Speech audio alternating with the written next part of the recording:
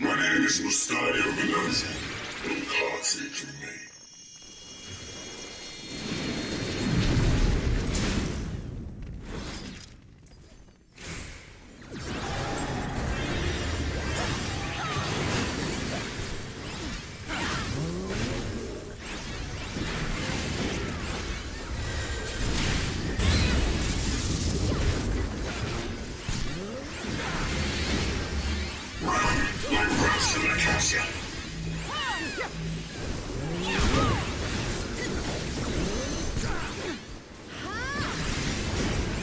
What's this?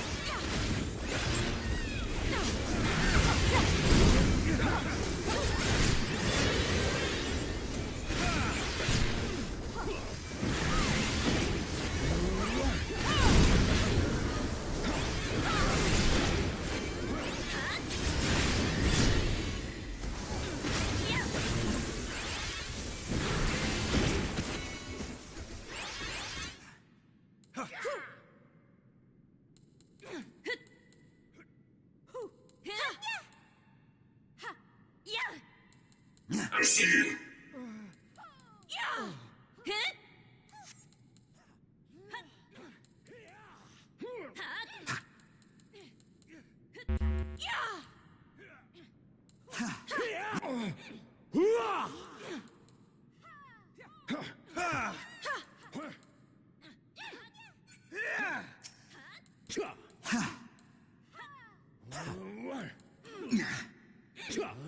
You shall promise. The promise won't save you from what comes next.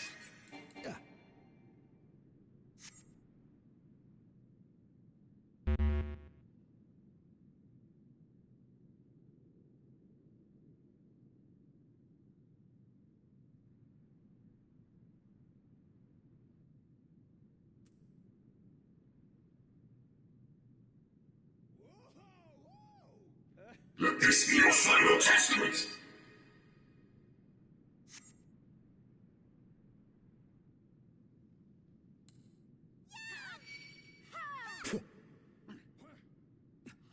And where might you be off to?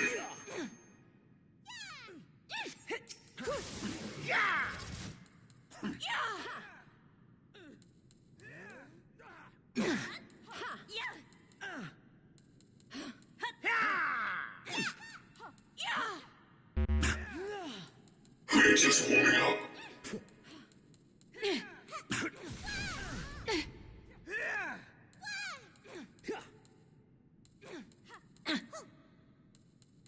I am a man of my word.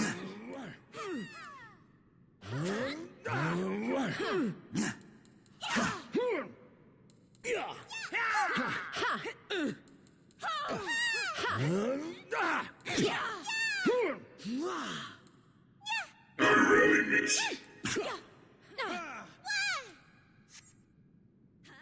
What's this?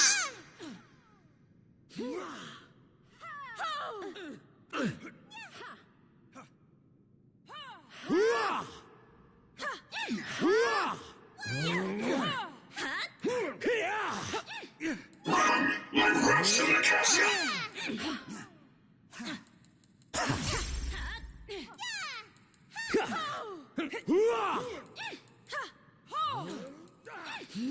Victory's not so close as you think.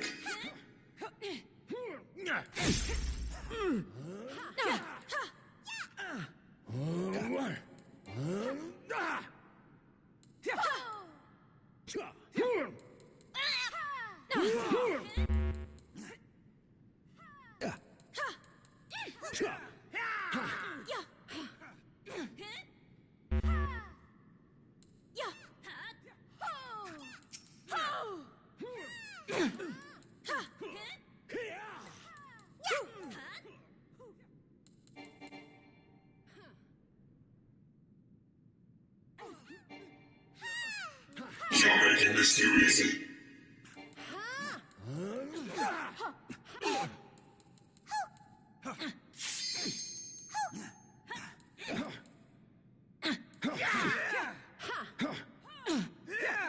I see you.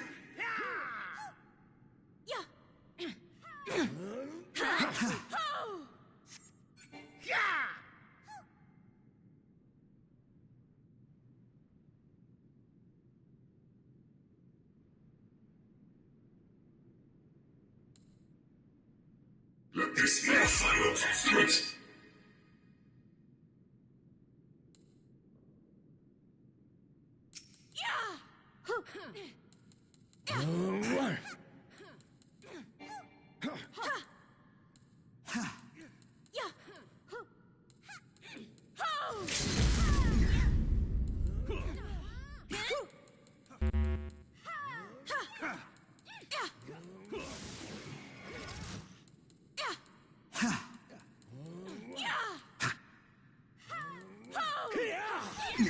You have proven yourself deserving of the title, Zodiac Brave.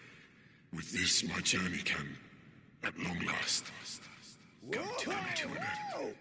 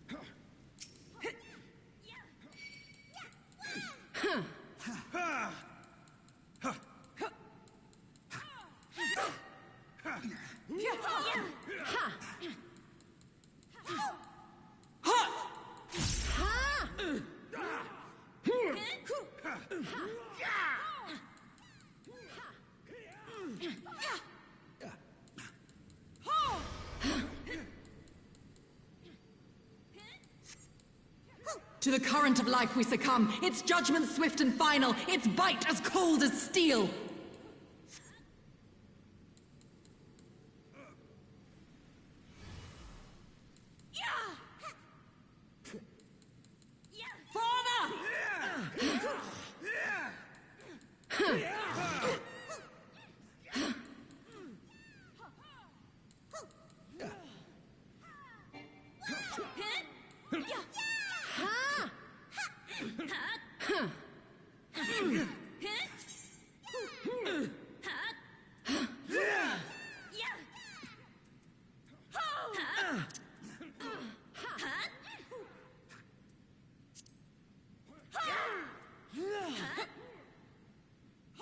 The hearts of men are black with corruption and must needs be cleansed!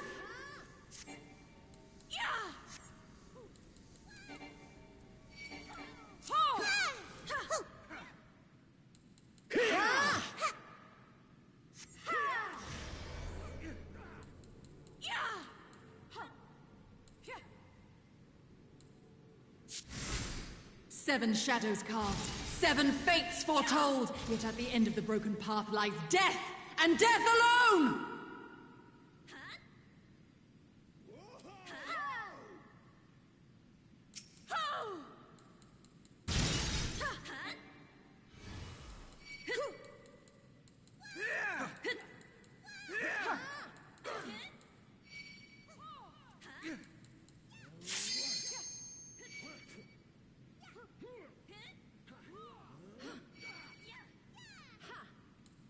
I call out to the skies and tremble as the brilliance of 1,000 bolts blinds mine enemies and tears their flesh asunder!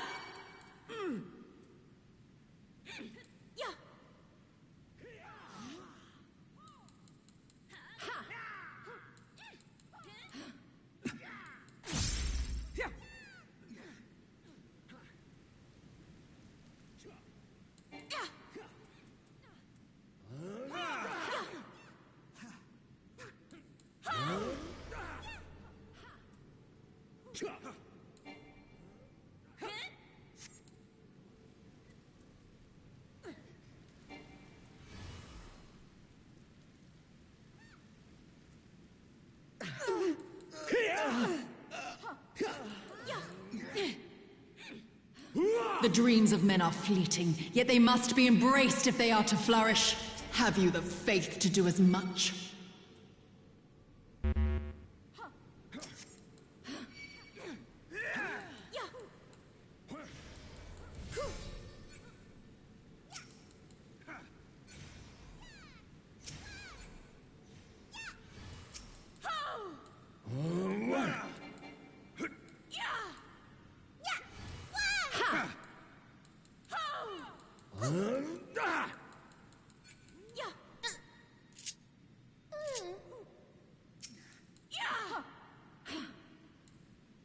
Oh, divine light, send us from our sins!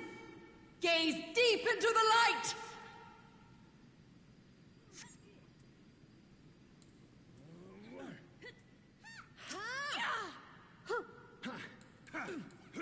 They who dwell aloft have spoken. Let their words echo in your empty soul. Ruination is come!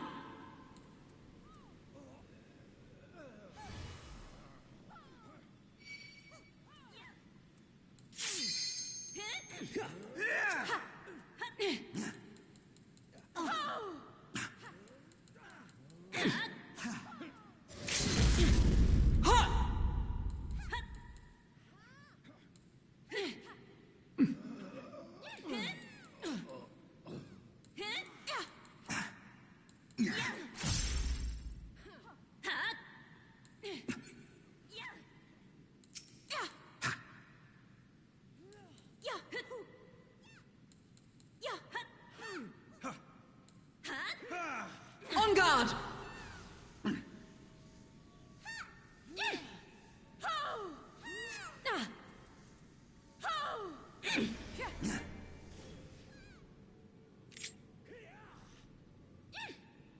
Well fought, champion. I leave you now to your quest. My Ovelia awaits.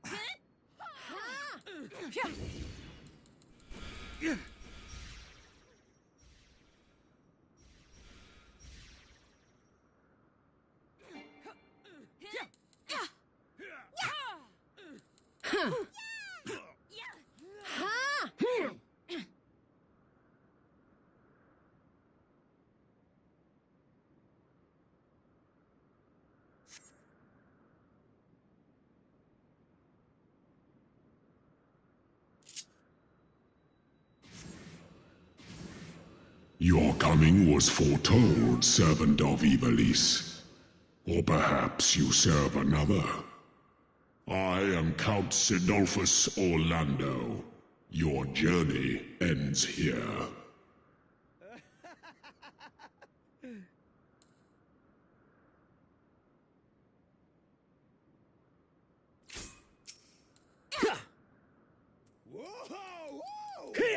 The hearts of men are black with corruption and must needs be cleansed.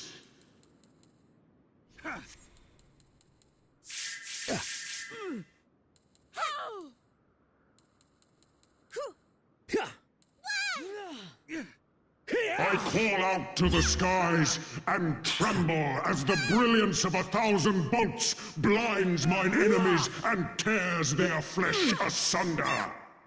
7 shadows cast, 7 fates foretold, yet at the end of the broken path lies death, and death alone.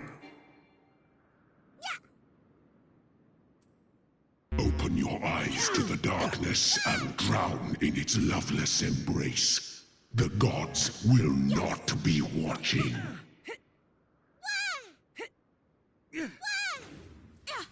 Misfortune hangs heavy on a head once held high. Such is poor cover for when the heavens fall. Come, show me more.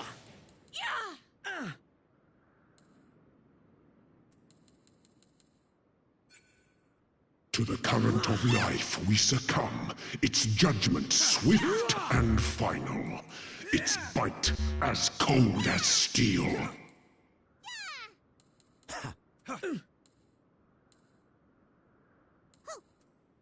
To live by the sword is to die by the sword. There is time enough for regret in the flames of hell.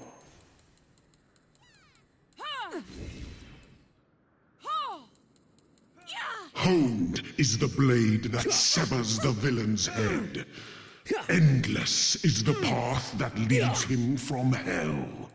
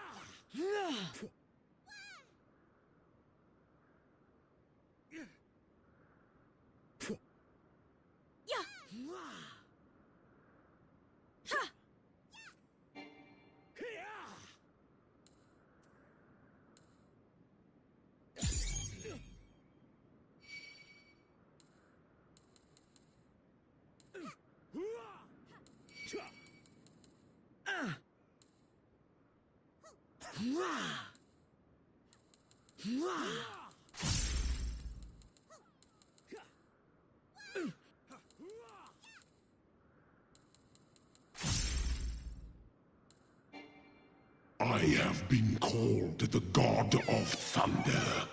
You will now know why.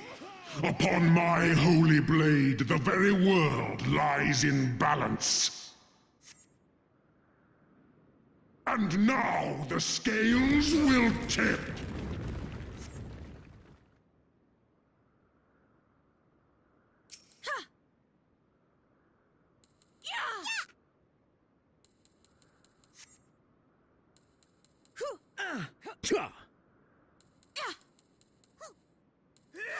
Come, show me more.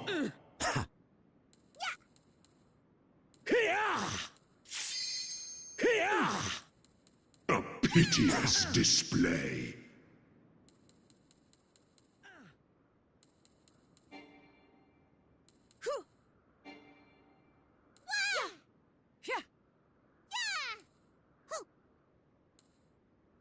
Were you expecting a modicum of rust? You will find my defenses quite impenetrable.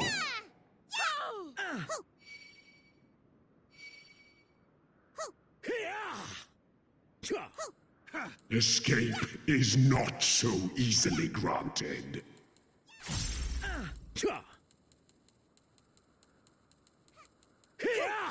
They who dwell aloft have spoken. Let their words echo in your empty soul.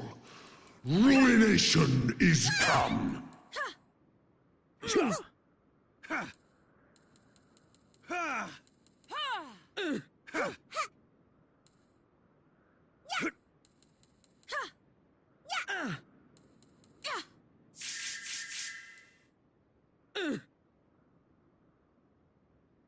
Even the strongest of shields cannot defend the weakest of wills. A moment's hesitation beckons a lifetime of pain.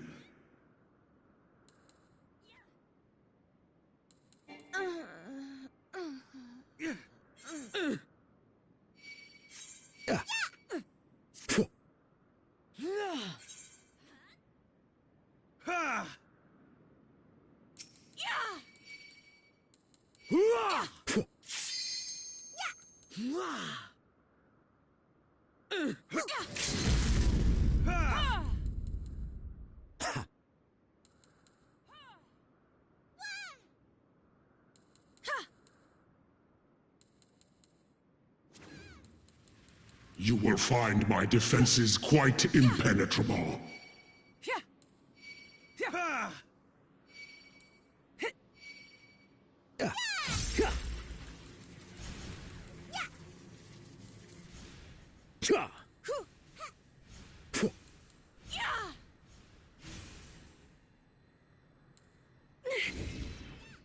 The clouds have parted, and the skies cleared.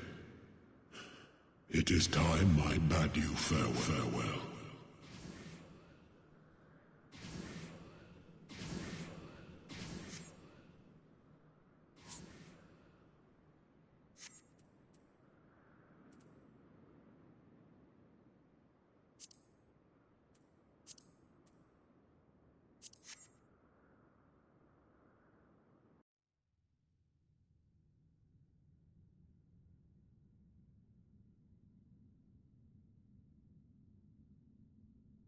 Is it sanctum you seek, my wayward children?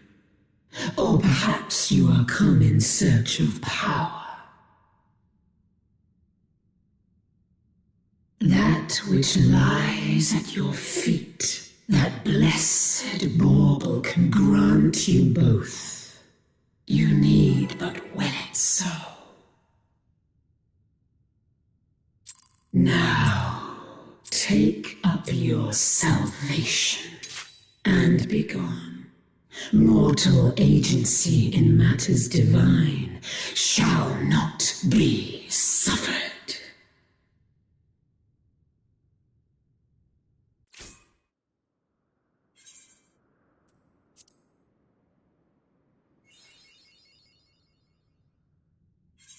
Kneel before me.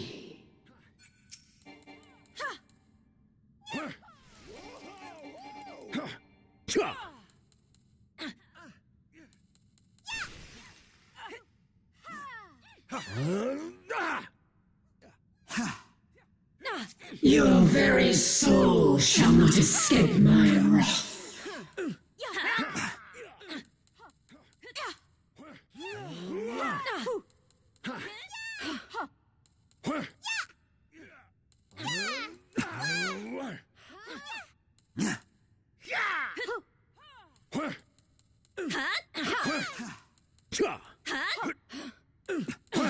Denizens of the abyss, from ink of blackest night, I summon you.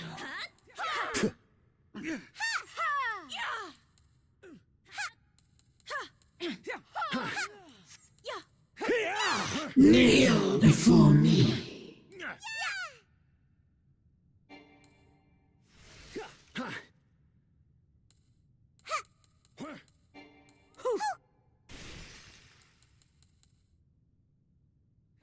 Denizens of the abyss, from ink of blackest night, I summon you.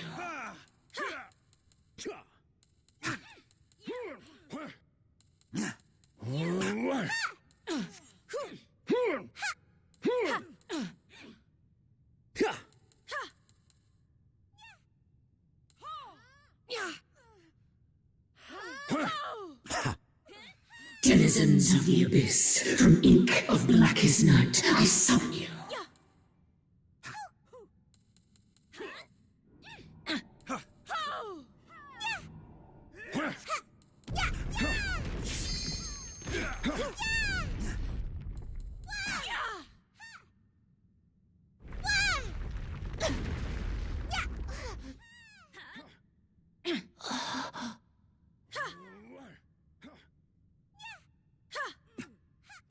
Death awaits defiance.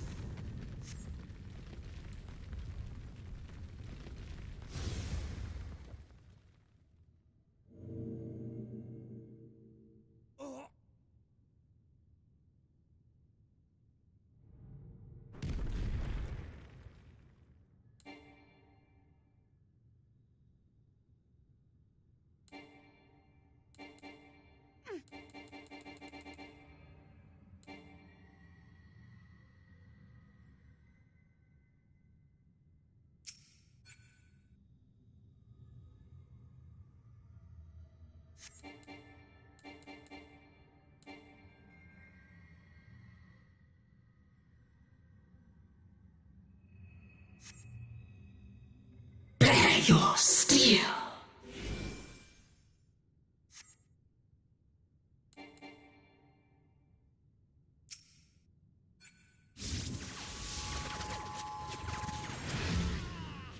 Simmer as the light of life before rising to the heavens in a cleansing conflagration of divine benevolence. Your sins, your souls are undone.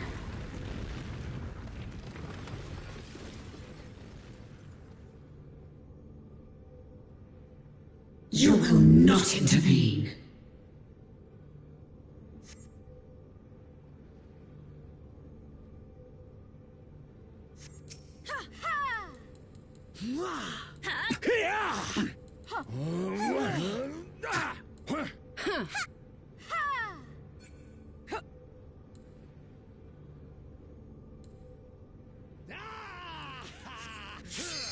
I am the only god.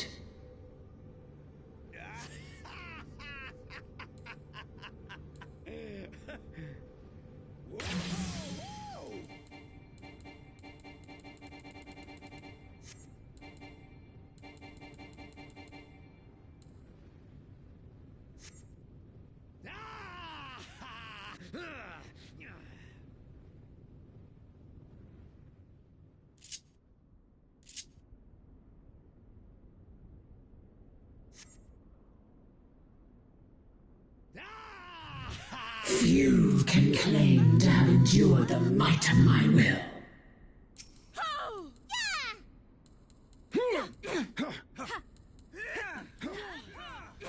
Denizens of the Abyss, from ink of blackest night, I summon you.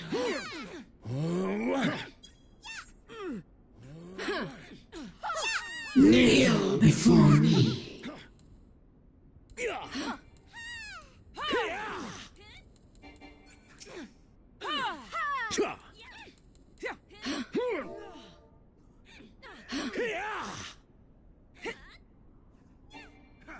Your very soul shall not escape my wrath. Kneel before me.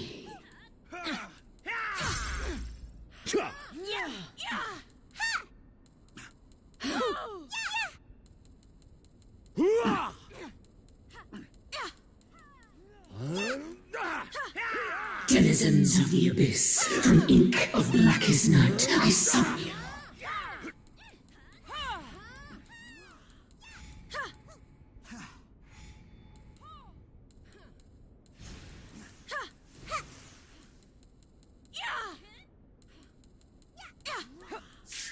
Denizens of the Abyss, from ink of blackest night, I summon you.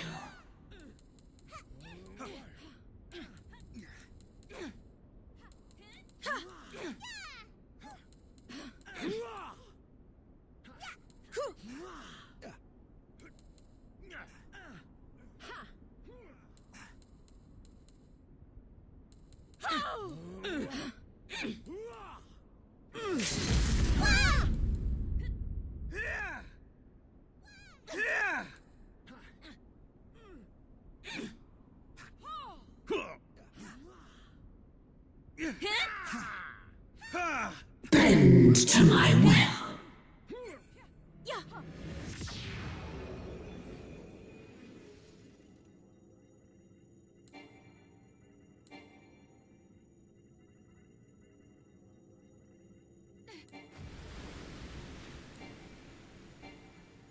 Kneel before me.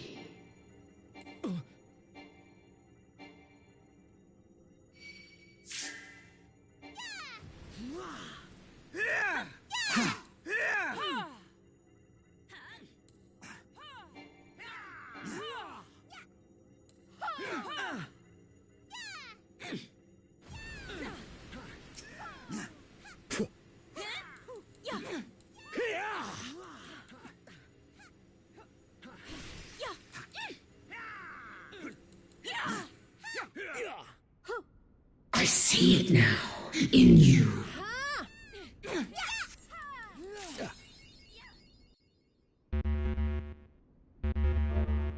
I am your mother. I am your maker. I am Evilise. Consign me unto darkness, and your light will be forever lost.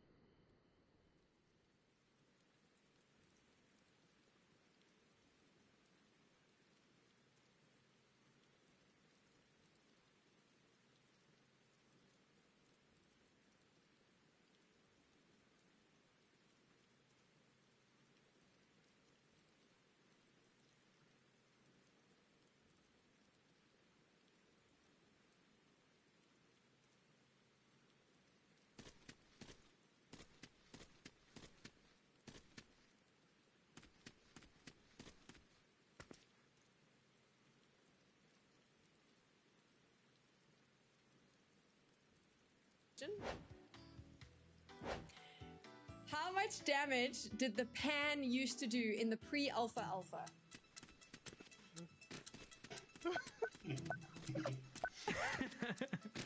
And time. Break said 100, and that is in fact technically the correct answer. It's over 100, but you know what? I'm the host, so I get to decide. Breaks, you get a point. Well done. Nice, nice. Next question. What is the name of the player character in PUBG? And time.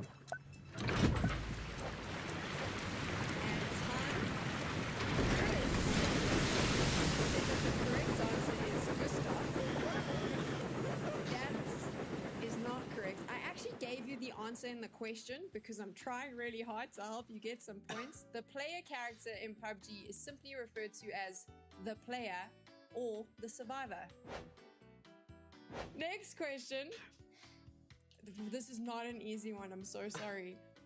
What is the name of the map that was temporarily added to PUBG on PC in April 2018 and featured a smaller playable area with faster gameplay?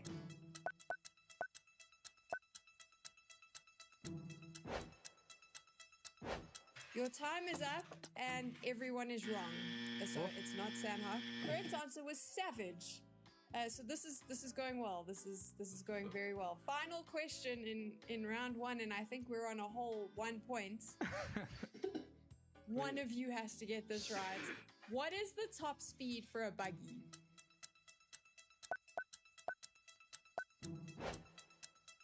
And that's time. The correct answer is 100 kilometers per hour. I was closest, my point. We're so bad. I mean, I don't know about being close because the idea is to get the answer correct. But here we go. We're now waiting. Let's figure out what the points are standing at after round number one. This is fun. This was a ton of fun. I enjoyed this. Right. We have the list after round number one. I can confirm that a whole 1 point was earned. Breaks currently has 1 point. Everyone else is on 0. Maybe Ascend will be a bit better in round number 2.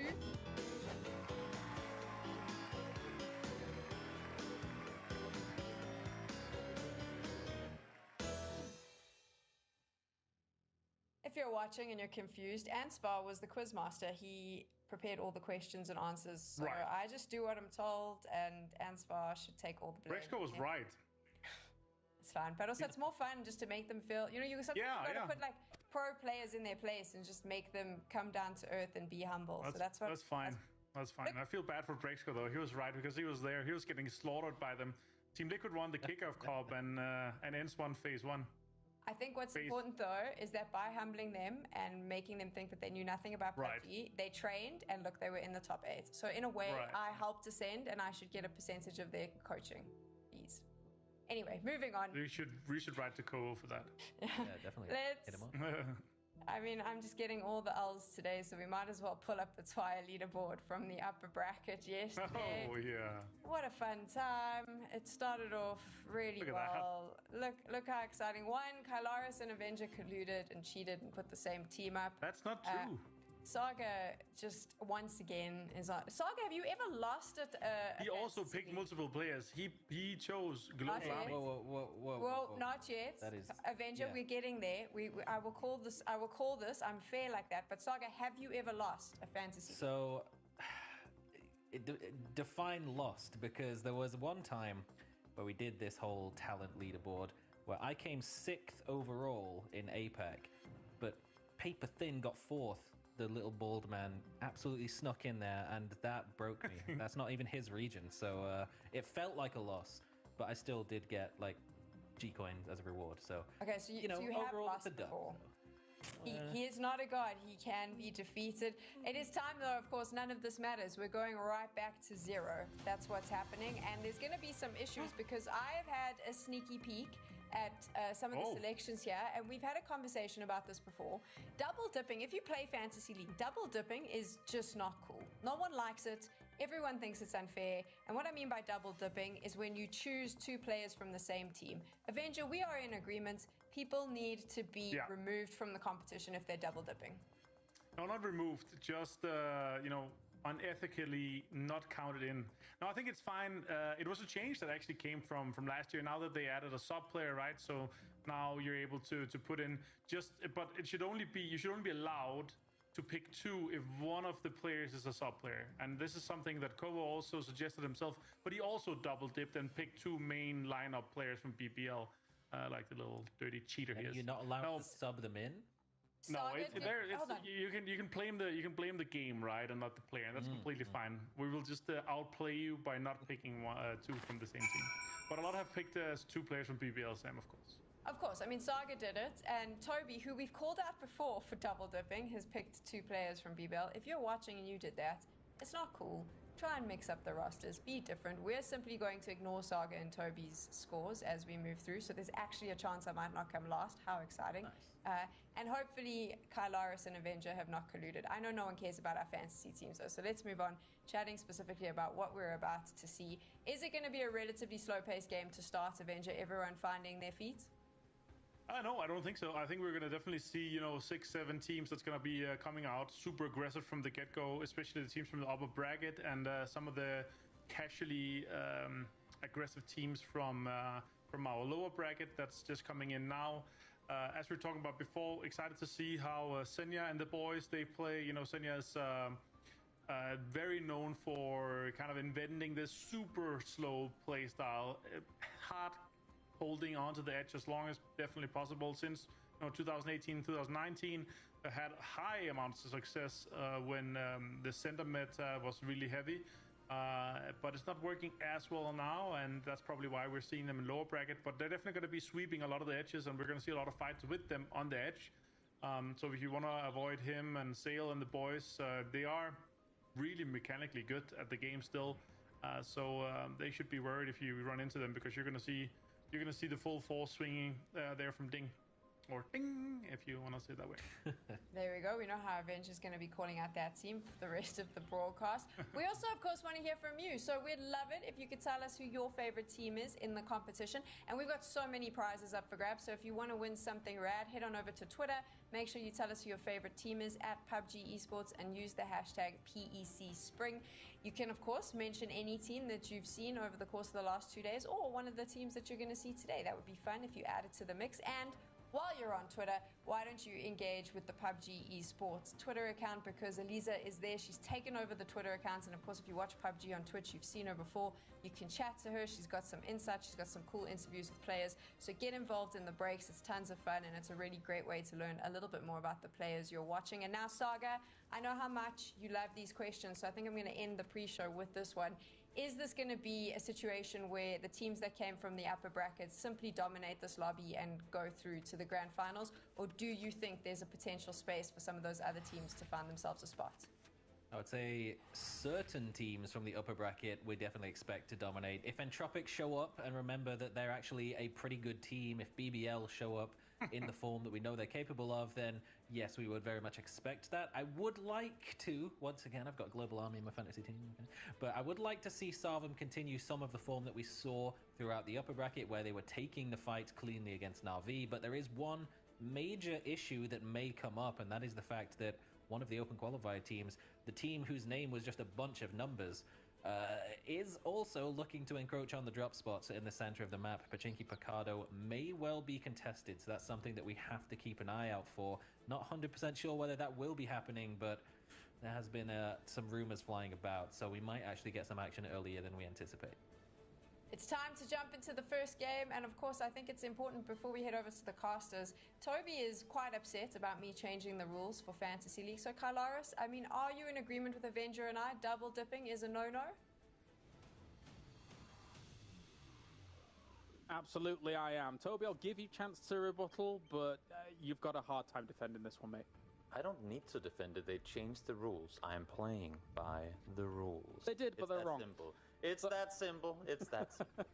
Okay, we have got ourselves the bloodbath that's about to begin here between these 16 teams to try and qualify for that top 8. It is 2 days of gameplay. It is 6 games a day.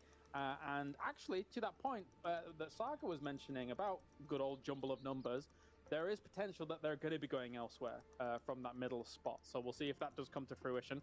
But, you know, I also wouldn't mind, Toby, if we had Pachinki Mayhem. Oh yeah, I mean that would just add to the chaos.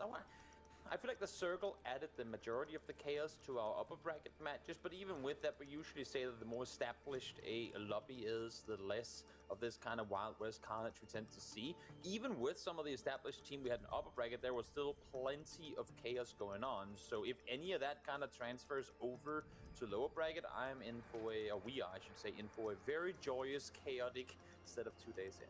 And a few teams, especially after that last game yesterday, BBL, MTB, they are going to be ruining the day.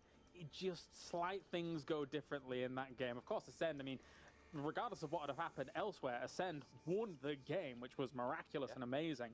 But yeah, they were just a few points shy after what would have been an adrenaline-filled moment, or few moments in that last game.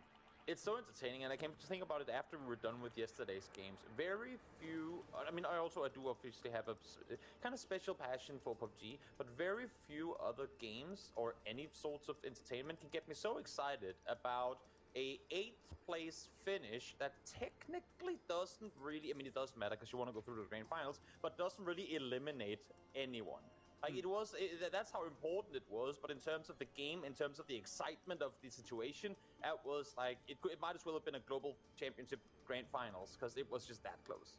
Yeah, I felt anxious for the last 15 minutes when you're exactly. You're kind of on the edge of your seat, knowing that at any point either of these teams that really needs quite a lot of points would go out just from a grenade going awry, just from a slight peak and being knocked in some of those windows. But yeah, for them, they are going to be coming in today quite hot, quite feisty, I can only imagine, especially as the talk is BBL. You look at that roster, you see how talented they are. In a lobby like this, they should be putting up big numbers, Toby. Yeah, definitely. And I feel like one of the things that I don't want to say held BBL back in the upper bracket because they still played fairly decent in the good games that they had, but the good games were also the ones where they didn't run into Foot Esports. How many times? I don't know if it's the social media managers that are from Foot and BBL that just agreed, let's have the meet a lot so we can get some social media presence because they were very active in doing so. BBL and Foot were fighting or at least rotating side by side every single game. That kind of weight is now off the shoulders of BBL, and I think that means that they're going to feel more maybe entitled to certain areas of the map where before they were playing it a bit more cautious. All right, let's do it. It's game number 1 of the lower bracket here. First of 12 between all of these teams to find out who is finally going to move on to that final round. And we have a playing path here that's not going to allow everybody to go exactly where they want straight away. So we'll keep an eye on this, see how things are going to evolve from here. Simple playing path to kick things off, unless if you're a hard-committed Saki looting team, which, if that's what you're doing, you got a whole other set of trouble. 2 teams down towards the Sosnovka military island. Polish Power alongside BBL seems to me like with the direction they're going, and BBL will be the ones to claim the military base itself. Polish Power opting to stick out to the west, and Matt, after all, call your friend, get him back from the bathroom, whatever he's doing. He needs to get to Lipovka. I don't know what this strat is, but your toilet break is over, mate. That is quite far away, you know? Yep. And what also is quite far away is kind of what we were alluding to when we came to this segment. Ooh, that looks very familiar from yesterday. We have numbers going over towards that kind of Milta Power area. Aces have gone to their backup kind of drop, as they would normally kind of be residing up near Rozhok and that big split that they would be normally going for. So as much as Numbers has had to kind of vacate what is Pachinki right now, they don't have too easy a time with Aces lurking around, looking for some fresh meat. Yeah, it's always kind of interesting right off the get-go here when you have a lobby of teams who might not have played in this constellation, but also who might not have played each other at all in the past, or at least some of the players on here. Because of course, the lower bracket is a mix of both MEA and EU West qualifying teams, so yeah, a bit of a mix-up of maybe play styles as well, and then it just makes it even more fun for us when they are landing that close to one another. Where did Man Nukative go? He flew away. Yeah. So he'll come back. Was removed from the map. So either we see him drown or he gets back in. We'll see. We'll see. Another team that I'm keeping my eyes on, it has to be Polish Power. You know, I've spoken to Marcelek before coming into this. They had a great end to... Oh, yeah, I'm sorry, mate.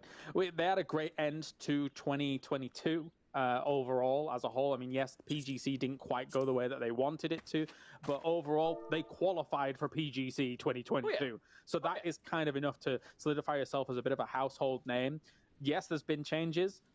And in the qualification process, Marcelek was, and the boys, definitely not happy with their performance. So I can only imagine they've been working quite hard between now and then to be able to rein that back in and get themselves back on the board into that top 8.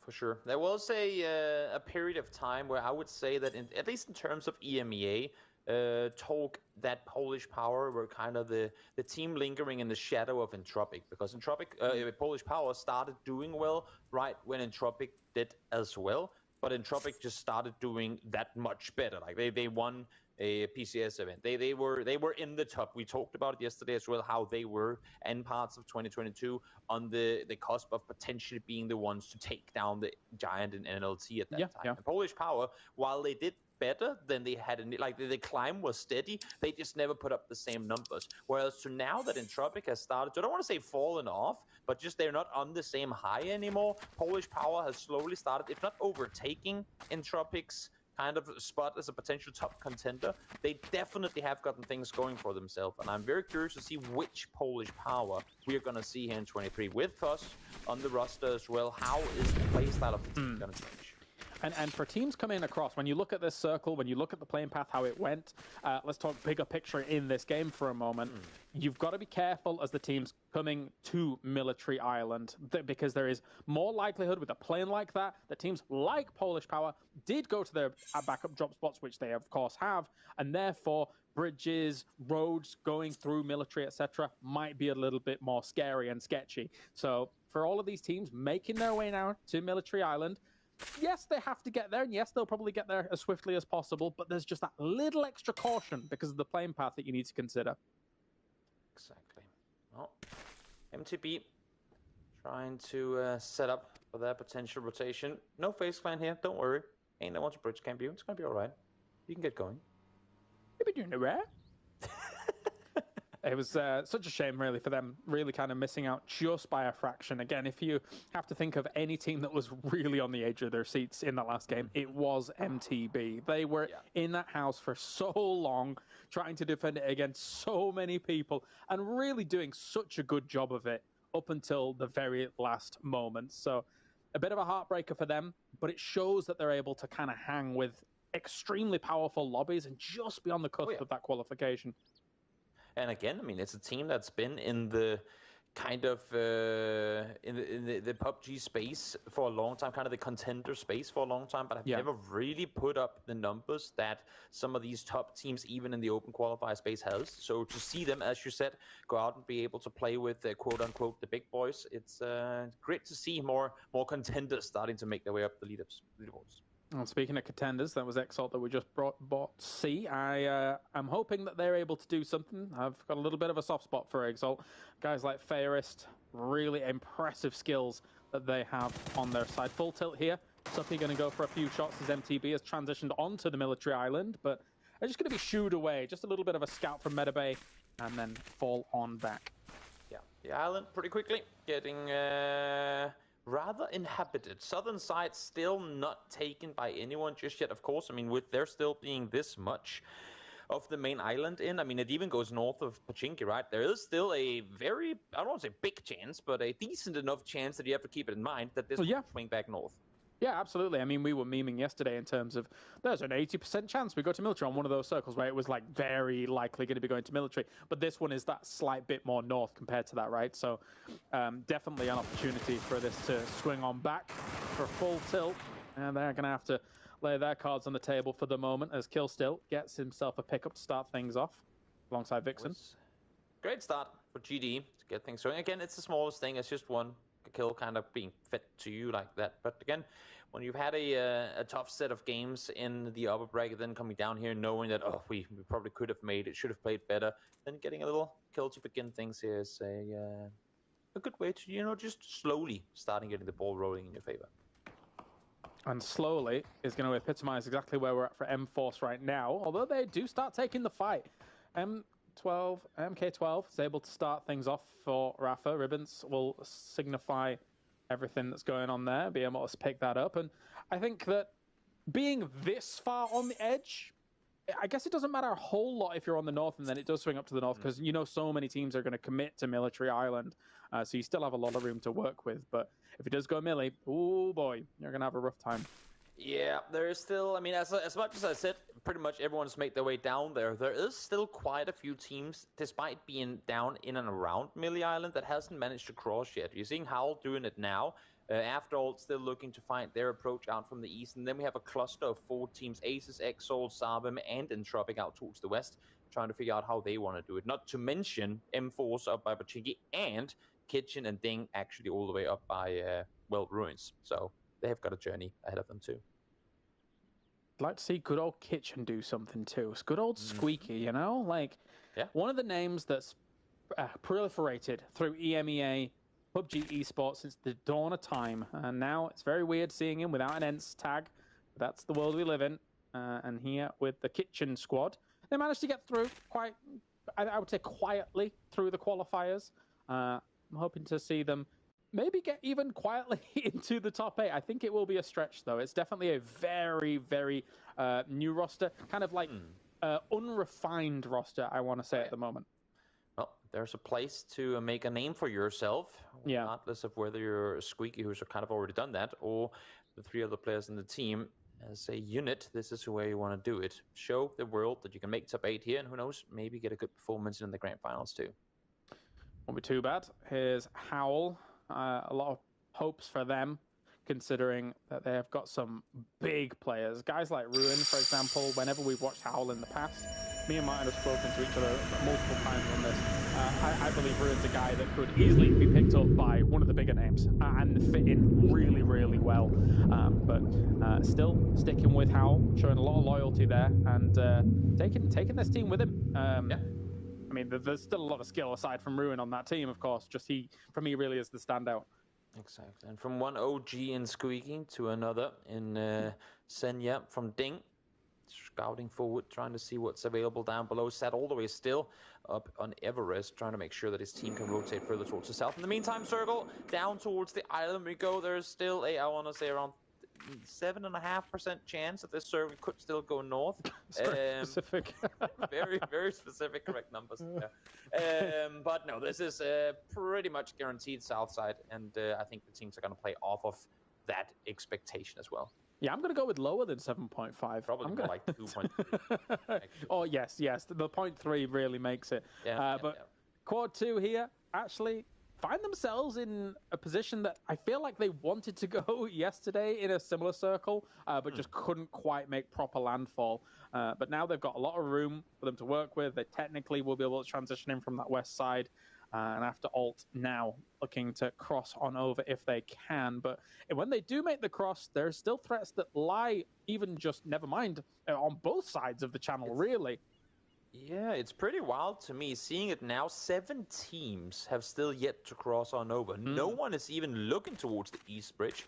There's a massive cluster of teams out towards that west side, and honestly, I mean, if they don't start moving soon, I mean, you see, after all, now going back towards the east, if they don't start making their way soon, this is going to be a just a death booth for all of them. I mean, if you look at the map at the moment, I feel like Kitchen is in sauna break or something like that. They're not moving over by Quarry. So I think they probably need to get a boot on. Okay, they've got their cars. They have Squeaky on their team. They eat blue for breakfast. They don't I guess. Hurry. Yeah, I suppose. But then there's going to be like 3 barrier teams in your way. So yeah, true. They'll be eating bullets, never mind blue. Exactly. Well, Sail might be one to eat bullets now. Squeaky, speaking of the man, spotting one ahead of him. But of course now shots being fired from Getrox down behind as well. So Kitchen, do you want to play Rodeo in the fields here? Do you want to get out of it? Because it seems like it's attracting a lot of attention from the rest of the Ding players. Not too bad shots, and it's trying to go for the chase. This is actually like proper Mad Max stuff here. Sail actually also turning around on this, getting moused quite quickly. Squeaky and Lito, though, picking up 2. Senya takes out Squeaky. Will they be able to finish this off? This is just such a mad dash of a fight. Maybe both teams have kind of resided to themselves as, okay, it's going to be difficult to get to military, let's just go for kills. Well, that's what they're doing right now. It seems like both teams are committing at least as much as they can, and the victors will be Ding. Oh, Kitchen dear. out early here of game number 1. I guess we have to pronounce it Kitchen, because it does have a question mark at the end, so... But I'm not going to do that the whole day, that sounds awful. The question mark academy team. Yeah, maybe. Yeah, They make the food for the other question mark players. I like it a lot. They don't. I would not assume so. After all, well, they have gone to the East Bridge. Not only that, they've also opted to take a boat to cross. Can't be too safe on the transition here. So the worst thing for them right now would be if this next circle shifts west, because obviously one of the issues with crossing on boat is that you're going to have to try and see if you can find a car coming on the other side. And seeing how many people went early towards the East Bridge, I don't think there's going to be any vehicles around there available. No, this is going to be rough. Very rough indeed. And now we're eliminating even more terrain that these teams can play with that. So this is basically a 50-50 split. 50% non-playable very soon, if you include the land up towards the top as well, because that's not going to get you a win. And then 50% to the bottom that is playable. Aces, though, has made landfall. They have got in. And not much cover to work with. So if they do get spotted out, this isn't going to be too pretty. But there's a little bit of room. They've come in at just the right position, I feel, between GDE and Polish Power. Yeah, for the moment. Might just be able to make their way further forward here. Again, have to get off the beach as fast as they can, though, because you do not want to get caught in the middle. That's the worst thing you ever see, when they start running up and someone just starts shooting from the beach. You go, what are you doing? They hadn't seen you. Just keep running, even though there's a free kill in the open, because you will be the next to fall. Speak of next to fall, Howl, Matt dash through the middle, be able to get to the other side, but now 4 in and around one shack. Not optimal positioning here. Amdar with the opener. Metabay actually taking out some of the members from numbers over the other side of this. Exalt made a mad dash on through here. You can just see it in the distance from quad 2 there. There wasn't much hold off from them. Norkis on quad 2 though, from that compound that they have. They have full control of that compound. It's a large one, and it will afford them some liberties. It looks like Zelda will be able to get him up. Yeah, try and see if you can buy some time to get that resin up. Issue is that Tropic is coming in from the south, so while Quad 2 might not know yet, they will soon find out. The time they're spending up on the hillside could be too desperate. Definitely so. As I'm looking at the map as well, there is a world whilst we watch some of these fights go down where M-Force could get the spring on some of the teams that are not necessarily looking straight towards the beach right now, because they're starting, the conflict is beginning in the middle of the circle. And that actually might afford some of these teams still trying to come in on the beach a little bit of respite. As we look there on the right-hand side, them slowly coming in. But that said, Iceboy does see, I think, Ribbons way in the distance, so they're still keeping slight tabs on them. Yeah, trying to make their way on over in the meantime is M-Force. And just at Ribbons. Trying to, I think, the best idea for him is to sit up on the hill there to just make sure that he can, to some extent, give them a direction to go in. In the meantime, now Quad 2 sure. down towards the south, trying to hold out Entropic. They have the circle in their favor, and it's really up to Entropic here to determine, do we want to take this fight running into them in compounds, or do we try and back out and go east? And now, worse to wear, After is actually coming in behind all of this. Yeah, would love to see maybe a bailout from Entropic here and go around the right-hand side, but here we have Voldemort going up against Ding, and unfortunately falls for his troubles. They're on the bridge. I feel like that's never the best place to be in. Yeah. You got to get across somehow, some way, and then find yourself a spot there. Getting caught in the middle of this is a disaster zone. It really is. Speaking of disaster zone, could be the case of Himmen if he doesn't spot Medibay out. Circle shifts away from water. To be expected. Himmen trying to get healed on up. Doesn't happen. Numbers fall in 15. Rough. That was not a dog noise. That was just me saying rough twice, Toby. Just so you. Okay. I mean, you never know with you. You'll sneak in a moo every now and again. No, that was you yesterday. I'm sure of it. It was me with the apparent meow. But anyway, we'll keep going. Yeah. GDE is going to need some kind of saving, because right now M-Force has managed to make the move up. I do feel like it's kind of what I was talking about before in terms of the fighting going on and that kind of being a multi-distraction for GDE. For GDE, the ideal scenario was M-Force coming up much earlier than this, but M-Force came up at just the right time as that fighting began, and now has found themselves room. Exactly, and as you're saying this after all, I mean, not only do they have one player DC right off the get-go, but coming in late now trying to backfill Quad 2 and Entropic's fight, but Entropic backed off, and Quad 2 are just there, ready and waiting. So after all, down to just one player. While they have made their way into the circle, not the way that they would want to start off the day here after a day yesterday. Ding slowly coming across the bridge as well. It's going to be Ding Dong Bye soon if they get caught out by Sarbam. Still at the other side of that bridge, but Michael puts the boot in against Entropic. They are down. Not the best start from them. And honestly, we need a good start from Entropic. They need to put the pedal to the metal. In a lobby like this, where you're considering them one of the best teams in EMEA of 2022, you can't be letting these teams run over you here in the lower bracket. Exactly. A rather confrontation-free early part of the game too, for them as well. They came in from the west side, a little slow, sure, but they came in from the west side, kind of usual timing for them. Take a boat across, get some vehicles, trying to make the run on up in the end there as well, but just couldn't really, I mean, that's what scares me the most. We talked about it yesterday, the more passive Entropic, when we saw them drive past a potential compound crash on Miramar. The Entropic that I know and remember is the one that would just pull up on you and take a fight and dominate you. Here we now see them kind of back off from fights 3 times and then a bit just fall apart. Yeah, it's like they've lost a bit of their identity to a degree so far. But, I mean, there's still many games. We can see how that continues on Global Army, though. Not lost any of his identity. 600 men come across the fields and are able to take out just little lonely Syndax there for the moment. So, Quad 2, got to move away. His Smurf account is called the Riders of Rohan. What a gamer. What a gamer. What a gamer. Mort, in the meantime, trying to play a bit of a spoiler down below. Hopefully, if he plays his hand right, the Sarbam players will try and make a wrap down in his direction, and then he can peek out from behind the tree, find 1, maybe 2, and then allow for his team to do the rest. But he peeks out from behind, doesn't spot it. Baron doesn't see anything, but now, too little too late. Mort pulled the trigger too early, and the Global Army swings again. Can't peek against the Baron of Peaks, mate. Here he is. He's ready to go. CC Inex, though, goes down to Crunio. Crunio and the boys are coming across the hill from the north. This could sandwich Sarbam quite aggressively here. They now have to take on Quad 2 and then get moving round, kind of move away from where Polish Power is, find some cover, and maybe then try and take that engagement again. Yep. Polish Power, they've been kind of holding their fire for a while now, Fuss. Seeing the flush come through.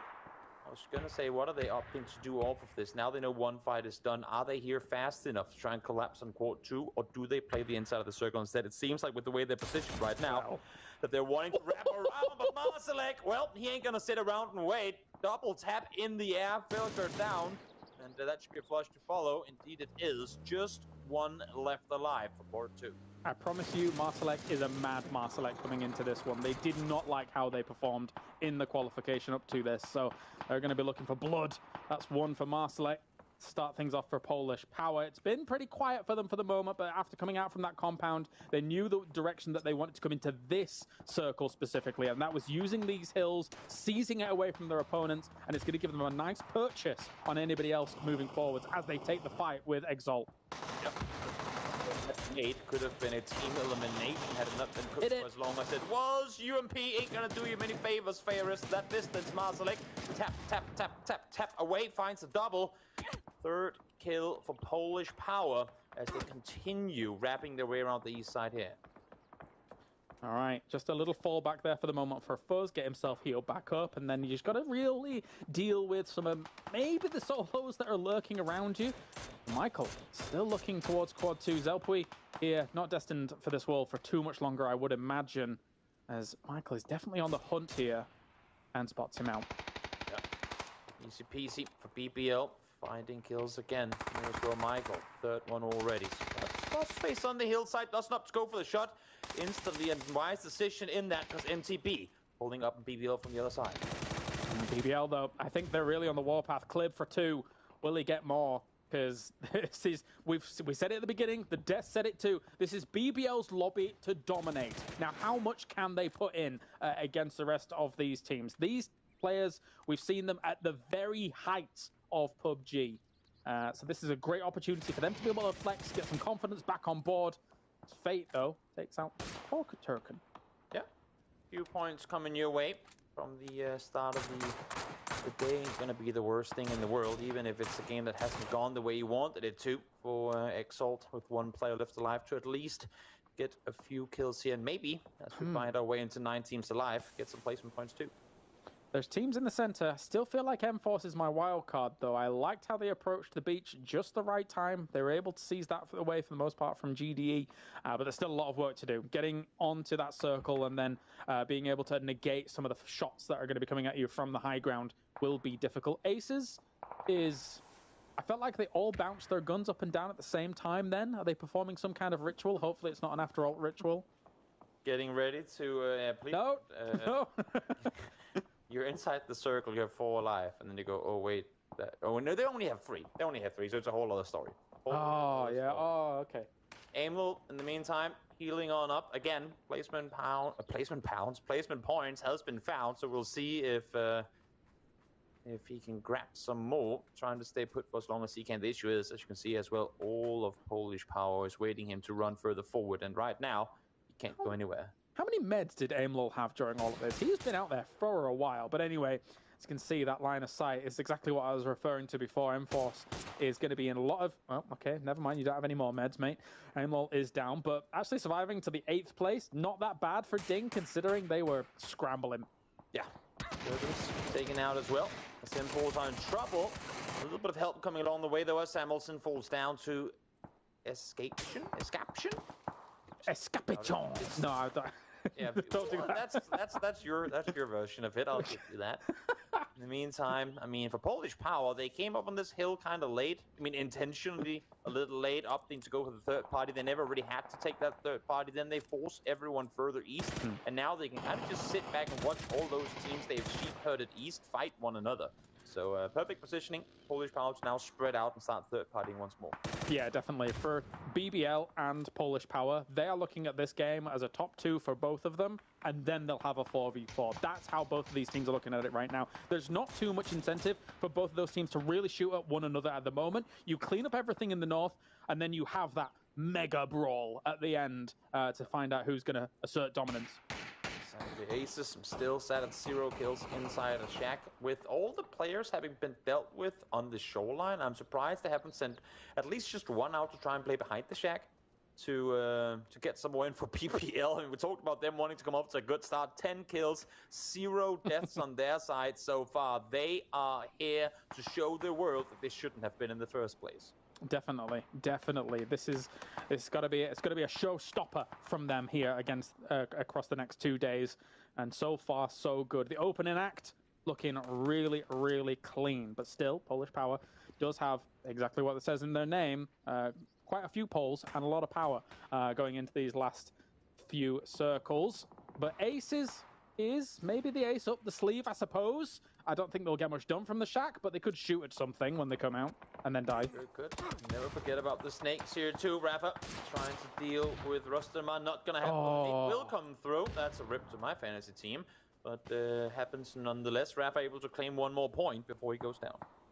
Oh yeah, for Rustamara as well, I must admit. But yes, with him going down, it's such a shame, because I mean, just if they had found the angle on the M-Force player just a little bit earlier, been able to potentially get Rustamara up, it could have been a whole different story. But that right now puts the onus on Polish Power to have the numbers advantage going up against a very strong BBL still.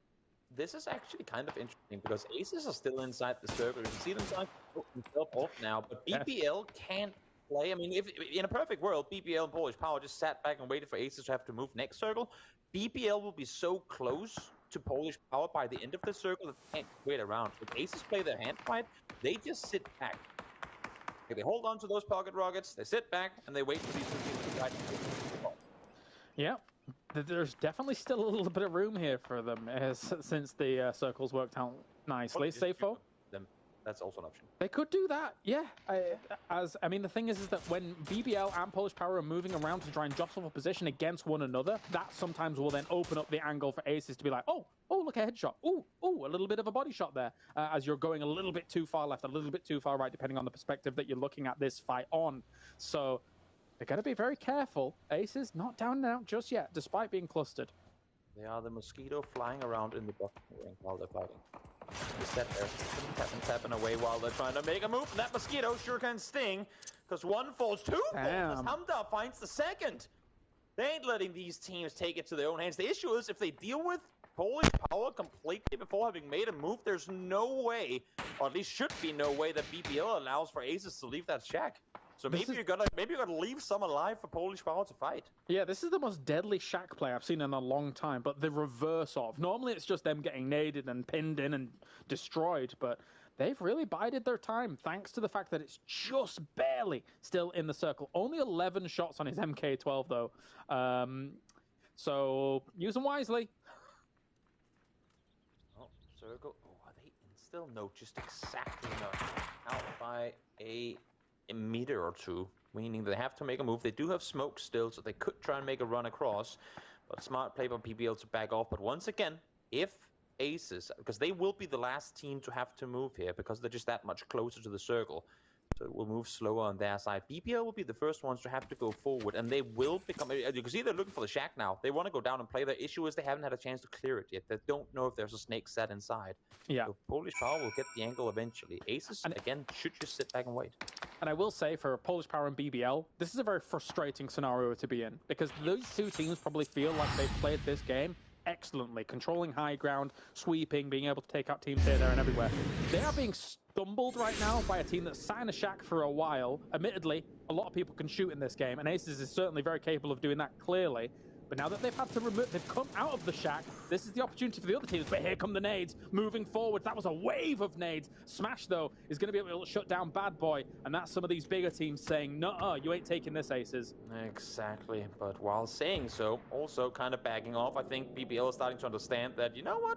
This is a perfect third-party opportunity for us. Clip with the nade lob down, actually able to find one below. Should have eyes on Norkis as well. Yes, he will. Thank you, Aces, doing the damage we didn't really want to have to do. But having said that, Aces turn on BBL as well. They are fighting everything. They will fall in the end of it, but oh my lord, what a valiant effort of trying to claim as many points as possible here. It's up to the wily veteran Fuzzface to try and shut this down, as BBL is in a pretty strong position against them. 2v1 at the moment. Fuzzface looking for an opportunity. Can't find it. Michael has to dip on back, get himself healed up.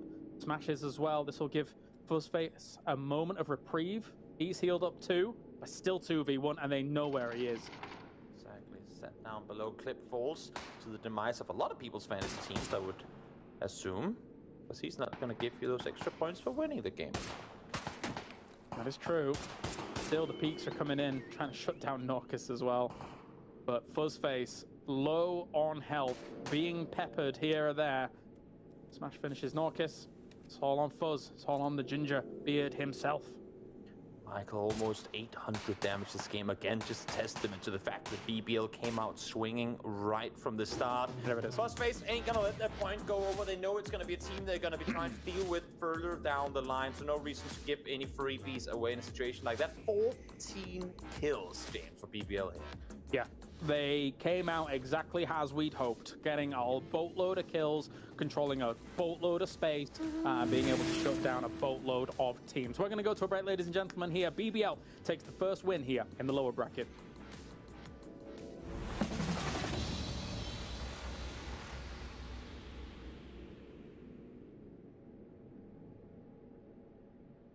A new assault rifle, some balance adjustments to old favorites, and a few terrain changes to Destiny. All this and more as we dive into the Update 22.2 patch report. First up, a popular new French assault rifle is hitting the battlegrounds. The FAMAS is a 5.56 AR capable of single fire, burst, and full auto. You won't find this new weapon among normal loot, however. So check care packages and other special areas where powerful weapons spawn. We're also giving a couple tried and true ARs some balance adjustments, with the AUG, M416, M16, and the Mutant all receiving a few changes. Check out the patch notes for full details on these. Also, with the introduction of the FAMAS, the AUG will now spawn among normal Battlegrounds loot. Destin is also getting a few changes, with the addition of several hills between Barcliff and Tarita, to aid players making the long and perilous trek. There's also a new dirt track south of San Carlo, to break up sightlines a bit and add some more interesting flavor to that area. And since the PUBG 6th anniversary is fast approaching, we're also putting up some festive decorations around Erangel, Miramar, and Sinai. We've also updated the Hall of Fame on Erangel with special items to commemorate the PGC 2022 winners. So check it out on your next draw. That's it for this quick update. But as always, you can find all the details of these changes and more in the official patch notes. Update 22.2 is here, so find yourself a new FAMAS and get ready to celebrate the glorious 6th anniversary of PUBG. We'll see you on the battlegrounds.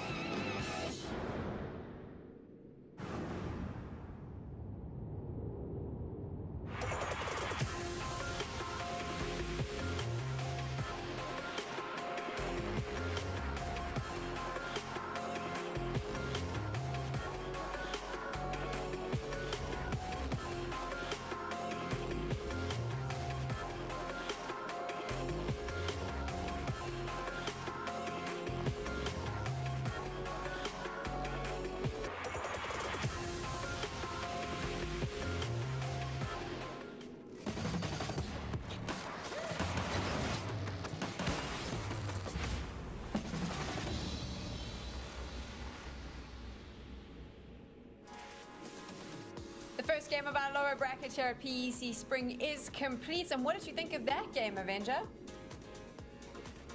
I obviously love the game. I love to see when we are hyping up BBL, we're coming into a case where it's looking like they're going to dominate and they just show up. Also, loving what I'm seeing from Polish Power here. They had some kind of strong pushes in a situation, and you can see Marslake is on fire. He comes on, he just basically sprays the mini and takes a lot of fights against teams that he just doesn't want to show any respect to, like Exalt here. So it's good to see. A lot of kills for him and Norcus. Fortunately, my captain on BBL, Clip, died and threw away a lot of points for me. I didn't like that, though. We can talk about Fantasy League. I took Marslick out of my team 5 minutes before we started and put first base in. So, yeah, I mean, I'm regretting life right now. But, Saga, you had a chance to see a lot of these teams. Did this pan out the way you were expecting it in this first game? I think it's very fair to say that in terms of the teams that came out more or less on top points-wise, definitely what we were expecting to see. BBL taking a really solid 2-2 split on phase 1, enjoying seeing a P2 shift that had a good position at the top of the North Sosnovka hilltop, and Polish Power as well in the compound just to the eastern side of the bridge. And as soon as it started to condense down into that area, it seemed like there was a bit of a housing crisis on northwest Sosnovka, where the demand far outweighed the supply. You had people sharing condos in like little shacks, all 3 people. There's not even a bathroom in there. That's crazy. But Aces, I mean, you know, they slugged it out for a very long time, got up to the very late stages of the game, and looked as though they were going to have a pretty solid impact on the way that the end game fight between BBL and Polish Power was going to go. They did pick up and knock a couple of kill points in the end, a single kill point rather, but really they weren't able to have all that much impact when it came down to BBL taking the win in the end. This is going to be a bit of a sassy one, but I am going to call them out because, I mean, it is only the first game, but I'm just really concerned about Entropic Avenger. This is a team that for most of last year we hyped up. We've seen them perform. They struggled in the upper bracket, and now obviously coming in, not a great first game. Is there something going on there that we don't know about, or are they just having that unlucky circles, a couple of unlucky plays? Do you think that they'll be able to find their rhythm? If you think you're going to be hard on them, imagine me having Nailed as one of my fantasy picks. No, away from that, I want to say this, though. They're in a situation where they're coming in from the southern side. They're taking on Q2, a team that they should take on quite easily and win, in most cases, quite easily. They didn't have too much stress. They had a high ground position. They had all the advantage.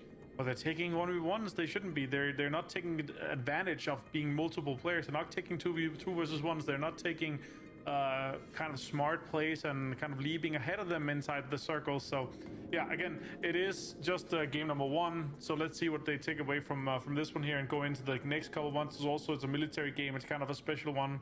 We're expecting 1 or 2 of those to happen here throughout the next day and tomorrow as well. So yeah, let's see what they're able to kind of jump onto the horse and jump into this, because if Entropic doesn't make top 8 in lower bracket, there's something seriously wrong.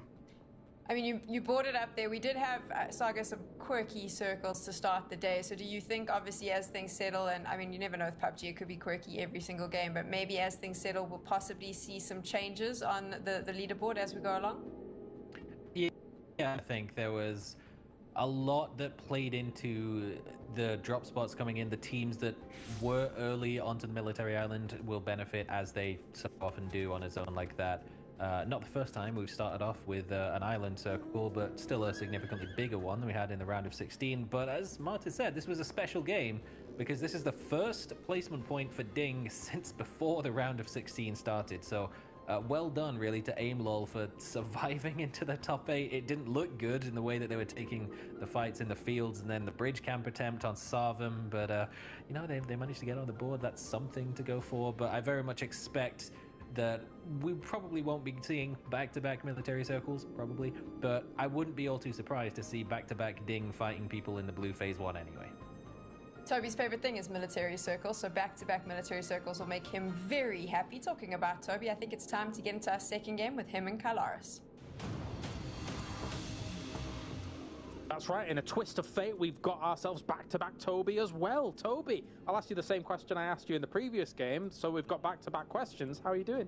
I'm doing good. How are you, buddy? I'm here. We've got ourselves another Erangel on the way to get things in. I'm just, yesterday I said I'm an optimist. I lied. I'm a total pessimist. And that's why I'm just here, existing. Yeah. Have you prepped any more animal sounds for this next game? No, although normally what I do is I say, oh no, I can't say, device, what does a whale sound like, and then it goes, things like that, and I really get a kick out of that quite a lot. Anyway, have you never done that before? No.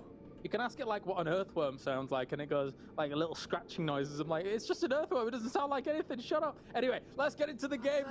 It's game number 2. And it's a good playing path. In any case, PUBG on your screens as we take to the battlefield once more. I do agree with Sam to some extent that I like military circles. Are they my favorite circles? No. My favorite circle is the one yet to come. It's the Saki and Ding game. We're so close. I feel like to have it yesterday. It didn't happen, but someday, mark my words, now that I've had the island ending on Miramar, someday, I believe in the Saki ending in PUBG Esports as well. We've been so close so many times, but never there. You say we're so close. We're not. But we have been close. I've been in like the field just on the southern, like across the north side road to Saki a couple of times already. That's close, but never actually in the city. We see that road and compound north of North George, I guess. But you know what? Just to spite you, we couldn't be any further away from Zaki. All right? Like we're ending east of Milta Power now, out on the tip out there. No, it's probably not going to happen. In any case, what does happen is that a hell of a lot of teams are going to have to make their way out east. And the way that we saw it go down when we had a similar circle in the qualifier stage, round of 16, was that a lot of the teams that would normally go in early, James, they actually opted to sit back for a little while longer, causing a whole hell of a lot of commotion much further west than what we would usually see in these circles. So curious to see how your likes of MTB, how Full Tilt, and how maybe after all as well, like how they're planning or when they're planning on making that move. A move away from Full Tilt, knowing that numbers is lurking and around here. Compounds that we're seeing them already in become very high value in some of these circles. But again, the long game to go. Like where is the circle going to go in the end? Blah, blah, blah. So for now, there will be loads of room. Curious to see how some of the teams on the far west side do rotate into it. Because by the time that you actually even get there, a lot of that area is going to be taken. So maybe an early move might be on the cards, or they just say, okay, we know everybody's moving earlier than us. We're going to delay this as much as possible. There's two extremes. As an analyst, if I were to be an analyst in this game and I was to predict Court 2's rotation here, yesterday we saw them rotate from Milta Power via boat to Ferry Pier, south around. I think they're going to do the exact same thing here. They're going to take a boat in Primorsk, then they're going to sail all the way to Milta Power. And just as an update as well, actually, whilst this is going on, sorry to interrupt briefly, Toby, but unfortunately, After All's playing with only 3 players, as Mad Nucative does have some internet issues. We saw that at the start of last game, so that's a real shame for those guys. Hopefully, they're able to persevere through it. Unlucky. It's been a long case of not things going their way ever since the dreadful moment that we shall not mention. The happening. The happening. It's Scary. like with Voldemort, the guy's name you can't say. This is forever going to go down as the moment we can't mention, but everyone will know what the moment is. That's how Voldemort got around it. He merged the name with a Pokemon so that you can just... Actually, no, Mon at the end of everything was like a Digimon thing, right? So it's... Yeah, never mind. Continue talking, James. I'm a nerd, all right? I'm so intrigued to hear more about all the interesting things you have to talk about. I'll go back to painting my Warhammer. You can casting, sorry. As we look at the early starts here, I have already seen, and for those of you guys who don't already, make sure to have the map stream open as well. Do exclamation mark map in the chat, and I'm sure you'll get yourself a link to that. MTB has already made their move. Full Tilt has done the same, and Clem is already on the go from Afterall as well. So what we saw in the round of 16, what I kind of alluded to, hasn't quite happened here. Not saying that it can't cause the same amount of issues, because if those teams that are now coming in, Howl, Sarvim, maybe M-Force as well, GDE too, if they're getting too eager and they start fighting, as we're seeing here, Esquid just getting away from it now, if they get too eager and they start fighting, that is the next set, like next wave of teams coming in. They're gonna third party that, and if that fight doesn't come to an end, wave number 3 of teams, they're gonna fourth party that. So they could, again, even though these circles seem pretty easily accessible, they're usually the ones where we're like losing 3 teams in the first 15 minutes. Yeah, you've got to be very, very careful about this. I mean, this is a big spread from Full Tilt right now. Just trying to take up as much room here as possible, which again could be crashed into, but then you're gonna have to retreat away. Maybe you still even get knocked on that retreat out. But I understand why people are trying to lock down this area first and then maybe rotate later. To get into this area, having to rotate from the other locations that you might need to later on is really, really scary. There's a lot of open area here, a lot of line of sight.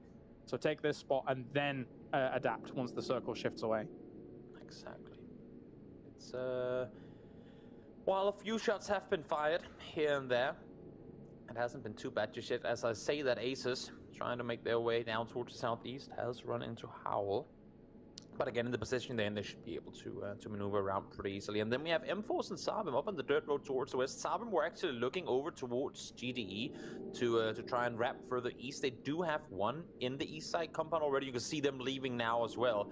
It's all a game of kind of leapfrog, trying to see what you can take off of teams leaving those positions to get yourself further towards the center, but also always keeping in mind that there's that next rock behind you hoping to pounce on you.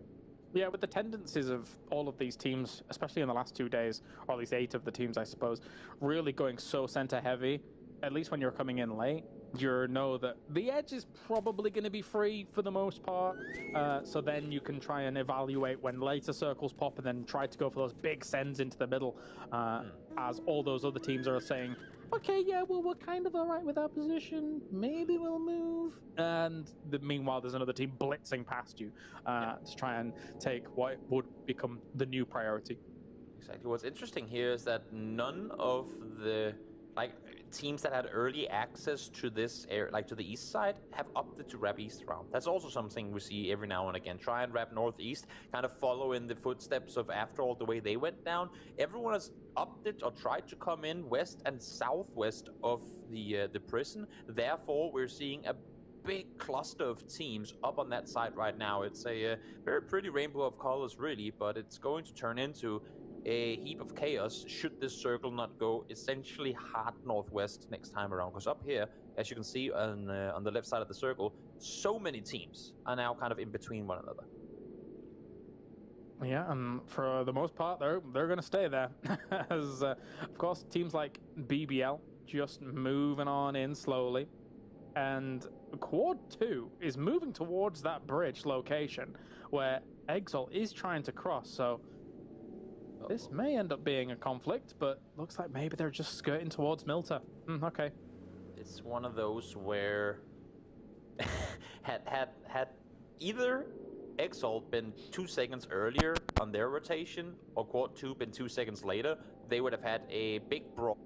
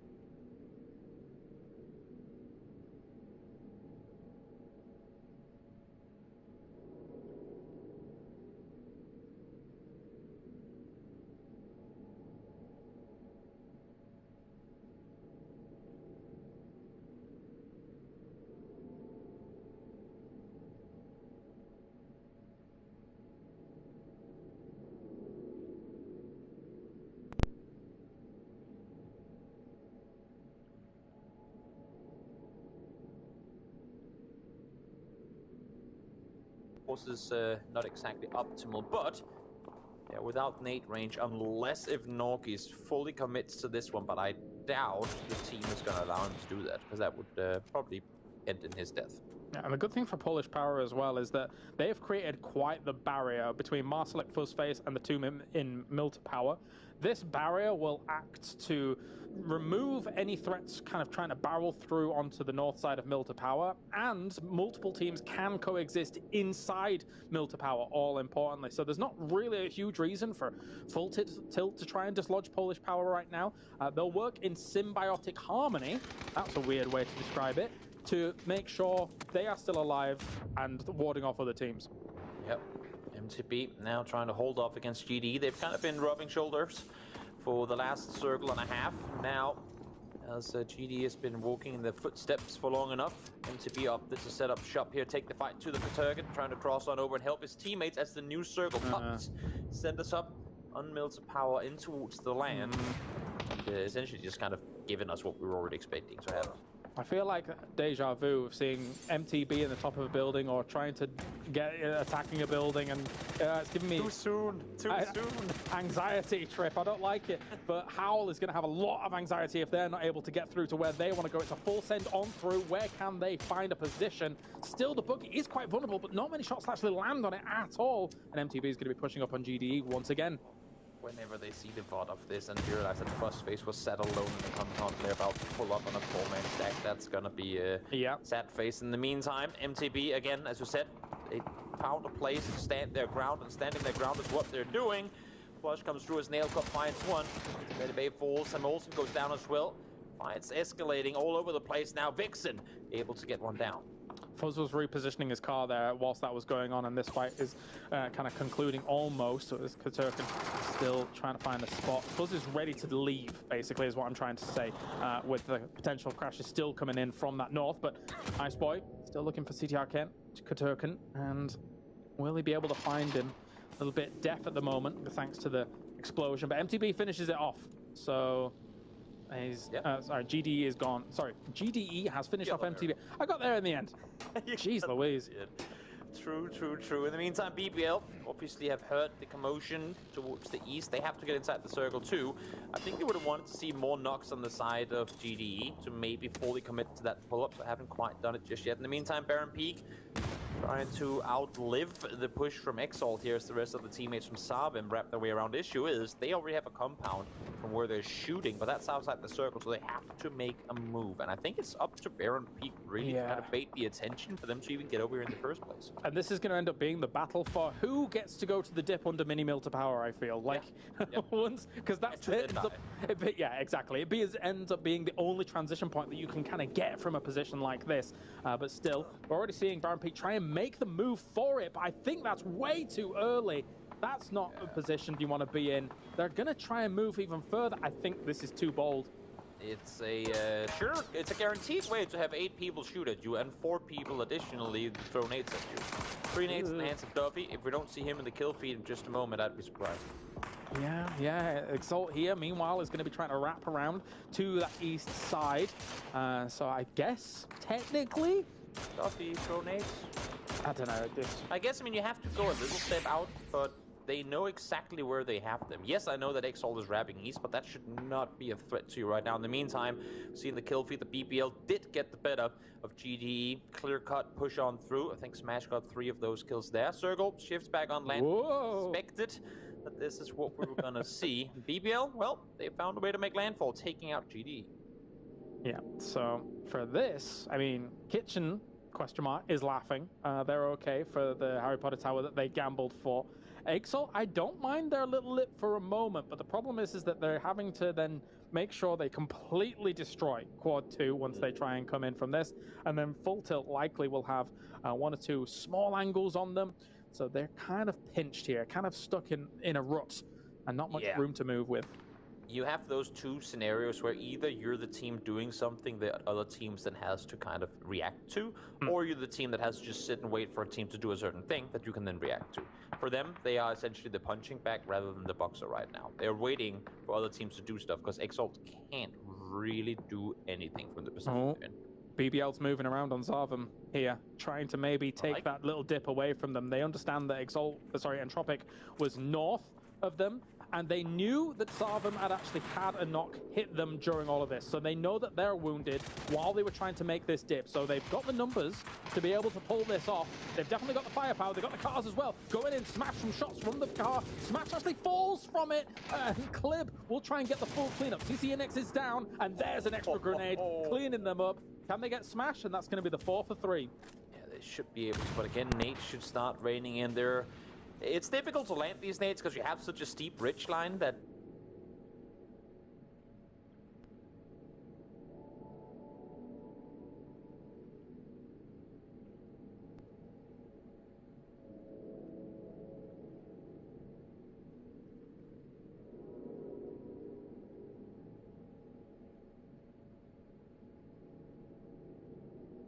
minimal to power thus far, because it's as if they've been reacting to things. It sounds weird, but they've been reacting to things after it's happened, in the sense that people kind of expect something to happen and then they position prior to it happening, but then they go, oh, there's a car over here, and by the time they've all run to the east side of the compound, the car's already gone. Now this fight is happening, now they start running down towards the south side, but the fight is already over. So a bit too slow, I think, in reacting, or maybe anticipation of where to be, when to be.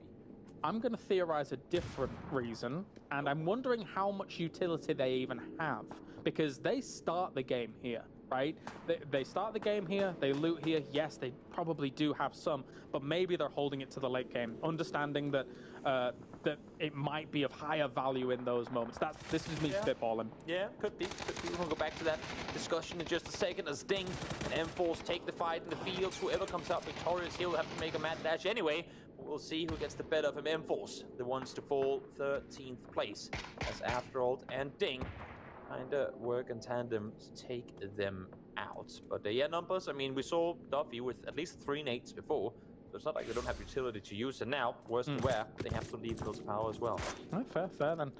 In terms of those numbers, after all, doing some work, and good to see, considering again they are at slight disadvantage not having one of their players join the lobby. So I'm always rooting for the underdog when I see those kinds of things happen. So let's see how far they can get with it, despite transgressions that some people might be judging them for. But we have ourselves Howl going to be holding them out as well if they get line of sights on them. And Ding now has to make quite the mad dash. There is the compound left open. Fuzz did abandon it. Yeah. Imagine rotating phase 5, YOLOing into a compound. Like, wait a minute. To fight, and they go, wait, we have the only compound in the game, and it's free. Yeah. I'm not calling Mills a power compound. It's too big to be a compound. But it's a mega compound. City. Yeah, exactly. We have like the only open field compound in the circle, because after all, it has to move. That compound they're sat in right now, that's not inside the next circle. And they just got it completely for free. And with all of that said, Polish Powers now kind of consolidated their power inside Milta Power, seeing as Fuzz is kind of still driving around here and there. But because of the position of Marsalek and Fuzzface, they know that there will be no threats in the north to a degree, and no threats in that east. Oh my god, they got absolutely mashed. Yeah, I saw it on the map feed. They were starting to pull up on Howl, but Howl, well, I mean, they've been sat here for a while, just waiting and raiding, and yep, they knew what was coming around the corner. It was an entire buffet of entropic points. There might be some more after all points coming their way if they're not careful, but Hibako opens it up. That nade was a smoke. It's fine, don't worry. Jeez Louise, it bounced off and went backwards. I was scared. We have Aenan, though, pushing on up with the Grows. I having to do a bit of a dance here to try and negate that, and they do get eliminated by Ding. It's all over the place here. BBL's going down as well. Yeah, the circle's shifting out into pretty much just unplayable terrain if you ain't inside Milta Power, and a lot of teams paying the price because of it. Issue being as well that numbers are still sat in mini power. So you could play the ridge line up just southeast of where Howl is, but because numbers are still set there, like that's the one thing they've done to me, which was the 100% right play at the right time. Stick around for longer. Let those other teams wrap around you, because you will then get to shoot at them while they're going, and then when they're all gone, you make the move yourself. Now they're going out east, a little worried about this play here, though. They're going forward. 3 down already. Will they find the 4th? Yes. And that is numbers down. So I like the idea of waiting. Maybe not where they opted to go. Yeah, definitely. It is rough off of that. So we will see Exalt here still taking that fight with full tilt.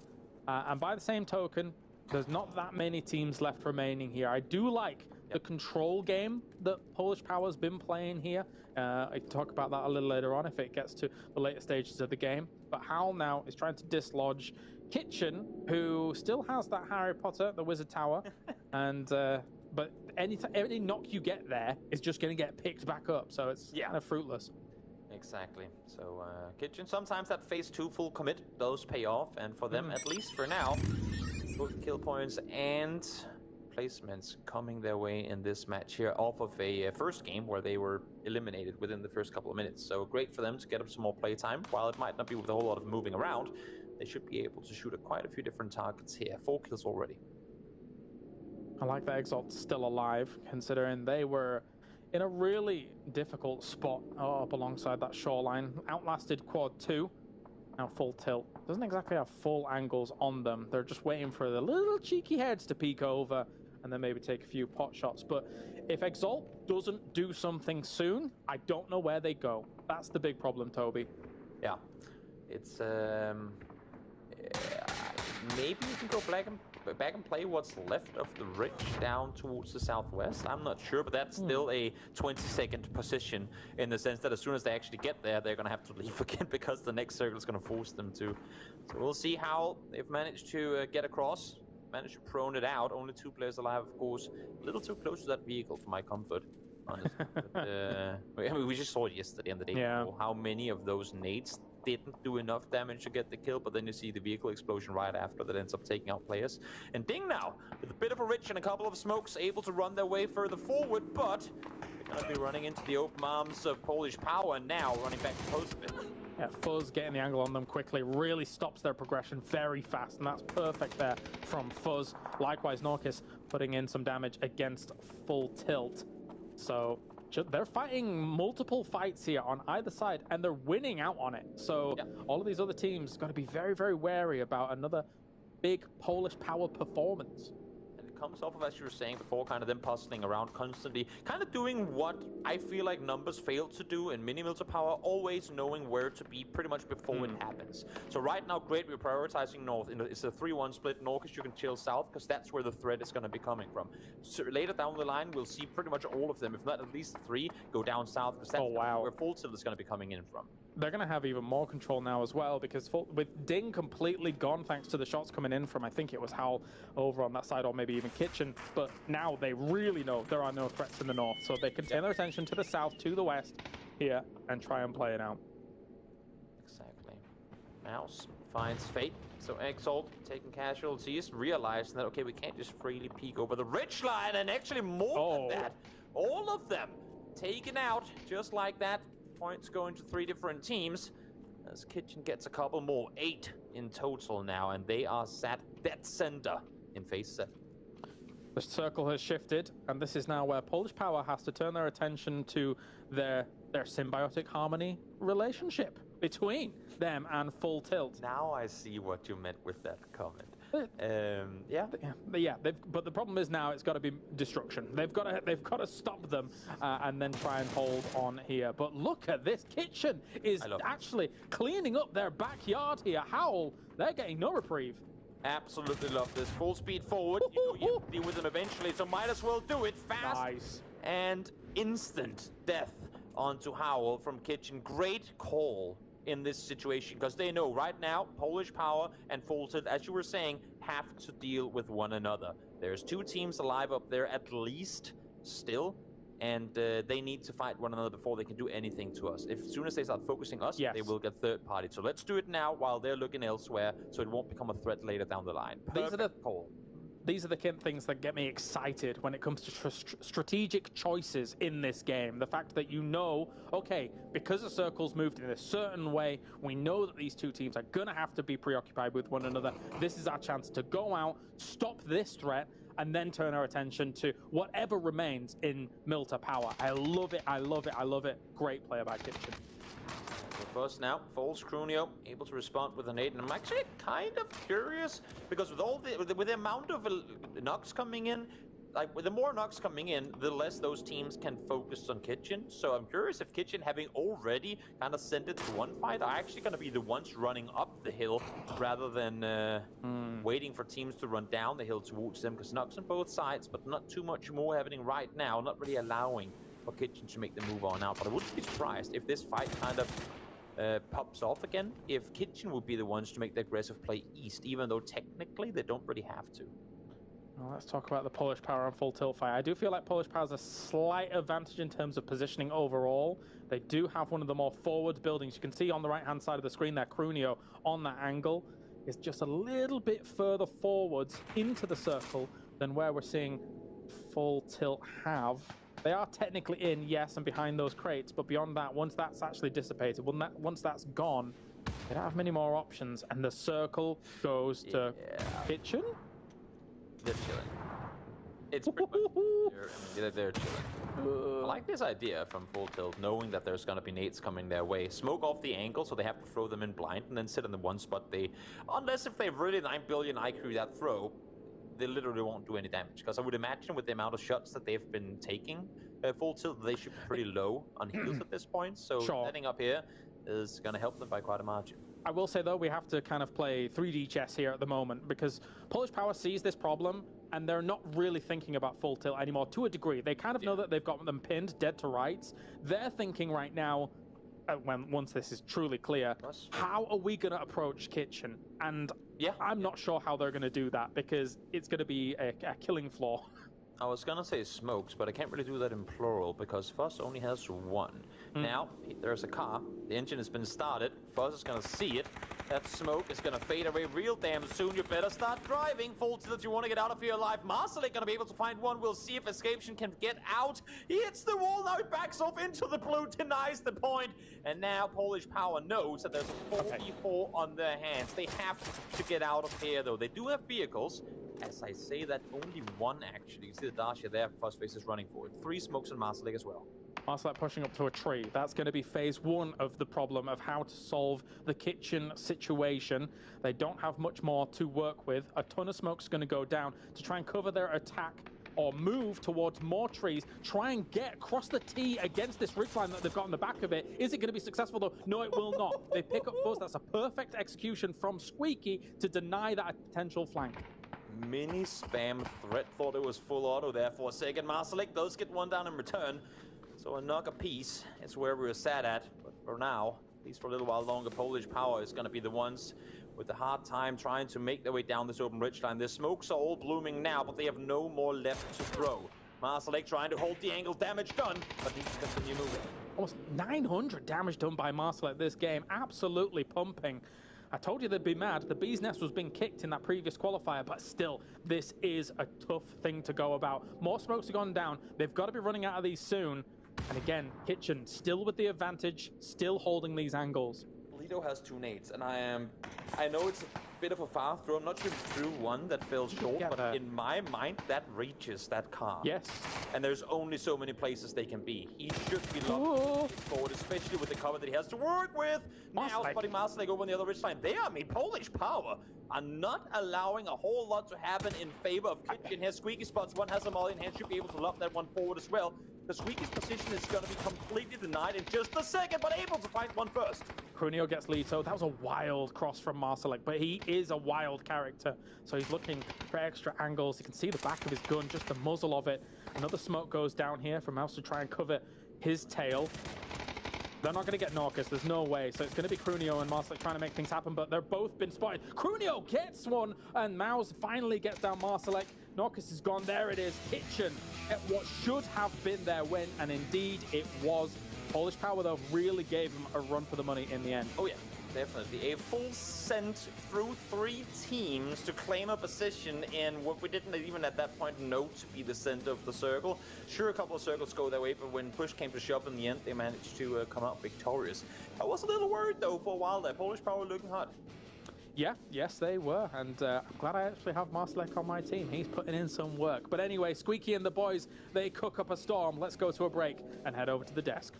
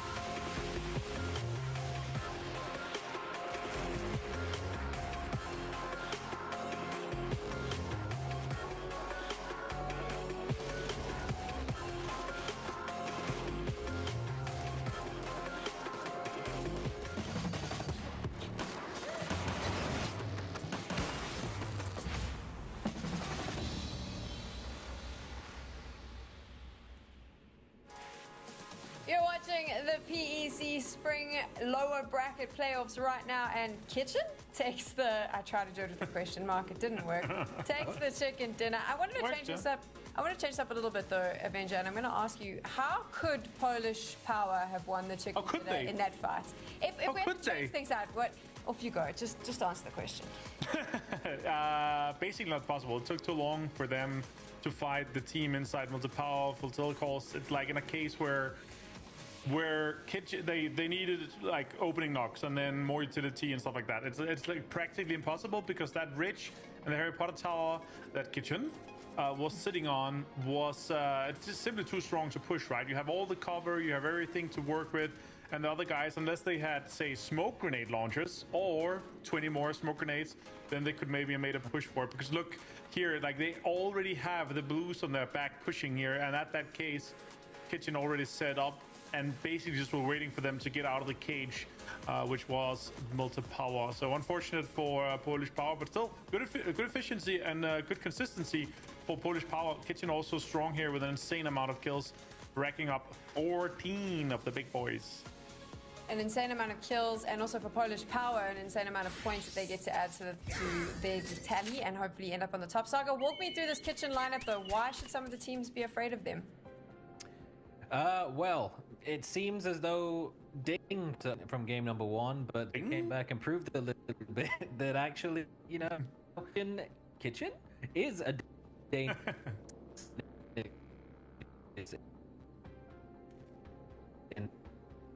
Once they've been quite early. I may have frozen, but never mind. They took the Harry Potter quite early on. They played it very well. And just third-partied a lot of the fights when there was no positions available really anywhere else in the zone. They took a whole lot of just third-party fights, and then when the timing was right, they got aggressive, pushed out, cleaned out Howl, had full control of the ridge, and from then on, it was pretty much impossible for Polish Power. We now get to take a look at a leaderboard, because after 2 games, it means we have some points, and BBL still holding on to that top spot, but Polish Power getting some points in there, Avenger. Yeah, for sure. Obviously, the consistency here from Polish Power, it's almost like we're chefs in a kitchen here, talking about the consistency and efficiency of different materials that you use for cooking. But we're just talking about Polish Power and their new powerhouse lineup here. They should be dominating BBL Kitchen, Polish Power, and they are up here doing so. So let's see if they can continue. We're just looking at, you know, your Exalt, your Savem, your Entropic, your After Old even to step up and jump into the top 6 that they currently should be in at this point, I feel like. So that's the thing, right? You want to make the top 8 because the top 8 is going through to grand finals, but there are names on the other side that are sitting in those lower digits that, Saga, we need to be a little bit worried about because they're teams that we would expect to make it through to grand finals.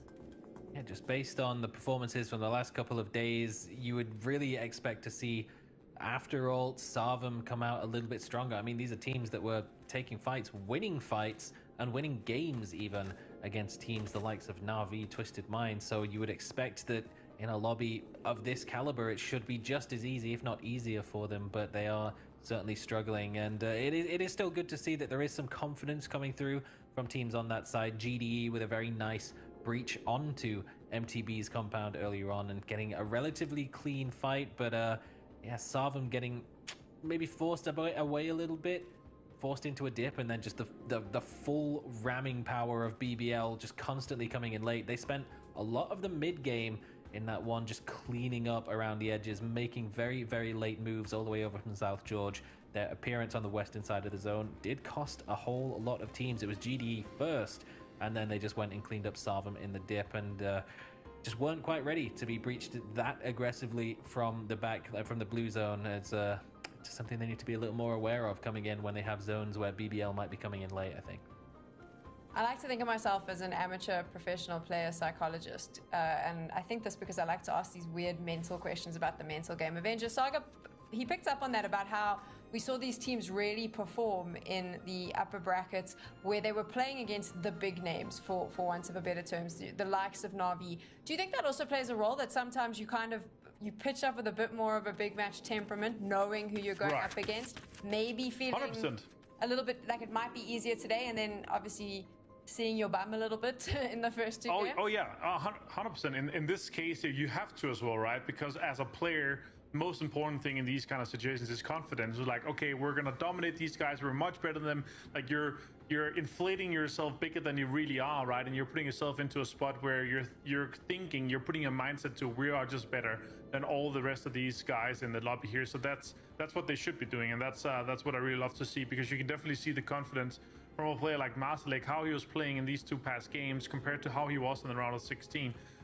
So yeah, they should be, and the respect that they're getting just now in these two games here, that's going to show throughout the rest of the game. And we're going to probably maybe even see comms and we're like, oh, it's them over here, we should be pushing them, or it's them over here, they have so many points, we should maybe be passive around it, because you need to be kind of strategic. You don't want to take on a team that you don't really trust yourself in to be able to take on.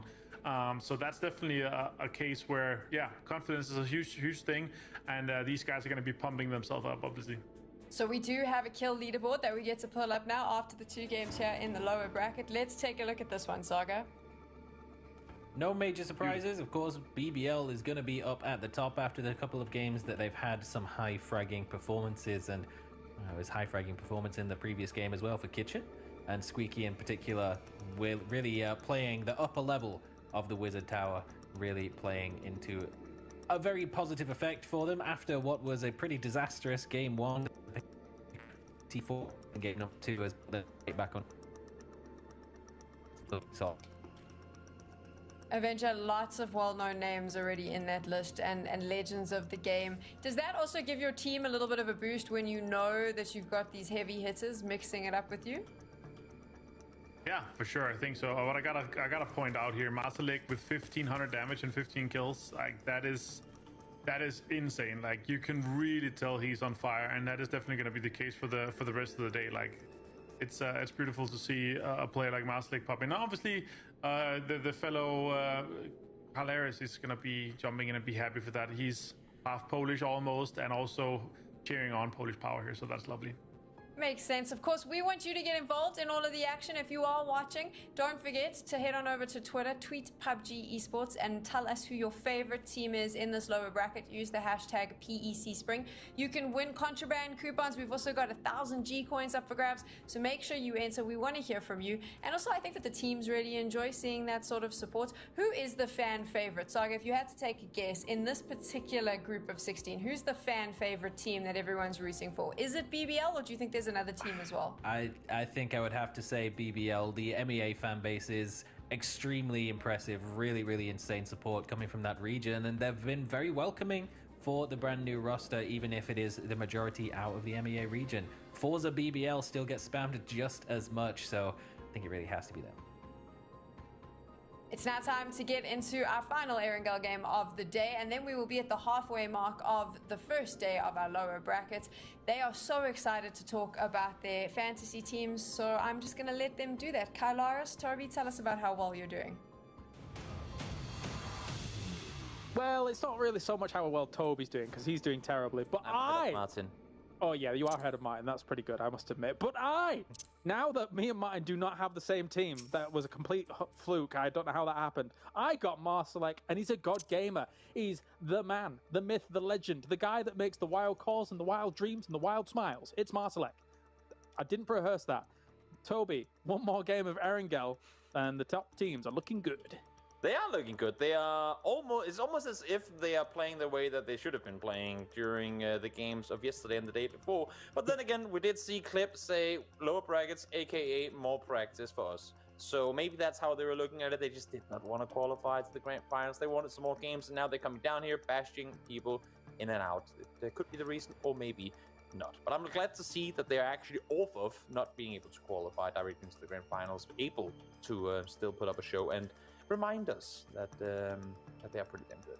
Yeah, I think for all intents and purposes, when you look at a team like BBL, given that circle as well, you can't extrapolate too much from that game. Yeah. Right? For some of the teams that kind of get caught up in a weird spot and how it was going, I can understand why they may not have got an absolute boatload of points overall. But just to divert and keep talking here, sorry, Toby, talking about Polish Power's position in that game. I'm really a big fan of space control in this game as a whole. You saw as Marsalek was controlling that hill north of Mill to Power, that gives him presence of mind to be able to spot for Fuzzface so well, and Fuzzface retreats back at just the right time as we take, that's right. Thank you, production. You know what? Extra points for you. You do have to pay me, but it's... James, that is the most honest reaction I've heard you have to anything else. What do you mean? Oh my god, they showed it! But James didn't know this was coming up, by the way. This is amazing. Brilliant. You know what? It's time. You're 1 point ahead of Saga. You know, that's all that matters, you know? It's for now. Wait a minute. Avengers says double dipping paying off. I'm not double dipping. What's going on? Oh, he's talking about you. He's sad that he sucks. He's talking about you. Is all it is. He's sad that he's behind. Martin, don't worry. I will carry us to the promised land, okay? Don't worry. It's fine. He's just sad. It's what it is. It's okay. You can't win every time, Martin. And some of us just can't win ever. It is what it is. Unless your name is Kolaris, all right? You just win all the time. You win, you win, you win. Money, money, money. And for Polish Power, money might be coming their way as well, as they're doing all right so far in these past 2 games. Again, I feel like it's not exactly like a huge flamboyant play. I feel like it's a patient play coming out from them. And I like the space control. I like it a lot. And that is part of, I would say, what I was hoping to see with the addition to Fuzzface on the roster, because I think Martin put it pretty well that now they're losing out on a fragger in Cappy and adding a maybe not so much fragger and Fuzzface, but a very tactically experienced player in PUBG. And it seems to me that some of the plays, some of the setups they have been utilizing, actually both in this game and the previous one, are plays that I wouldn't have seen them do during last year. Before it was more, let's play together, let's pull up together. Now, as we were saying as well, this kind of looking over each other's shoulders, playing it back, waiting for teams to come to you type strategy. It's a little out of what we've seen Polish Power do in the past, but they did it here. It worked out well for them, and had just a few things gone better, they would have won that game too. Yeah, and I think the reason we kind of talk about them rather than Kitchen in this previous game is because for Kitchen, you get that send, you get to that Wizard Tower, and the circle comes to you, that's fine. You should be getting the win off that, it does feel. Of course, we were mentioning that, you know, Squeaky's roster here, he is the true veteran in that roster, leading some up-and-coming upstarts to try and get a higher ranking, a higher seeding overall in the region. But still, a good hold by them to be able to make sure 100% they have that victory. And the funny thing about that game is that while, yes, when we look at it from a, you know, like a kind of a map perspective, how the circles keep coming down on the Wizard Tower there, they did still take matters into their own hands. I mean, we kind of see it as pretty obvious that they would make the play out on Howl there, but believe me, I've seen and casted many games where that team sat inside the Wizard Tower, don't dare do anything. They barely even peek out the window because they're afraid of getting headshotted and then pushed. So they would just sit back and wait, allowing for Howl to play the Richstein, and then one nade or a molly downstairs and upstairs, and your entire team is wiped. Here, they understood what was going on. They knew there was a fight battle like going on inside Mills of Power proper, and they make the aggressive play out of their safe zone, so to say, into the open field, down, take the fight, do it quickly, push back, and then fend off against the victors of the full tilt versus Polish Power. Wow, fight.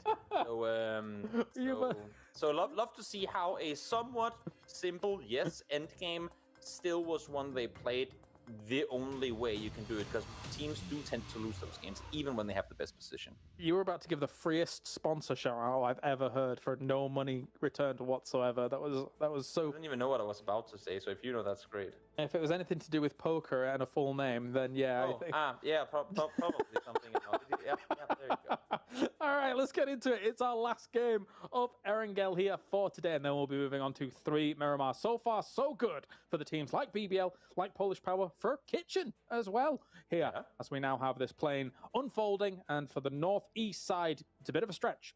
It sure is. It's not an area that I think too many of these teams have as their prio loot spots anyway, so it ain't going to be too big of a deal. But of course, I mean, when even Rossok becomes a stretch, you know there's quite a bit of real estate that becomes hard to get to. This plane, flying straight over Saki. I'm seeing what you're doing there, Mr. Pilot, but I know that you're going to disappoint me in just about 1 minute's time. Disappoint the Dane, please. That would be ideal. Don't worry, it's going to be another military island again, and then yeah, because as you say, that circle, it's got to be near the plane. It's got to be on the plane. All right, got to be there. It's kind of interesting that we've had 3 games on Wrangle now, and we haven't had the same teams on the Millie Island in any of them. Yeah, they always end up having this weird. Why are we here, observers? Leave. Because it's where we are headed someday. Not yet, someday. It took me 5 years of begging to get a Miramar Island circle, so maybe I'll just start now, and we'll see what happens in 2028. Island piece of Erangel. Smelt power. Erangel. Ah. Yes. The irony of doing that in a ruin. The Island of Peace. What do you think, aside from the church, was at ruins? Just like a little town, or is it older than that? Is it like, whoa, like? It's probably like, whoa, I think. I mean, that's all right. If you want to, Danes take it so literally. I don't know what to do. It's okay. Let's go with it. It was a bit whoa. With all your fun sounds, James, I can't help it. In the meantime, the circle is pretty much as vanilla as can be. It doesn't get more plain than this. The only fun thing about this one, James, is the plane path didn't allow for anyone to jump east. So there's going to be a big fluctuation, if that's the right use of that word, of players coming in from the west side. And I would hope to see, as we see now actually with Afterhold, to try to go further east, because they have to know that there's kind of land to claim over there. God, you're right. That was the most fun thing about this circle. Thanks to. Okay, I'm gonna. You're so boring today. I'm feeling in a bit of a silly mood. I'm sorry. I'll try and tone it back. You're giggling every sentence you say. I'm just having a good time. It's good to have, mate. It's good to have PUBG esports back. You know what I mean? Like the hiatus is a bit too long, so good to be back. Good to be watching these games go down. And even when you're in a lower bracket like this in EMEA, the skill, because EMEA is so deep a region, because we have to take on a lot of countries in this big region, it is absolutely stacked, right? So even these lobbies are excellent quality PUBG. I agree. Best region in the world champions. Can't deny it. Can't even debate it. It is fact. Yep. Whenever we say something is fact, there's literally no doubting it. Yes. In the meantime, Afterhold, as I hoped to see, are making their journey further towards the East Kitchen, sending Squeaky out front as well to kind of pave somewhat of a route for the team to take. And MTB making their way across here. Issue is, numbers are sat waiting just on the other side. Ooh, okay, well, they do need some points, some big points, I would argue, as well. Let's see if they can rack up big numbers. As MTB comes for the cross. Here comes the spray. Few hits do land. He's good, knock. One goes, Metabay. And that's a big scalp to take. Metabay's been doing a work here for MTB. Sure has. Numbers able to find one, playing off of the FaZe Clan playbook. At least the so far of 2023 FaZe Clan playbook of if you have a chance to keep someone out, you have to take it.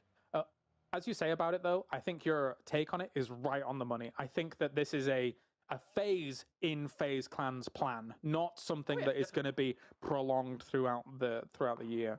Yeah, no, it's a very smart way of doing not that much, but having a massive gain off of it. Because, as we said yesterday during that broadcast, it's a situation where do it once, twice, maybe 3 times. Just maybe I should do it for one tournament. And for any tournament to come, even if you're a team that wouldn't have normally been military, you're always going to think twice about crossing in that direction, because what if FaZe is there? And you don't want to be crossing guns with those guys. Unless if it's on Miramar and you're Mika, because then you're just immortal, apparently. Yeah, well, I suppose. Why are we traversing these hills this way? What's going on here, guys? Testing the suspension of the vehicle. You know cars, James. It's a very exciting topic. I do, and I'm going to be real. My car has little to no suspension because the suspension's so hard in its spot. So actually, I know nothing about suspension. Mocking you by around in those fields. Yes, my car doesn't do well on hills. Let's put it that way. Or rocky terrain. It's quite bumpy. It sure is. Kitchen trying to spread out further. I like their one compound at the time kind of take on their split here, rather than we see it oftentimes where a team will send 4 players in each their direction when they reach kind of the destination that they want, and then half of them run into compounds that are already stacked with players and they end up going down. Here you saw Both Mouse and Squeaky going together over to the compound. Great, you're here. Now it's safe. Then I move further to the next one. Then you're here. Like, they kind of drop off a player at each destination rather than just go out and hope for the best one going to one each. And after all, spread is very wide at the moment. Still, unfortunately, playing with not having their fourth player. So again, hopefully that sorts out sooner rather than later. Always sad to see. Full tilt moving away from Numbers, who very wisely does dip out there, does suppy, because you don't want to be taking on what is effectively going to be a 4-man breach onto that compound alone. Scary stuff. Yeah, no reason to stick around, especially not when you have your teammates sat just over on the other side of the hill that you can safely pull up to and just say, "What's up?" I'll show myself out. Yeah, please do. That was no, there wasn't one of those Go XLR things where you can do like the random cough noise or like a cricket, or something like that. I do. However, since I got Windows 11, it's given me nothing but ache. I can't use the buttons, and I don't know why. It's like there's like a noise gate on it for some reason that I can't. Anyway, never mind. That's technical stuff. Entropic here, moving up against Aces, and this could be free. It's free. Hamdar down. Ends up going down. It's a weird thing to say in Danish because Hamdar literally just means that guy. Really? Like, you'll point at someone and says, "Who that?" Like, who's this guy? Hamdar. That guy, is he Danish? No. It's not spelled the right way, but the way when you say it, it sounds the same. So it's just so fun to say Hamdar got knocked because it's like if you were pointing at a guy getting knocked. There you go. Nail up finds the flush. Aces down to 3, and Entropic, something we haven't seen in a while, in the first fight in the game, actually coming out victorious. They've got 1 in school as well as QBE, jumping around, looking around. So with 3 on the hill, 1 in school, they actually have what is quite a lot of line of sights on where Aces is. So Aces isn't going to be moving anytime soon here, whilst BBL is coming in on the backside, though, of Entropic.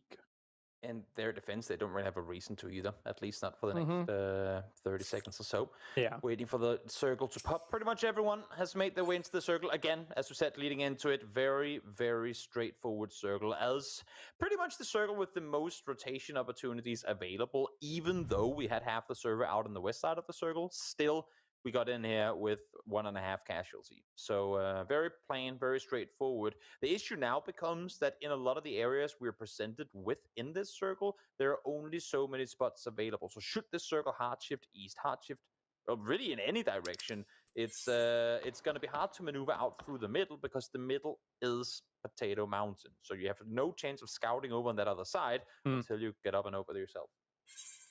So I'm actually on Potato Mountain with the 2-2 split, and I don't mind that. Sometimes Potato Mountain can sometimes be quite annoying to deny other teams coming up onto it, because it's quite a lot of land with quite a lot of coverage of trees, etc., to hold on against. So the 2-2 is not too bad. It's one of the better ways to kind of fan out against people on for it. And then eventually you've got some checkpoints midway through Potato Mountain, like those little shacks, etc., to be able to regroup on if things get dicey. Exactly. How? Last team to join the party, making their way in from the west, going past Pachinki, taking the farms out towards the east. Again, no reason for them not to. But again, same as to what I said before, look at the concentration of teams towards the middle here. Do we get a hard shift? Oh my god, yes we do. Because Pachinki feels, we said it coming into yesterday, James, or the day before, I should say, you didn't want to see them. Well, here we go, and have fun getting there, everyone, because 90% of the server is going to be rotating in blind.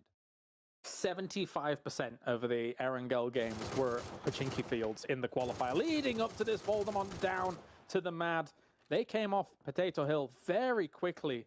And actually, I feel like they should have got together as 4 and then gone, because that would have at least provided more targets and spread fire.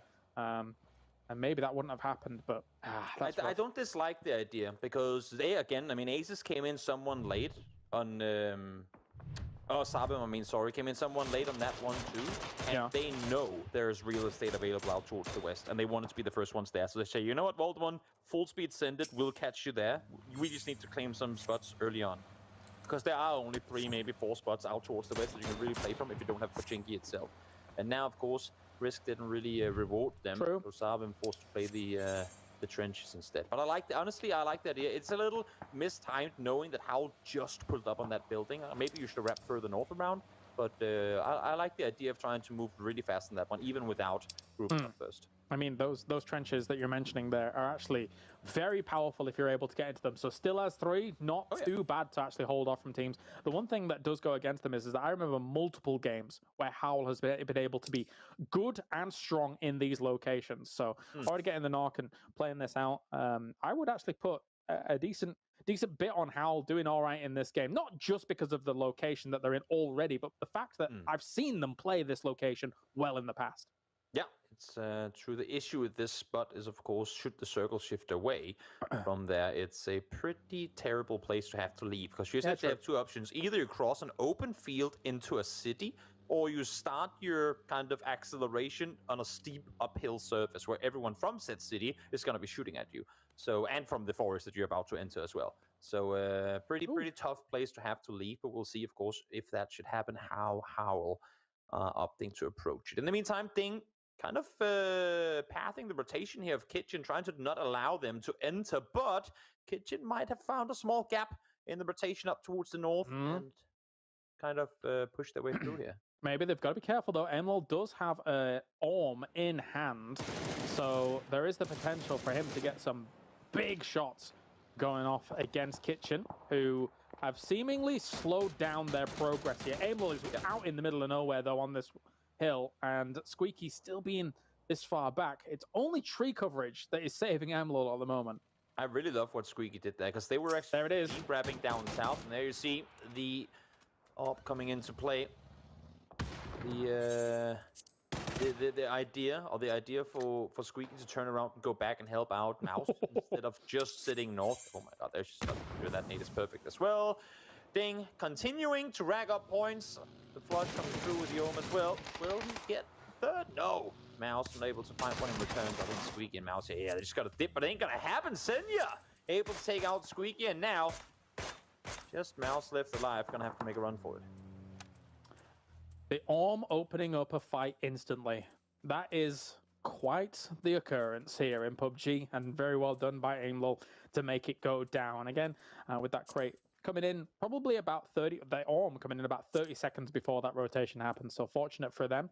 Loot is going to be acquired as well. They know that nobody else is out here this far, so this is free loot to free boot, and then move down to the south into the hills, where I guess their next conflict, it will be BBL if they need to move south even more. I mean, this looks like it's sped up with how many teams it does full speed sending it into Pachinki right now, trying to find an approach that other teams haven't taken. Sorry for Exalt, that ain't quite the path you would want to take, as you're running straight into trouble, going in the direction you're headed in right now. In the meantime, BBL trying to spread out as Entropic. That's what I think that was a kilometer knock from Nailup, not quite sure, but that was at a very long distance. Maybe we'll get a replay of that eventually. In the meantime, towards the east, I mean, again, this is just a kind of ring around the rosy. Everyone's trying to wrap in, find an entry point, and now the collapse is a result of it. Carl galore on the side of this as well, and now even more entry comes in. Full tilt here, being able to rack up a ton of damage. Ruin being able to shoot full tilt from the distance as well. As Hal still holding on to that compound down to the south of this.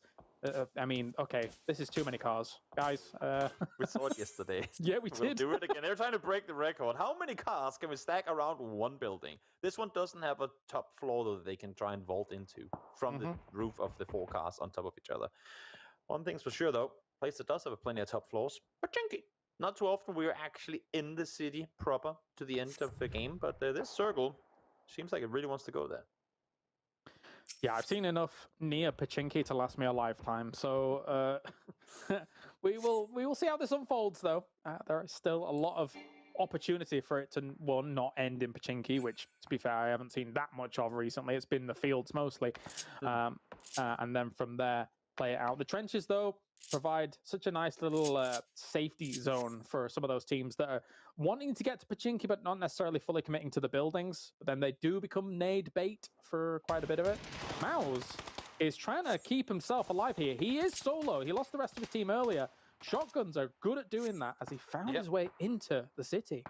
Yeah, Mouse trying to buy himself as much time as he can. Thing is, what time? Like, what is the time for? 15 teams still alive. And, well, he's a solo player left alive, so not a whole lot he can do from this position. But nonetheless, uses some utility. Maybe he can find a point or two in a game that has turned into a clear-cut salvage situation. I mean, at least he has a shotgun up there. Well, that kind of puts the fear in you. Oh, there is a shotgun down there as well. But that puts the fear in teams of trying to go up that path, up those stairs. So we will see him survive for a little longer, probably. And look at Rooks here. Aenon getting... That's a free pick for him. Yeah. Retreat back. He actually pushed up on foot very early to this position. Initially, I suppose it was to both play the anchor and make sure no one could grab it from the south, but also to kind of get the overlook position for his teammates down below, because they know that BBL is sat further towards the west, and they're just kind of claiming the reward of running up there to begin with. And after all, again, that's where rotating around too much sometimes ends up biting you, because you have little to no info to go off of. But now, well, forced to just sit on the cave entrance here. It's sketchy. Nowhere, by the way. Yeah, this is a sketchy circle to play for a lot of these teams. This downhill from Pachinki down toward Mini Pachinki is not easy. Not easy by any stretch. And if you have to get out of the city as well, that is going to be very rough. As Sarvam is trying to kind of cut things in half, get a halfway position during all of this. It's not a bad spot for the moment, but it's a very desperate spot, because you are going to be in nade range eventually of a lot of these teams, and then you're just going to get actually blasted down, because once you try and hide from one team, another team from another angle is going to have an angle on you. Exactly. Vast majority of the teams in this circle down towards the south here, as slowly, but I don't want to say steadily, because it might just shift back south again. But that's all right now. All these teams have got to prepare for the scenario that is, we have got to get out of Pachinki somehow. How do we do that? Kitchen, good thing for them, I suppose, kind of, is that they don't have to worry too much about that, because they fall in 15th place. And Sabem sat outside on the other side of the truck here. They're going to try and at least reposition a car from what I can see. And here you see it. The map feed Polish Power claiming the entire west side, but now Ding pushes forward. Yes, they do. They made a wide west wrap to try and find themselves an entry point. Now with Polish Power quite separated up, I feel like there's a little bit of a timer on Ding to make something happen. Eventually, when Polish Power regroup and reinforce, they will have a lot more angles like this one, and that is Aimlol should be going down. Yes, he will. That was way too close for comfort, and Senya manages to make it a 1-for-1 to start things off. It shouldn't have been a 1-for-1, though. It should have been them getting the advantage, Polish Power. Yep, while this is happening, BBL push out of their compound to try and take out After Ult. They succeed in doing so as well. Similar fashion to what we saw with Kitchen in the previous game taking out Howl. They knew that they had a team on one side kind of lurking in it. Tropic, so might as well go aggressive early. So then fall back, and now back to this fight here. Ding loses Senya. I was going to say Rez is going to come through, but not quite so. Marsalek still operating on full cylinders. So is Norkis. The nades, the barrage is able to catch them. And Marsalek finishes that position off as well. Senya in the distance was knocked by Marsalek earlier. That's a bleed out. And it's all up to Gedrox now, who's trying to retreat on out. Yeah, so as I was saying at the beginning of that fight, it had to be a fast fight for Ding, because if not, Polish Power had too many advantages over them, and we saw the result of it.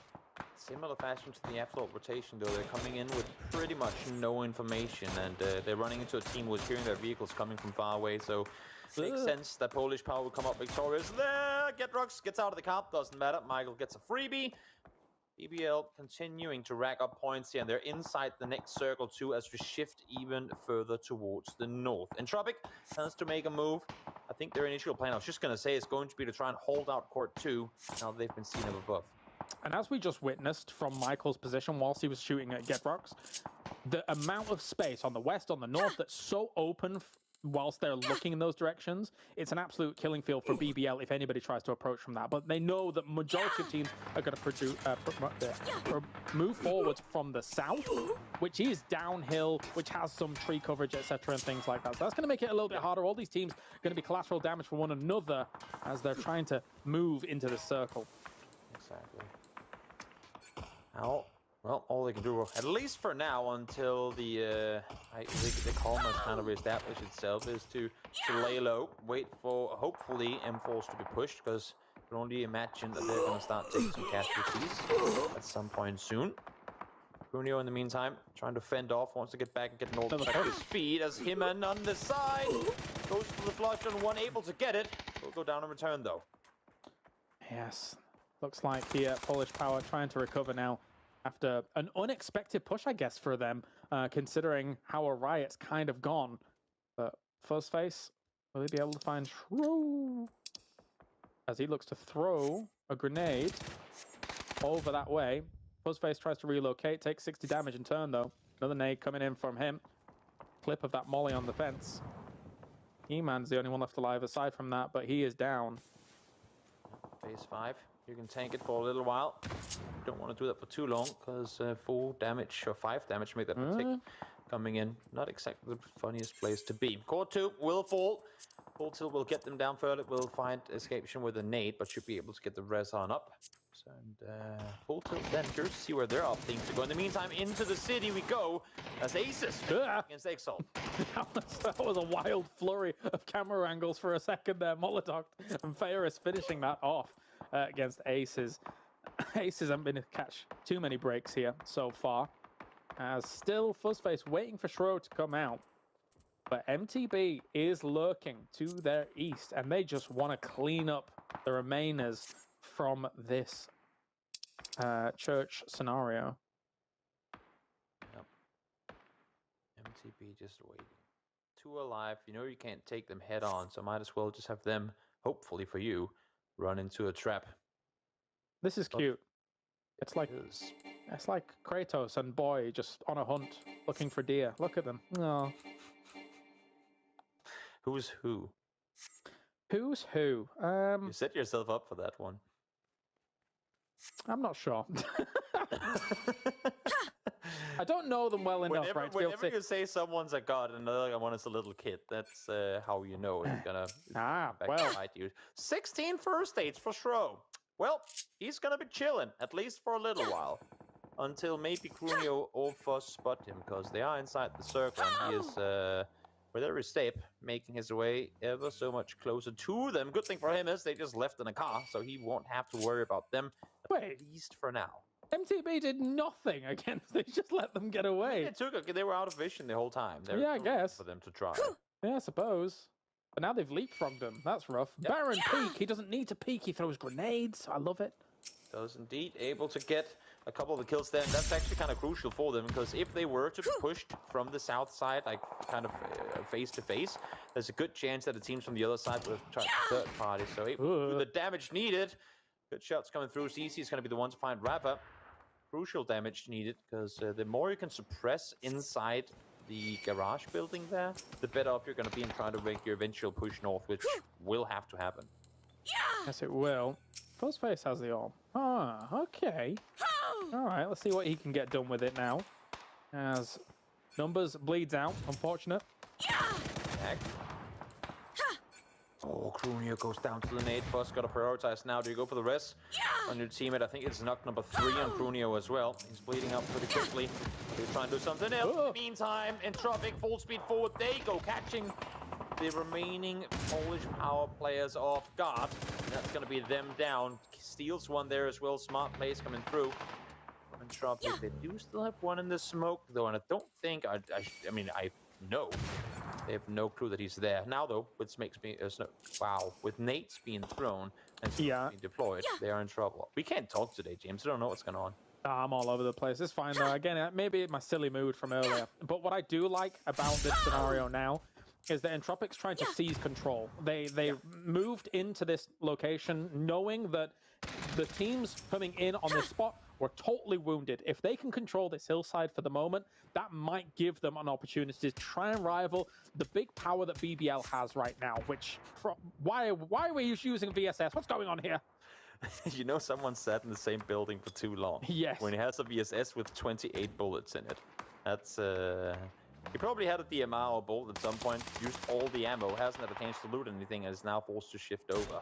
In any case, of course, still all 4 alive. They were able to kind of withstand on the southern side, but now they're the ones to have to make them move. Rafa, level 3 gear and a Groza for the up-close battles to come as well. They're looking good. And BBL, well, last game it was Kitchen, who dealt with Howl. We'll see how this one pans on out as Howl sits with all 4 lives still. A lot of players are low on ammo as well as we're flicking around from POV to POV. That kind of comes from these kind of urban scenarios, not being able to, once you get a kill or a knock or something like that, not being able to actually go over there and loot after having those trades go down because everybody's looking at you. There's tons of nades raining down now here, trying to get rid of BBL, because BBL flexed out knowing that they have to seize some control, not just sit in those buildings for a long time. M-Force takes out the entirety of Entropic. That's a bit of a disaster for them. I thought they were going to exert more control on that west side. I think they were worried about BBL, kind of had to commit one to holding that angle, and in doing so, leaving themselves at a disadvantage. And then when M-Force just kind of full speed the way forward again, M-Force has mainly been fighting at a distance, so they have plenty of utility to work with for that fight. Now, though, not quite the case anymore. Doxa forced to make a run for it, has 3 smokes to use, but he's running around in an open field, just hoping no one's peeking over. Doxa, find cover! And yeah, it's going to be a few shots here and there, and then he's going to realize how open he is, and then he's going to lie down. And even then, sometimes these peek overs are probably going to hit him. Ruin, here he comes now with this M4 in hand, looking for the finishes. Gets one already, sending a few grenades over as well. Clib going to go down as well, though, to Dogza. But at least Clib got Ruin, been able to shut him down. The kill feed lighting up at the moment. Everybody's fighting everyone. BBL is able to kill off Howl. All they have to do is push up against M-Force now and finish them off for the win. M-Force had a win in the upper bracket. Didn't amount to a whole lot outside of that. And now trying to get one more here. It's a 3v2. Would not imagine Michael being able to get back on his feet. Rip, and this is a disgusting angle. He gets up on his feet, though.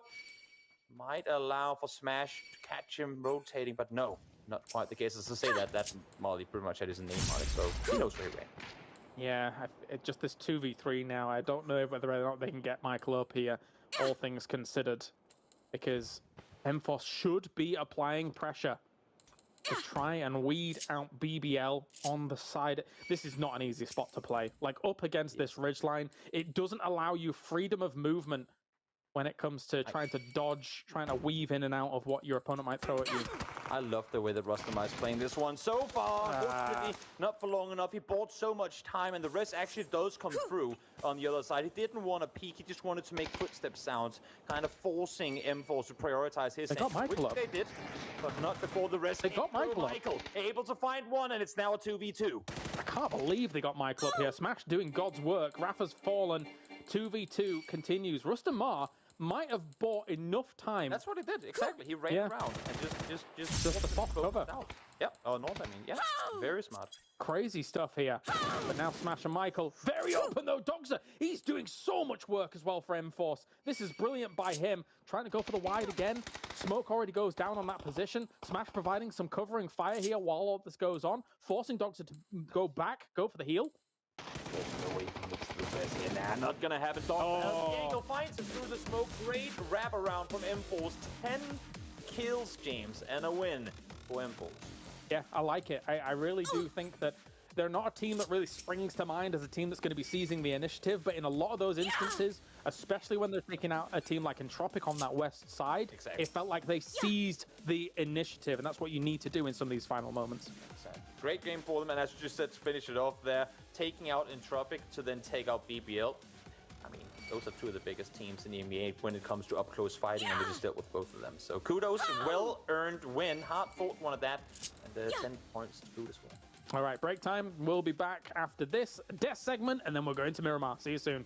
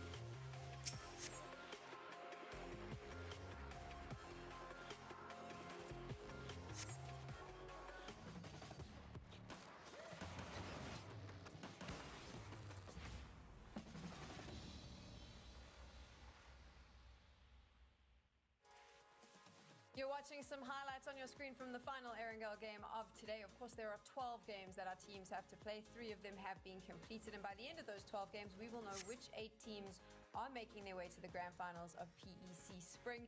And Avenger, break down that last Final Four fight that we just saw where M-Force was able to take the chicken dinner.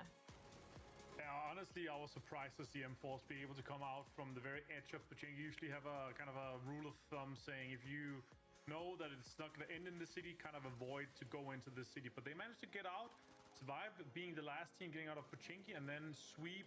You take multiple teams down and then take on PPL. I gotta say though, that Rustenman play delaying multiple of the players on M-Force for them to get the rest off actually looked like it was going to work there. If it wasn't for Doxer's absolute insane 3x spray, it would actually worked out. They managed to hold on to that bridge, take on PBL in the very end, and unfortunate for Smash, he wasn't able to clutch it out there. Saga, Entropic finally getting some points on the board, making it through to the top 4. They're going to be happy with that. More the performance we expected from them. Yeah, steps in the right direction. I think once again, you probably put a question mark and an upwards inflection at the end of that sentence, but at the very least, they did something this game. It's cool, I guess, but it's still far from what they would hope to have achieved. Still averaging 4 points per game across Erangel, which is well below the average that we needed to see to make the top 8 a reality. But again, it is still positive signs that we're finding some picks in the early phases of the game. There was quite a few teams that once again were finding some very early initial kills. We saw there was a semi-bridge camp from Numbers that it was MTB that caught the flack on that one, and once again Ding running into Kitchen, and it goes downhill. So it seems like we've had a bit of a sandwich made of Kitchen, in fact, where the bread is Ding and Aimlor has an AWM, and he be hitting those shots. Are you surprised by M-Force finishing? They've had 2 top 4 finishes today, Saga. Yeah, they've really turned their fortune around from, go back 2 days, all 6 games. Day 1 upper bracket, they had a total of 5 points after the entirety of day 1. This time around, prepare yourself! 7 times the amount of points in half of the games. It's been a massive turnaround for M-Force, and they did show some signs that they were starting to figure things out a little bit on day number 2. Well, they got more than 5 points on day 2, which is, a good sign. But coming out to get 35 points in the first 3 games is a huge boost for them. And potentially that's halfway to qualifying, and they've still got 9 games left to go. Talking about qualifying, of course, you want to finish in the top 8 on the leaderboard to do just that. And if we take a look at the points as they stand now, there are some teams that are able to move on up. It looks like they're settling themselves nicely into a position where they could potentially be qualified by the end of the day. On guard! Yeah, in this case here, BBL, if they just keep the foot slightly on the gas, they will have qualified today quite easily. Good for M-Force. Saga was pointing out here, this is a complete turnaround. I don't know if it's the opponents that's easier or if it's them that just took the practice that they needed in upper bracket, but it's looking pretty good. The rest of it, I would say from full tilt and all the way down, everything is completely open still. The other guys that has 24 plus points, pretty good buffer for the rest of the teams to catch up. Obviously, one great game, we're talking 20 plus points, and you're straight into the top 6 quite easily. Are you surprised by the consistency of Polish Power Avenger? They had 2 top 4 finishes, and in this last game, I mean, they still were in the top 10 when they went out. They're looking really strong on the roster. Yeah, I like what I'm seeing here. That's what we were expecting for our team that has gone to PGC, and even with the addition of a player like Toss, they should be performing at this level here, if not even higher. So excited to see them continue throughout today, of course, and see how they end up tomorrow. If they don't end up in the top 8 after what we've seen today, it would be a huge surprise to me, to be honest. Let's get back kill leaders now, so we can take a look at some of the players that have been popping up, and you'll see right on the top of the log there, Michael still going strong for BBL. Now there's 3 BBL players. I mean, I'm starting to think maybe the double dipping makes sense, Saga. Very unethical. Yeah, it really is. But Rust and Mars not up there. That's our double dip sauce. That's the mayo in the double dip. That might be a little bland and basic. Not to flame the player, but he was quite cheap, so he's just sort of omnipresent. But overall, a really solid performance. Great to see Dogs are up there as well. He really popped off a little bit in when they were holding onto Pachinki, and you can definitely tell that there was some signs that a lot of the teams have come through the open qualifiers where you had so many games in the Pachinki trenches to the bottom, because by the time we got to phase 3, there were so many teams just sort of going, uh-oh, not again, and sending it directly into Pachinki, and Enforce positioning himself on the northwestern side, holding a 2-2 split with the garage as well, really came out beneficially from that, and just being able to pick up. Don't be so reckless. Trying to make that exit out of the city, which, as Martin says, probably not the best idea if you want to get out of it. We're halfway through the day. I shall protect thee. Has a specific team or player? You underestimate me. Or are you still waiting for the massive pop-off? Well, impressed, I would go the other way and say impressed me, and how is it possible that they only have 12 points? Is Entropic. I would say after the games, they should be in a different case here, right? Like we're looking at a situation where they should be a top team easily just by the experience of the PTC team, and they are in there. They should be in there, and maybe it's just the next game here. They need a little motivational speech here, and they're gonna have a 15 kill chicken dinner, and they're straight in there. It's no problem. But what we've seen from them so far, just expecting a lot more from them, and hoping for a lot more from them. These guys are so damn good at the game, and I really want to see that. I mean, 15 games in, right? Saga for Entropic. What is going wrong? This isn't about circle luck anymore. What is it that's going wrong? It's a team that I think a lot of people, like Avenger said, were expecting so much from. I will not hold back. Again, while it was steps in a positive direction, you could still see a little bit of signs of just perhaps not expecting the teams that they're playing against. Maybe just slight disrespect of the lobby, although, and again, it was the same signs that we saw in the upper bracket as well. It's difficult to pin it down exactly without going too deep into the replays, perhaps even talking to the players, getting their ideas, but just the way that as they were sort of setting up, holding on to the northern areas, setting up for a 4 versus 4. You underestimate me. Suddenly they're being swarmed and picked off from multiple angles all at once that they're just not ready for. And a lot of the times you will see some of these top-level teams. Alia does it all the time for Na'Vi, while the rest of the team is making a push. He's holding the back line. He's watching the team coming from behind. In fact, it's one of the things that we saw Foot maybe struggle with on day number 1, where there was the one game they were holding the Woo back, and then that attention gets drawn towards the fight, and suddenly they're being third-partied. It's seemingly a similar situation for Entropic, and it's something that they, once again, just perhaps not respecting some of the names in the lobby, as they are the more experienced team and expect themselves to just perform better just on the merit of that. On to some more positive news now. We've spoken a little bit about the hardships of PUBG. Let's talk about the good stuff, which is winning things. And we do have a winner. Remember, I told you earlier to tweet out #PEC Spring. Congratulations, Vasim Khan. You have won. And his tweet went, BBL and Polish Power are the favorites, but Kitchen, with a question mark, that's where the heart lies. I mean, taking off what Vasim just said, Avenger, Kitchen could be a team, if they make it through to the grand finals, do you think they could be the big upsets? I mean, this is quite a powerful group of players in the mix. Yeah, 100%. Mouse, fantastic mechanical player, Squeaky, an extreme amount of experience in game and out of game. He's old, like we're talking 30 plus years old, so he's got so much life experience. He can really coach and have a leadership role through life and PUBG for the rest of the players in Kitchen, as he's pulled up a few of these young guys that are really mechanically gifted, that we can really tell. So he's able to take more of a leadership role and kind of a guidance role, a lot of IGLing.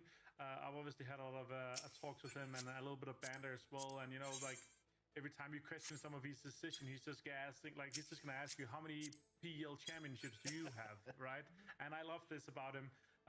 Obviously spent a long time with him, both in PUBG, but also at the pleasure of being a vacation on him. He's such a lovely guy, and I really hope that they're able to make it through to the grand final and do big things there too. Just because Toby and Kylaris are my favorites, and they've been begging for this, we're going to pull up the Twire Fantasy leaderboard for the PUBG talent here. I wonder why. Surprised why they were so excited to have that pulled up, because Saga's sitting on the top, boys. Oh, awkward for you. But obviously unethical playing. Yeah. As much as we say that, though, I technically could double dip if I move my bench player in overnight, and I'm now thinking of doing that. Because here's the thing, that's what's fun they've changed this year, that you can obviously have a bench player, and that gives you an opportunity to mess around with your lineup a bit, Avenger. Yeah, I mean, I have Naleb on my team, which were my second most expensive player because I'm expecting huge things from him, right? And in 2 games he had 0 kills, so that's just my excuse right there. That is Entropic underperforming, but still, we're only 25% way through here. We've got plenty of games to go, and unethical players like Saga and Toby, they should have a separate leaderboard. So right now, I would say that it looked like I was doing pretty good. Well, to be fair, Entropic is playing against 15 other unethical teams who have 4 players from the same team in the server, which is just insane. Apart from After All. After All is the only ethical team. Saga, no. Just no. We're not allowing you to talk anymore. We're gonna let Kylaris talk instead. Where's my mute button? That's right. Get that man muted right now. Thank you very much, Sam, for throwing it over here. We've got ourselves now Miramar on the way. 3 of them, in fact. That's how this works, since we're 50% of the way through the games here, because we had 6 games, Toby. Math. That's right. You just leaving it at that?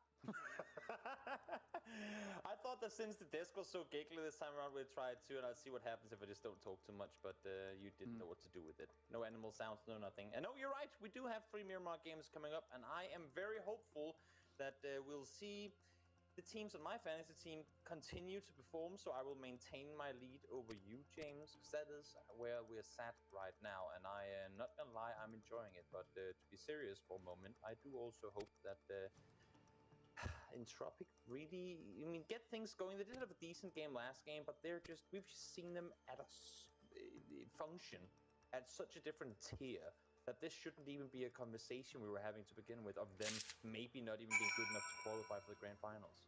Yeah, I said something to you whilst we were on break, whilst we were listening to the guys on the desk, and I'm going to say it here. I feel like if this is not, I'm going to say it. I'm going to say it right now. Okay, I'll calm myself down. If Entropic doesn't qualify to top 8, I feel like the Entropic in this form, it might be done. Do you know what I mean? Because I agree. This is a team that rose to very high highs in the middle of 2022. The end of it wasn't great, and I felt like this was their redemption arc. But the redemption arc has kind of, it's not hitting right now. Where is it? So I think maybe there may be changes if they're not able to get top 8 here after that. Just saying. What do you think? And it's very weird saying this about a team that we less than a half year ago, or maybe no, less than a year ago, I should say, were discussing of being maybe the best team in all of EMEA, and a team that made PGC, but a team that has just time and time again proven that their success is too far between. They're a great team in many different ways. Whenever the stars align, they pull off absolutely insane games. But to me, and I feel like that's what I'm hearing from you as well, it just happens too rarely.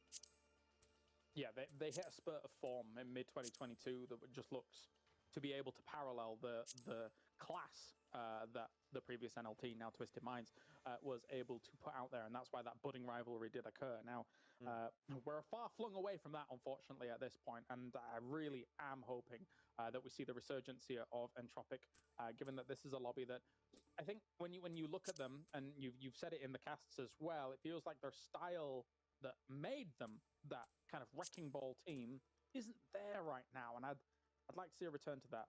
I think it's and this is just kind of off the top of my head thought.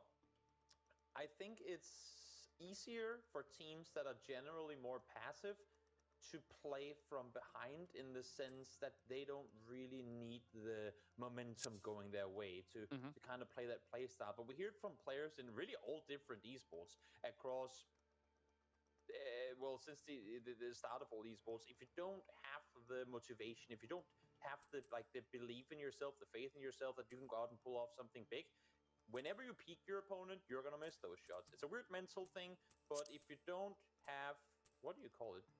I can't find the right word for it right now. It's slipping my mind. But if you ain't up for it, if you're wrong mentally, you're not gonna go out and be able to make those aggressive plays. So if this is the case for Entropic, there used to be the team that you just do not fight because you will get butchered. The team that just steamrolls through opponent after opponent after opponent. If you're if your kind of hype ain't there, if you're, I really can't find this word right now. It's very frustrating. Chat is going to be spamming it. You probably know it, so you're just holding it back. But if you're not feeling it, if you're not having the motivation on you right now to go up and perform like that, and you're an aggressive team normally, then having to play passive, that's going to be incredibly hard. Well, everything needs to click at least in your brain, right, for it to be going correctly. And I think it's not exactly clicked since like start of PCS 7 or something like that for them. The way they want it to. But we talked about Entropic a lot here, where we just have high aspirations to be and talked hope. about. They're a team that we were considering to be one of the very best in EMEA. They won PCS last year. They are a team that deserves to be talked about. But I feel like that's also part of the other side of the coin, where players love being kind of bashed in the glory that we give them for whenever they perform well, but they also have to live with the fact that we can also mention it when they're not performing well, and we can question some of the decisions that they're making, because that's part of the show, and part of honestly what I think makes these shows great, that we get to see both sides of that coin, because it ain't a dance on roses all the way from like the start of your career to the end of it. And right now, Entropic ain't looking hot. True. I am getting word whilst we're talking about this, actually, ladies and gents, that we are just waiting for a remake to start. So I think what we're going to do is we're going to go to a short break, so you don't have to listen to us prattle on for the moment. And then when we return, we're going to get that game number 4 underway. See you soon.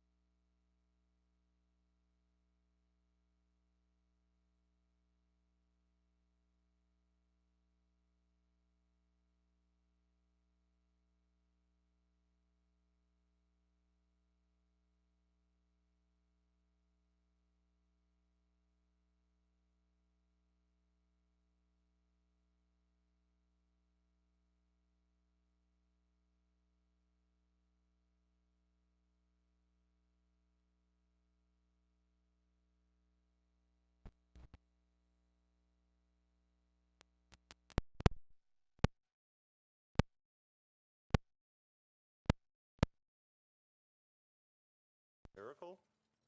Oh, like it's not really, but it's like the presence of evil, like theodicy or something. Theodicy. That is what Afterall is currently living. No matter what they attempt to do, they are just not succeeding.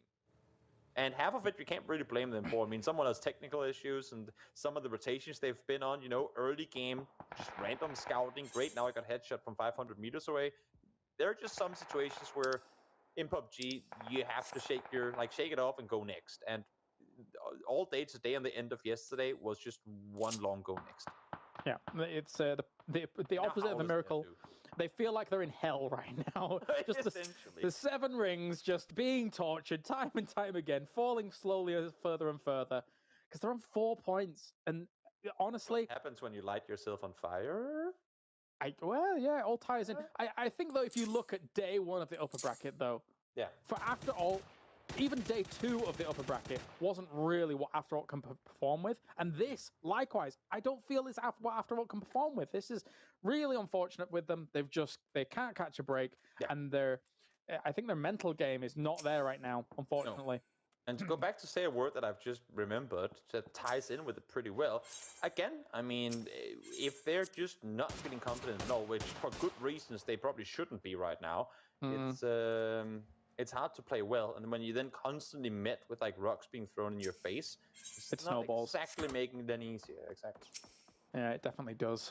Fuzzface going to be moving on away. He doesn't want to become an avalanche down this hill as people are trying to fire at him. Norcus, though, seeing MTB rotating all the way, goes for the spray with the Scar of all weapons. And it's bold. Yeah.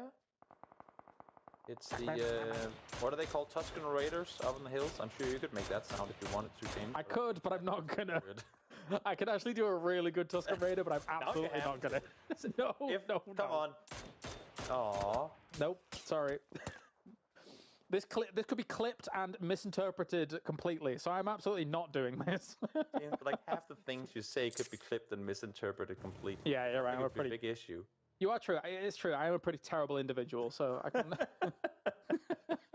In any case, we're having too. And I'm not even gonna say sorry. We're having too much fun, but you know why there's so many smiles on James and I's faces? Because PUBG is back on, and we've been waiting for it ever since PGC concluded in Dubai last year. We've been sitting on I don't even know, the edge of the seat, just waiting for the season to start again. And now we're here, and we're just happy. And we hope that all of you guys are as well. I didn't even get to be at the last days of Dubai. True. So I was watching along, seeing how it all unfolded. I was busy boy. So busy man. Yeah, it's been even longer. But there for Howl, it will be a quick, swift knock onto Maud as Burlet moves past. Oh, Lazar as well, a 2-for. Will they get the 3 on Syndax?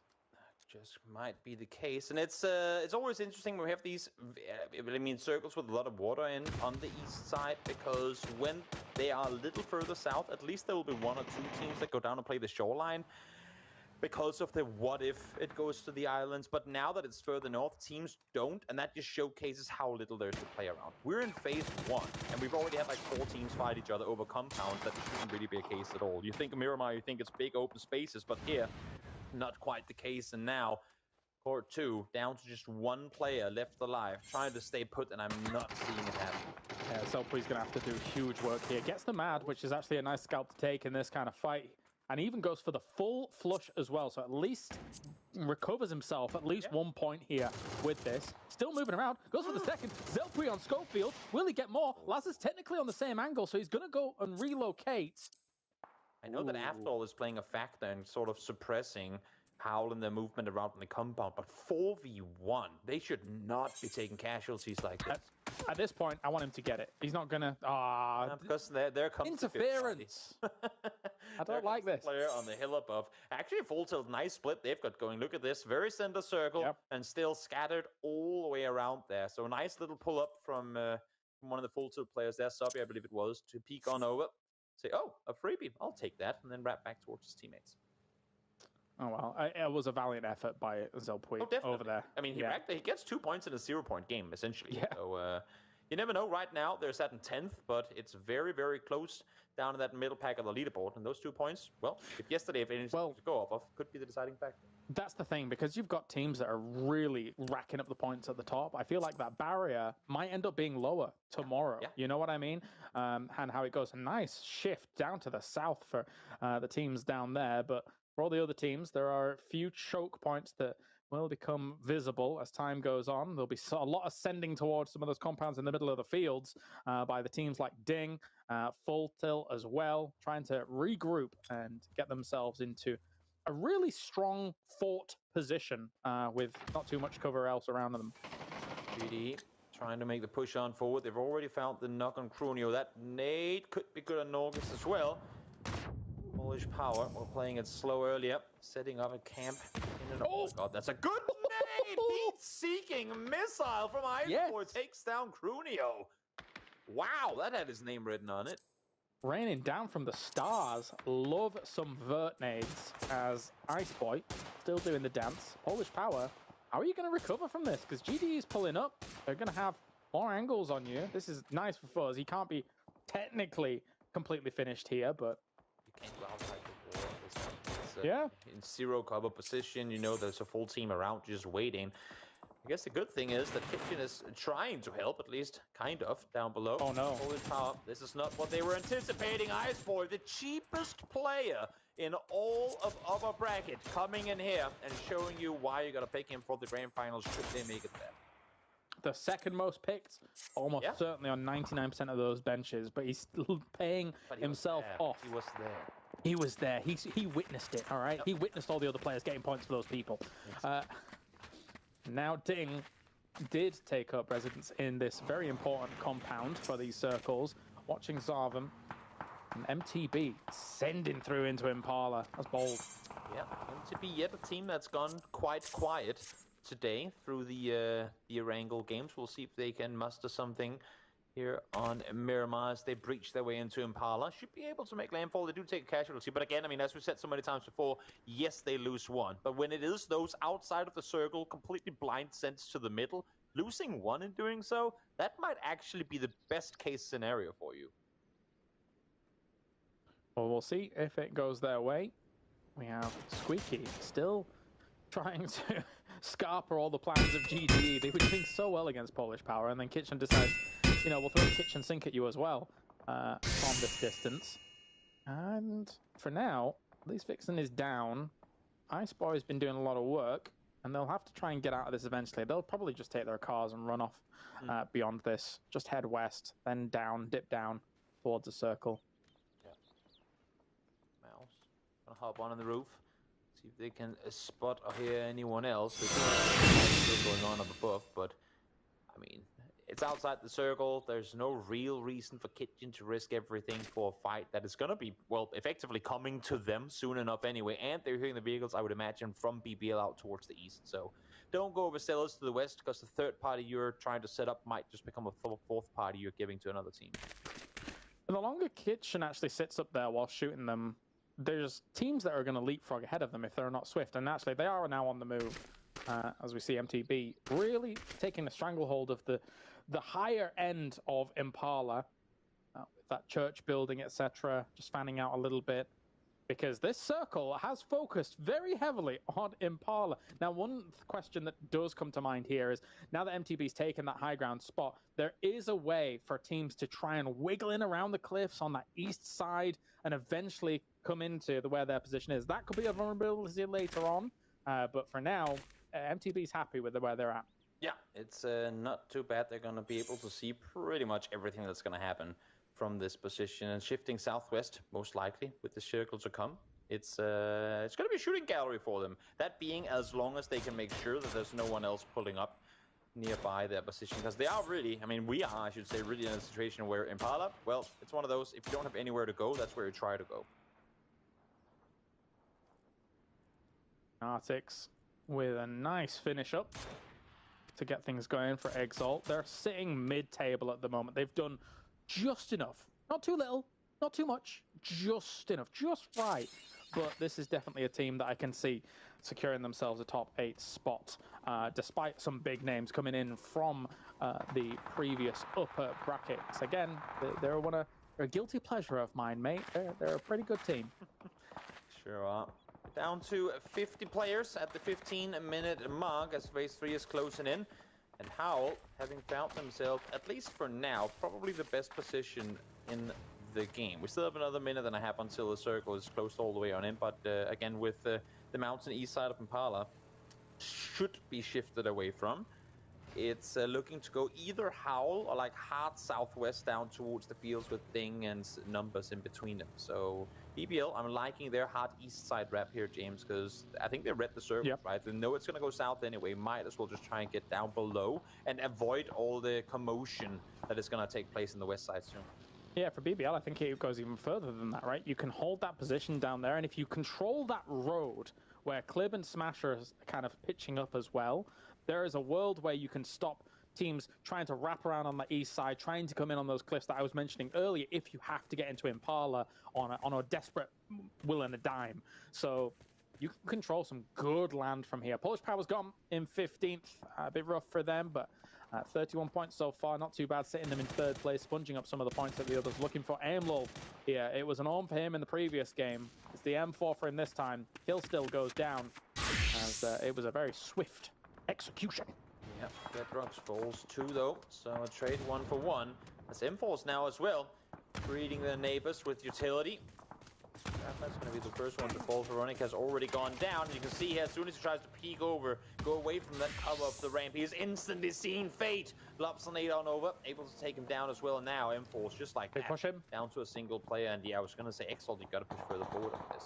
Yeah, this is a good opportunity to try and make something happen here. Ribbons and Rafa are gone, so get rid of this boundary. Sarvam, though, providing some fire from the other side will slow them down as well. Here's Full Tilt as well, going up against Kitchen, as Full Tilt still has many alive, looking for it. Squeaky, though, gets a few shots in, but Suppy is there to respond.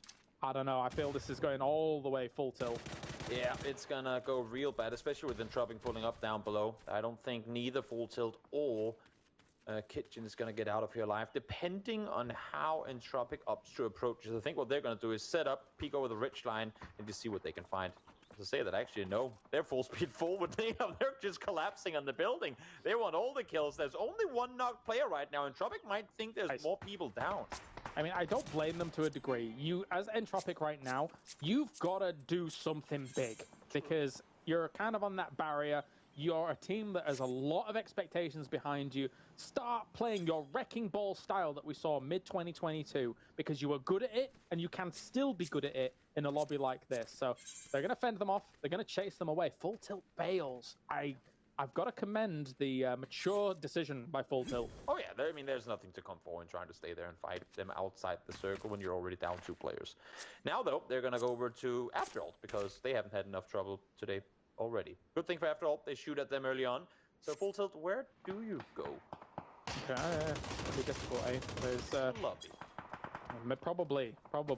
How many hardships are we constantly getting still? Like, what is this? Like, it's never ending, man. We knew it was going to shift away as much as it could from the mountain on Impala. True. I feel like this is probably the only place it could go. And Laza, blessed with a double there. Full Tilt came his way. Lops an 8 on over, finds the double. And that is them out in 12th place. In the meantime, Entropic losing a Lookarooks on their push on down as well. And you can see Aces here. This position is completely got here. Yes, you get shot at, but if you have enough helmets and vests in there, don't mind a bit of defeating because you can see pretty much everything going out the open. I guess all Saber would hope for right now is 6 or 8x rather than the 4x. Yeah, it would give you more confidence in those shots, I suppose. Oh, there it is, confidence. But just the 8 are more meaning in them as a whole. But is, after all, being crashed on by Entropic. Never mind, the wrecking ball's not working anymore. Nope, that was a dismantling. Klim able to find 2 from inside. A little bit of help from Howl on the north side. I like the idea of sending 2 down below and having Nail up above, but I mean, both with Aces in the position they're in, MTP in the position they're in, Howl having the compound, Nail up stopping up there, he would have to get out of the car and pretty much just 2-tap something and get in the car and drive again in order to not die there. And well, that's exactly what happened. Circle pops. BBL laughing down the south. Numbers laughing as well with this 2-2. Yeah. I feel like it's going to be a short amount of time, though, before they kind of have to get together.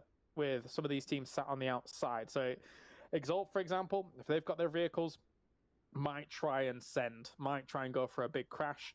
Likewise, for Aces, I think they'll try to eventually fight through MTB and then control some of the slight ridges that lie on the outside of Impala, but even that has got a lot of line of sights open to it. So those Impala teams here have got difficult decisions to make, as you can see with CTR getting in a car and trying to relocate quickly. This, I mean, the BBL player as well here. Oh, hold on thought for a second. Medibay goes for a spray, doesn't even find one. He's gonna fall. Nice kind of flick from Bad Boy there while they were trying to cross the street. For Aces, still no kills confirmed, but I could only imagine that Medibay at least will fall. But the journey for Aces not over here yet. They need to continue running. So what I was saying before was kind of reminiscent. The split or the push around from BBL of the game that they ended up winning in the upper bracket, up towards, or down towards, I should say, Val del Mar on the mountains there, how they wrapped around the entire circle to then come in from behind and just sit and wait for teams to come their way. Very much the same situation they're playing in now. All right, the bombardment's going to begin. There's more on Exalt here, and I feel like their grenades have a better chance of being able to connect with some of this due to the way in which this terrain actually works out. But at the same time, they are running out of it now. They can't have too much off the back of the skirmishes that they've already had here throughout this game, unless they've been able to steal quite a bit off of them. Sarvam's not taking too much damage to this, so they're on the better side of the road. Exalt's got a timer against them. What are they going to do? They're on the better side, but the issue is, as you can see here as well, they can't peek over, because that's going to leave them exposed to both Howl, Afterhold, and I would assume maybe MTB too, if they wanted to peek this way, which I don't think, because they have enough. So they have to have hands full with the Aces. They do. Not easy. And for Exalt, here comes that move that they were trying for. But yeah, it's very difficult to make this work out at all. It's straight into the hands of Zarvam, straight into the hands of them, and they will fall. Down they go. Been lagging, able to get Seifu back up alive here though. So still alive with 3 as they try to venture further forward. Aces, that is. They will be inside the next circle, so should be alright for now. In the meantime, Zarvam trying to fend off anyone crossing here. They do have help from behind in both Howl and maybe also numbers further down towards the southeast. But for now, it's Zarvam just dodging and weaving, trying not to go down to all the utility. I am sort of surprised Exalt's still alive. Yeah. But they are. And eventually they will die off here to either Zarvam or anybody looking that way. So circle shifts straight to numbers. Okay, you're in 15th place, numbers. This is your game. Let's make something happen. It has to be. And you say, I mean, you're surprised Exalt's alive. I'm surprised Afterhold is alive, considering how many fights they've had to run from. But yet they are. Nate, lobbed on over. Does it find anything? Nope, it does not. But buys Zarvam at least a little opportunity to peek towards the north. They spot Ruin. Up in that direction, you can see him tanking blue, trying to get down to a vehicle down below. And now numbers. I think they were aware that BBL were around, but now the knock comes through. Smash goes down.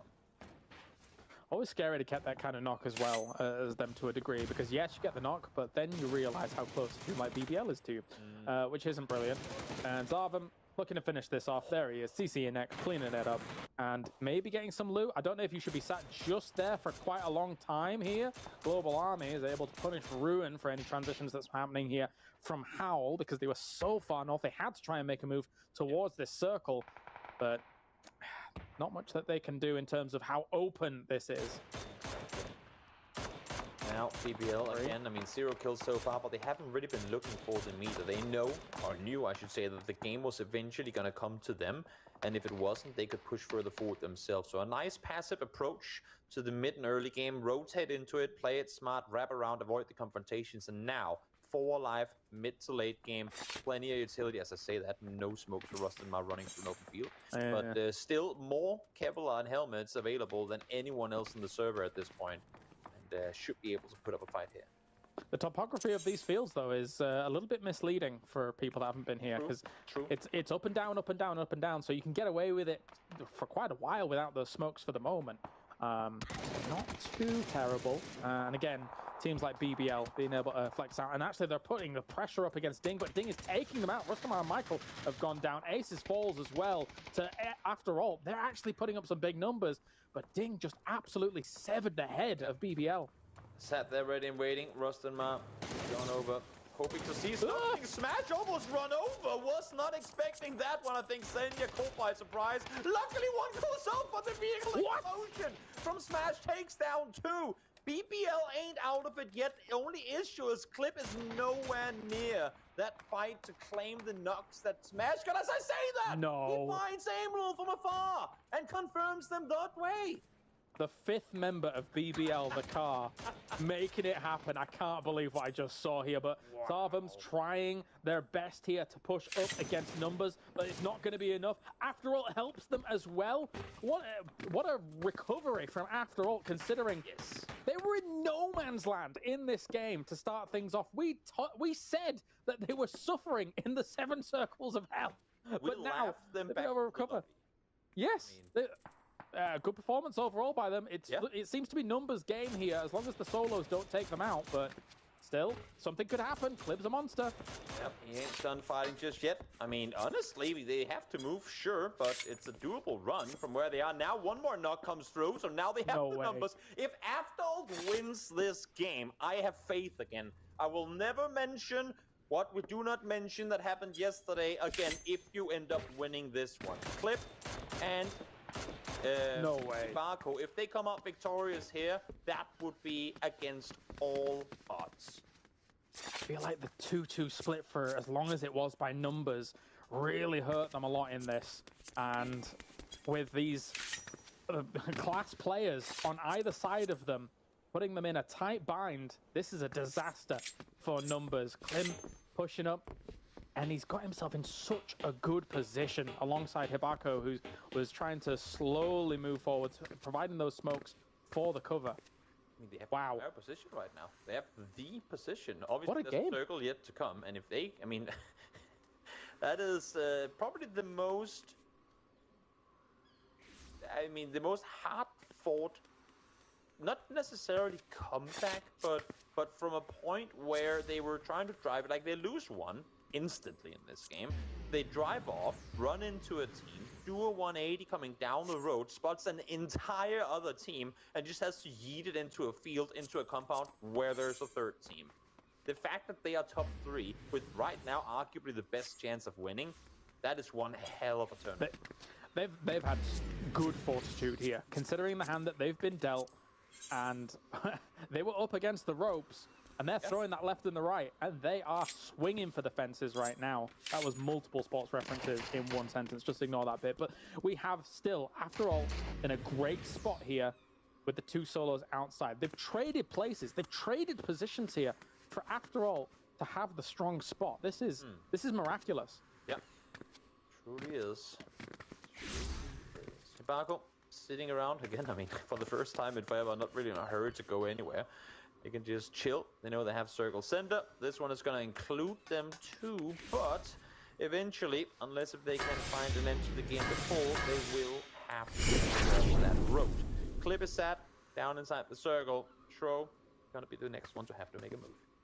That's the crazy thing about this as well, is that just as much as After All has got themselves, yes, an okay position with 2 alive, with the numbers advantage, you can't put it past these 2 solos to be able to make something happen, especially Clib, of all people. But we've had a sprinkling of everything in these games so far across these 2 and a bit days. And there we see Klim finding numbers. Trout smokes out. Kind of want a Klim versus Clip 1v1 in the end. Klim Kleb. Couldn't do it. Then a Clippity in the middle of it. So we had a Clippity, Klim, Clip. We could try for it. Oh, see them on the transition. Yeah. Not enough, though. Shro, able to stay alive a little while longer. Issue for him is that he's running straight into Clip. And, well, we know him not to be a player that messes up too often. As long as the smokes are there, Shro is going to be all right. But as soon as they fade, well, no need. Klim finds him through the smoke. And now, 2v1, numbers in favor. Did not think I was going to hear myself say this. Of After All. It's not quite the Ibby smoke wall of years gone by, but he tried. Yep. Yeah. He tried for sure. Clip, what he would really want to do is somehow find a way to take this fight into 2 separate 1v1s. Find an angle where there's no immediate trade following up. We'll see now if he's allowed to. I think the most important part about this is circle position, right? Technically speaking, Clib doesn't have to leave this ridge before After All has to leave that position. So he was setting himself up next to that tree, for example, for a moment, to have multiple layers of cover. Not only the tree, but also the ridge. And now, as he's peeking across here, just repositioning, kind of putting doubt in the mind of how he's moving up against AA. He sees them, goes for the spray, he goes for the transition, he doesn't get it.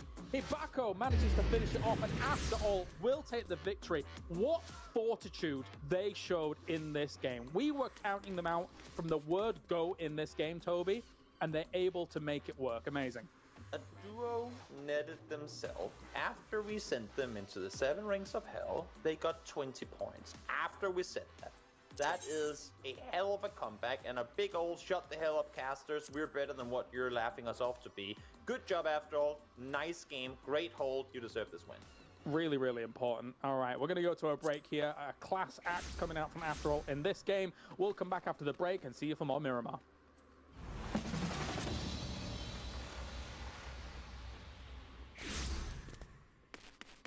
A new assault rifle, some balance adjustments to old favorites, and a few terrain changes to Destiny.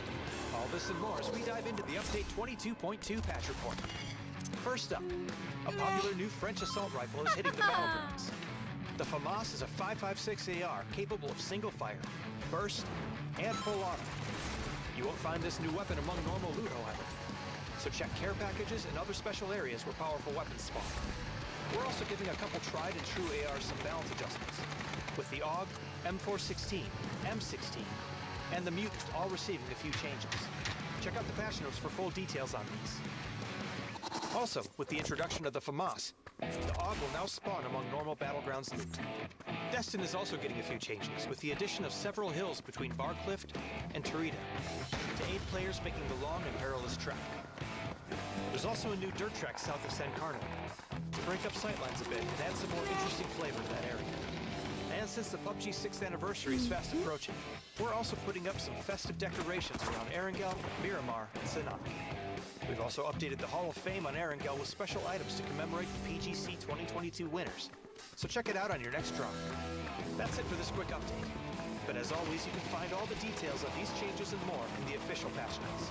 Update 22.2 is here, so find yourself a new FAMAS and get ready to celebrate the glorious 6th anniversary of PUBG. We'll see you on the battlegrounds.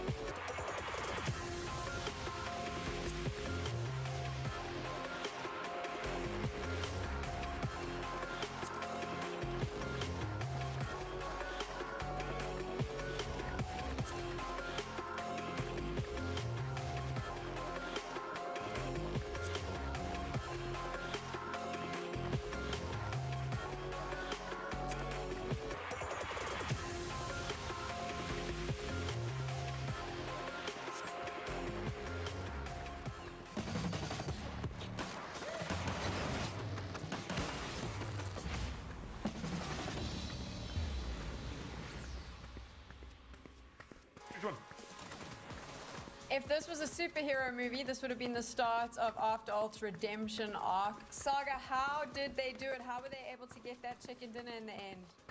They had to climb their way out of PUBG purgatory with not only coming in as a 3-man, but losing a big man, Ainen, right at the very start on the drop for vehicles, 2-manning the entire time. But I mean, you got to back Hibako in that situation where he's got the M249 making up for the lack of teammates with just raw firepower, and it came to the end. He had 0 ammo left in his bag, but the man had 10 Molotovs in the back pocket, ready to launch them all at Clib. It cleared actually quite a lot of space, forced him a little bit along the ridgeline. It came very, very close to getting the double spray down, but M249 is just too big, too powerful, and even Entropic found that at the hard way. A little bit of a high five to Clip Avenger. I mean, I normally write down the top 4 teams in my little notebook, and I just looked down now and I see that I wrote Clip instead of the team name. So it just shows you where I'm sitting at. I mean, he did a great job. Yeah, that is true. On the other hand, like when BBL pushed Ding, it was just ding, ding, ding, headshot, and they were dead, and they were down to just Clip. It was crazy how well they were able to finish them off there. But in my book, this was numbers game. Like they're holding on to the 2 strongest positions. They're in a situation where they're getting help from everywhere, defending some of those locations, right? And yeah, but after all, they deserve this one here. It's really crazy to see how you're able to come back after, I mean, playing 3 because one of your teammates have internet issues. It's just super unlucky, right? And they're able to win this one here after being the bottom of the leaderboard going into Miramar. So happy to see them being able to step up. Hopefully this is the confidence boost that we're seeing on their behalf, and they're able to have some more good games here to close the day out. I mean, Toby said that he's not going to speak about it anymore because they've won the chicken dinner, but I'm still going to speak about it. We all saw that horrific moment yesterday where the deny made no sense. I'm pretty sure after that, and then dropping out of the top 8, the team a little bit demoralized, maybe starting to question things. So this win is going to make all the difference for them, Saga, because it is going to give them the confidence they need as they move forward in the lower brackets.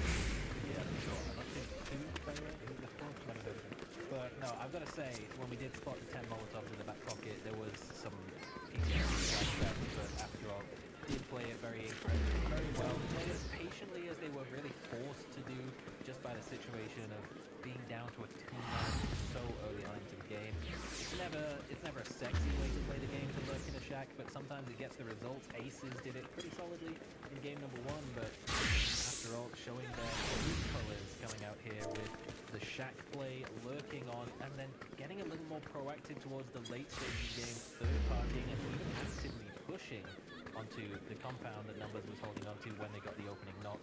Really great to see that they haven't taken such a hit to their confidence by such a really unfortunate but overall pretty appalling start to day number 1 of lower bracket. Fantastic for them. They're now in the top 8, which is great. They need to keep that going. But BBL, I mean, eventually, are they just going to run away with this now? Look at the points, 20 points. Yeah, they are. Look at the points. Look, they are going to run away with this. And look how unethical it is to have 2 BBL players on your team, especially if you have Smash and Michael. Clip was expensive, so I don't think you can really make a decent team with that. But a lot of people have Russelman. He's not up there, but I'm sure he will jump right back into it. It's good to see BBL taking advantage of being so strong and really preparing themselves for grand finals, because I'm 99% sure that they're going to be going through here. They're showing really good stuff. And with a bit of luck there, where maybe a little bit more utilities, they would even have taken Uphold down and been, 2, 3, 4 people live towards late game and had a chance for this one here. Clip almost made it maybe a little bit more utility usage here, more flashbang in the correct position, or another Molotov or anything. I think it could have been his game, but still great effort from his side. And BBL so far here with just 2 more games to go. They're surely going to end up on, I don't know, maybe 70, 80 points when the day's over. Ben's feeling very confident there. He's throwing out the numbers already for where he thinks BBL will end up. We'll have to find out and see if that is the case. Two more Miramar games left before we reach the halfway mark of the lower bracket. Let's jump into the second last one with Kalaris and Toby. That's right, the penultimate game, and you'll never believe who's about to win this one. Welcome back to Miramar here as we go to the desert for game number 5 of the day. And Toby, so far so good for those top guns up towards the top. But again, I still have to praise what we saw from After All here to be able to do it. Even though I will say they almost gave Cliv the moment there to be able to get that spray transfer down, they still reacted well and were able to take it up home. Yeah, they were pretty much just trying to live as easy as they could, having lost one early and also being -1 from the very start, and yet everyone wanted a piece of them, but they managed to survive throughout all of it and get themselves the win in the end. And credit where credit's due, valiant effort and great win to be able to bring home for After All. But it ain't done yet. Still plenty more games left to be played, and this plane path, teams, a very Eastern one, actually a bit of a rare one, I'd say, because you don't normally see planes that don't even almost cross Picado. We don't have this lean a lot of the times. We do not have this lean. So off we go. Planes in the sky. And we will have these teams dropping down the sky. That's right. I don't even know what accent that could be. What accent is that? Not sure. I just, That's a James accent. By the time I'm 34, mate, I got weird in my old age. Old. All right, I'm old, You're you know. Wow. Yeah, 35 soon. Scary stuff. Yeah. Imagine being that old. Can't even imagine.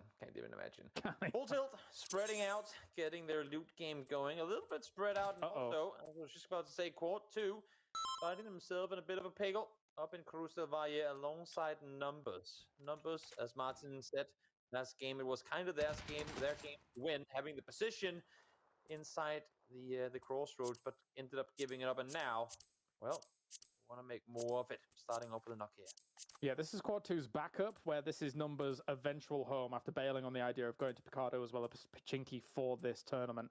So we will see. So far, Numbers winning things out here for the moment, but still, this could stalemate for a little while if neither team really wants to push across the roads against one another, especially if they start getting angles from the high positions in these buildings and then just stopping people from moving across. But we will see. We'll see. Not a city we usually find ourselves in for hot drops, but I think I don't think. I'm very, very, very sure that it has to do with a pretty brutal playing path for both these teams, opting to go for alternate drops. And now, Fed trying to be sneaky, wrapping around the ridge line, but Shro might be even sneakier. Trying to maintain control of the shotgun down below. Issue is he's at very exposed. I was just going to say to Mold up above the AK-3X works, but MK taps in return.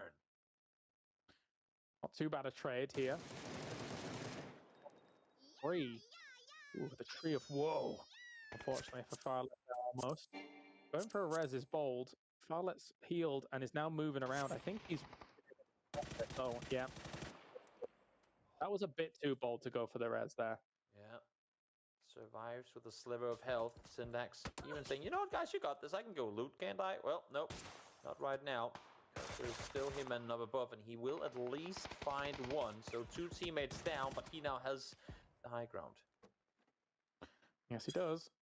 Farlet still trying to make something happen from all of this. Syntax, not exactly in the most amazing position to be able to provide covering shots or reinforcing fire. He needs to find an angle from this because he knows where he is. Just needs that an angle on it whilst... Oh, nade. Unfortunate bounce. One more could seal the fate for at least one, and it will. Ferret falls down, and now just Syntax left alive. He will... I'm not assuming he's going to try and go for the rest. Maybe try and see if he can get an angle for a flush, but as you can see here, Himman's position, at least for now, simply too strong. Can't crawl out of that smoke. If he has one more, he might be able to make it back to the compound. Yeah, if Syntax was staying there for a moment, Himman was going to be fed information from his teammate here. He was trying to wiggle around to get a line of sight on him, so that could have been even worse there for Syntax for the moment. But he's going to try and tempt the res. There's another nade in his hand. He has so many mollies as well. If this doesn't hit...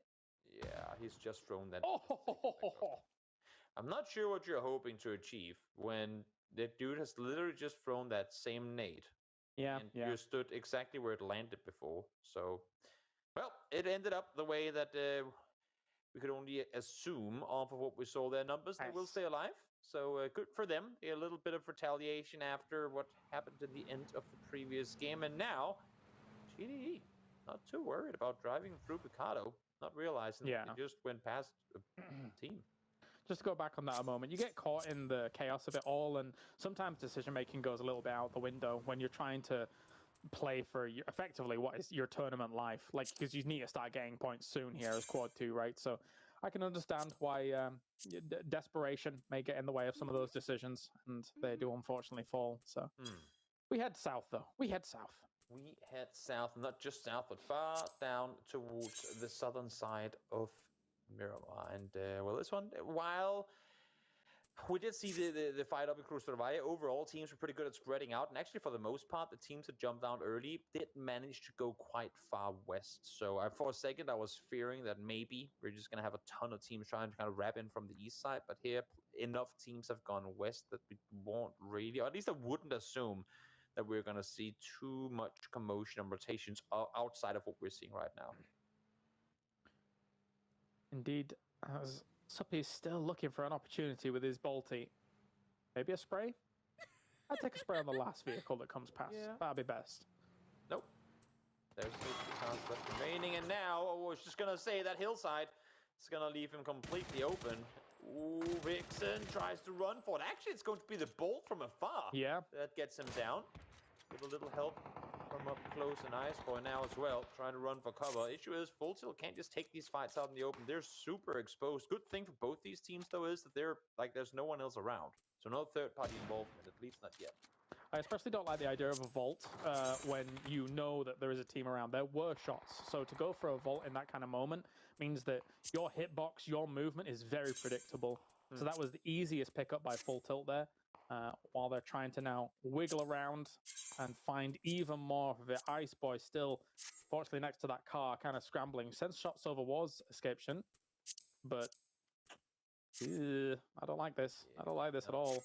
He knows exactly where he has him, and again, I gotta say, these guys are only allowed to fight this fight the way they are because there's no one around.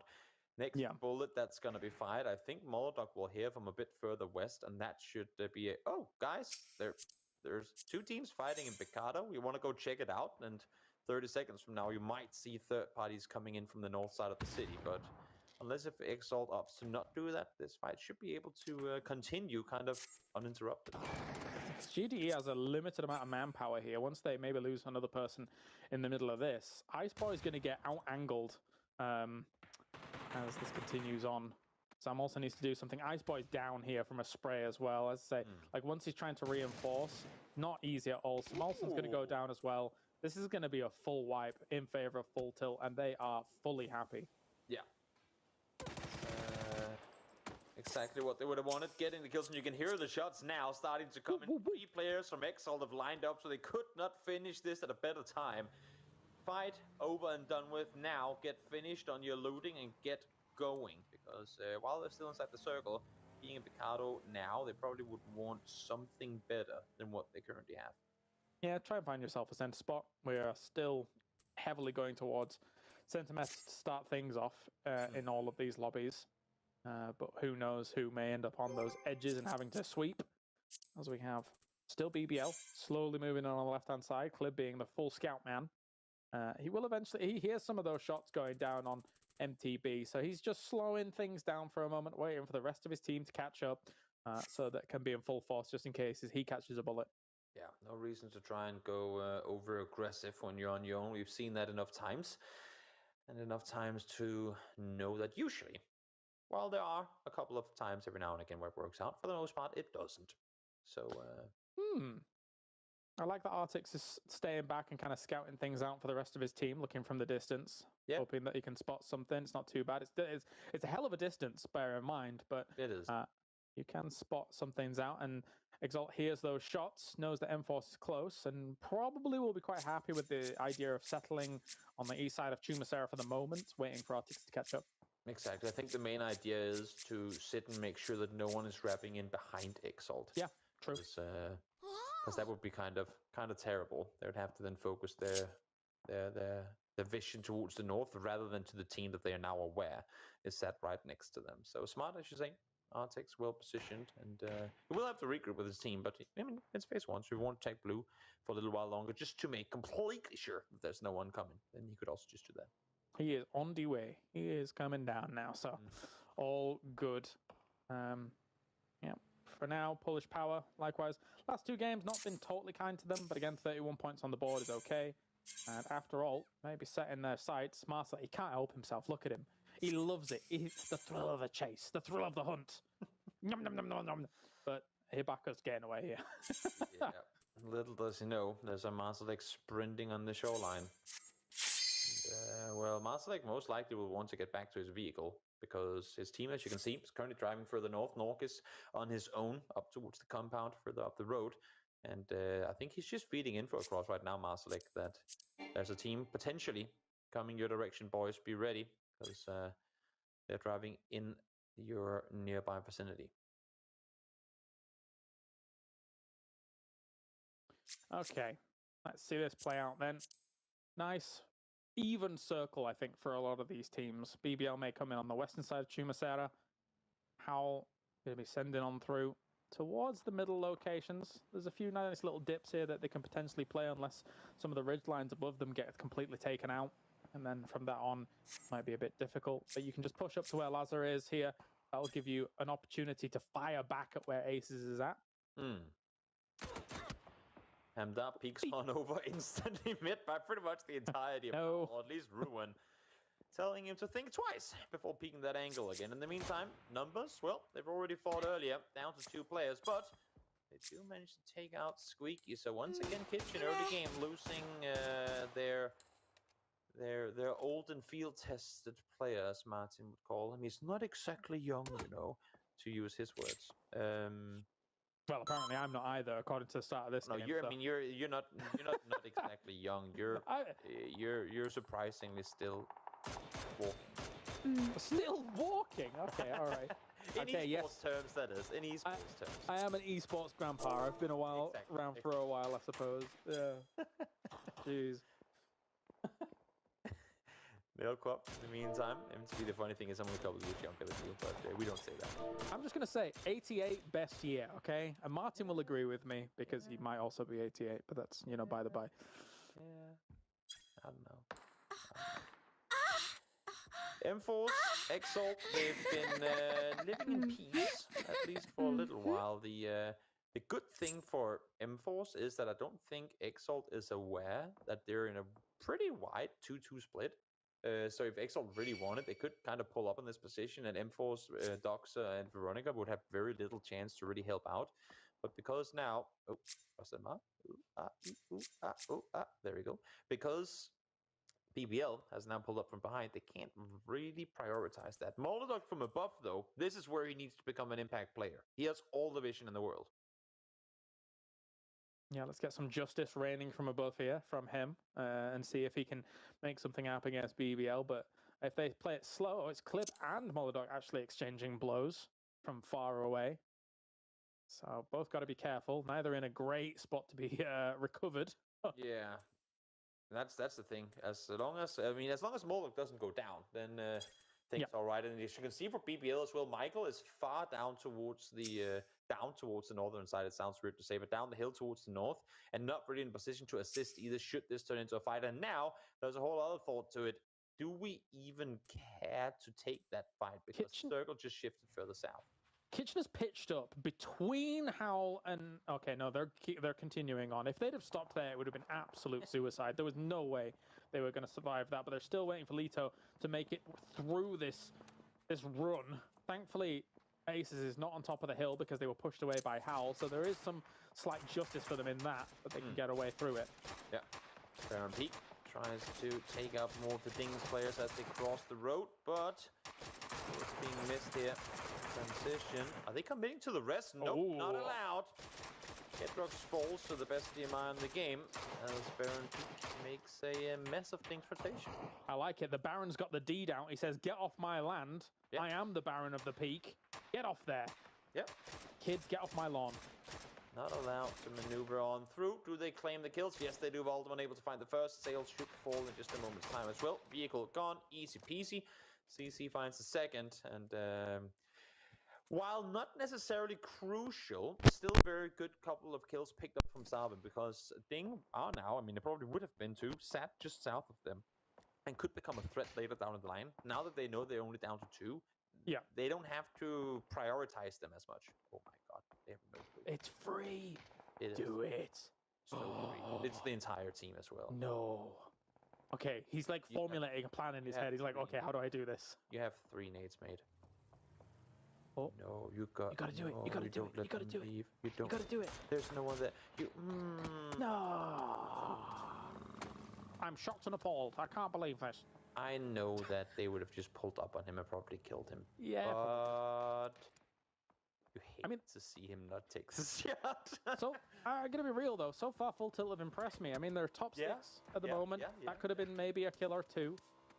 But yeah, they would have all turned on a pinhead and actually tried to go for that. But and it is the first place team, and they're 20 points ahead of everyone else. So I understand that it might be a little intimidating. But even then, when you see them stood completely still, if you're going to take a fight to Smash, I think that would have been the best opportunity anyone is ever going to get.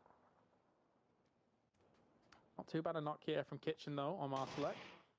Is recoverable, as we're seeing a lot of these teams trying to go in between all of these hills. And thankfully, on Miramar, all of this topography provides so many dips, divots, dives. You can even dodge a wrench in a lot of this, but smoke goes down to cover where he's going to be going. That wasn't a smoke, was it? Never mind. It was a flash. We got fooled. Fooled indeed, even though you shouldn't be able to because of the colors. In any case, Naylor pulls, Clip finds one, QBE finds one in return, BBL and Tropic, two of the, at least on paper, top contenders to come out victorious here, battling it out. Now it's just Smash left alive. Lookarooks, plenty of damage done from the side as Smash tried to stay put, but Matzy from the other side, once again, it's Full Tilt, able to kind of sneak their way in and find these third-party opportunities with very little to no kind of threats of their own. A little bit of a hero run coming out from Full Tilt, getting even more, but MTB, 1 health from Metabee, is going to be able to kill off after all. They were, of course, only 3 once again going into this game, but MTB is gladly going to soak up those kills. Yum, yum, yum. Yum, yum, yum, indeed. And it's almost as if people knew where the circle was going to go, given that they're pretty much all inside it already. It's only the remaining players from Polish Power, Ding, and then MTB, who just finished the fight, who has yet to make their moves. And there ain't really a whole lot of real estate available. I mean, you have aces up towards the north. There might be an opportunity for MTB to collapse on that position. Issue is crossing over. You're in the pretty much in vision of Polish Power, M-Force, and aces who you are pushing. So I think what MTB is doing right now is get close to the circle, wait it out for a sec, and then maybe either Ding or Polish Power is gonna kind of set up a fight that you can then third party. Katurgan is dead in 3, 2, 1. Dead. Too close. Yeah. Well, second off, I'll take it. And it's my thank you, Norcus. I'll take those points. Yeah, I'm not too bothered by this. I'm not too bothered. It's okay. It's Polish Power. It's okay.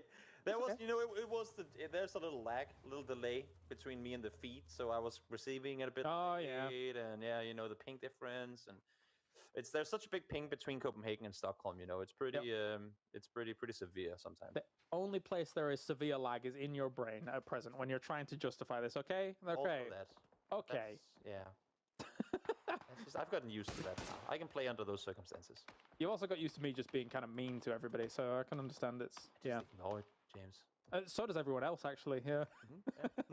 I'm used to that too. Yep. They're like, look at old Kalara shouting into the wind. And look at Full Tilt once again trying to go for the sneaky strats here.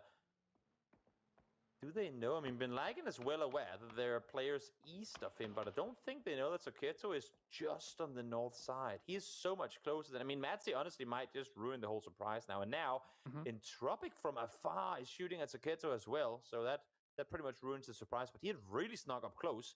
Didn't want to spring the trap, though. And now, Aces, I think, should be aware that they've gotten that much closer. Yeah, the 3-1 split for Entropic. I know that the Lookarooks is holding that angle on the other side, but I don't think Sarvum's ever going to move up that way for the moment. So it will take a little bit longer for that to come to fruition. As Rafa and M-Force looking up towards MTB, they have to dislodge them as well as maybe Polish Power as well if they want to make a meal out of this game, because they'll deny any kind of cross from that road, and you need to get rid of them. Well, MTB doing what they can to make this as easy for M-Force as possible as they run each other over.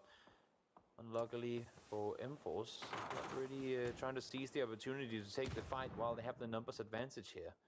So they're staying back. Doxa not really in position to do a whole lot as long as the fight takes place on the north side. And Aces, because Full Tilt was nearby, haven't opted to peek down either. But now Metabate peeks over, finds the first one as Polish Power ups to make their full send in towards the middle. Where did they stop? On the ridges? Or do they go all the way to the valley here? I think they're going to go even further. I think they maybe wanted just a little bit beyond where Howl is, but even that is just nothing to work with. I'm not sure. Going to keep going around this slight plateau. I think they're going to be vulnerable to long-range shots here. Got to be super careful about this. The one game, correct me if I'm wrong, but I think I'm right. The one game that Polish Power won at PGC, very close to this position. So maybe they went hoping that they were going to get the momentum going back their way. Yeah, but I mean, even that little plateau is barely in the circle. Might not be at all. It's a scouting position. They couldn't see anything from where they were. Now they go over here. They say, great, it's terrible, but we can actually see something. So now they kind of try and buy more time to then be able to make a play. Grunio does fall, though. Gets confirmed as well. And now Howl under fire, but the nades from them is enough to deal with the pressure from the southeast. One team eliminated, but there's still more to come.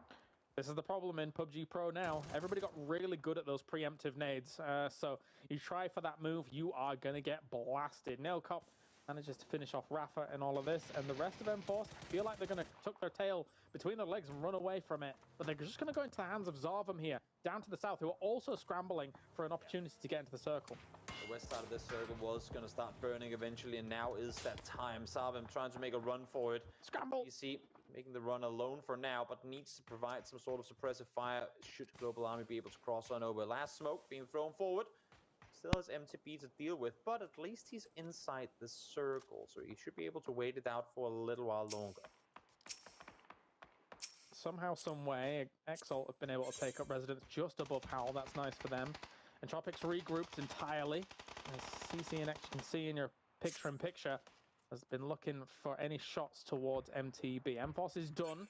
They bleed out behind them. And now, Global Army and Voldemort are looking to make the move. I was just gonna say, can Full Tilt not see Entropic from where they are on the hills? And now they're starting to shoot at them. There were 3 people up there for a while just running around, and Entropic now forced to back off as they realized they're running around in the open. I was just surprised that they didn't take the shots earlier, but of course they're still aware that Asus is in the nearby vicinity, so can't fully commit to it. MTB will fall as we make our way further into placement points. 7 teams left alive as we close in on phase 7.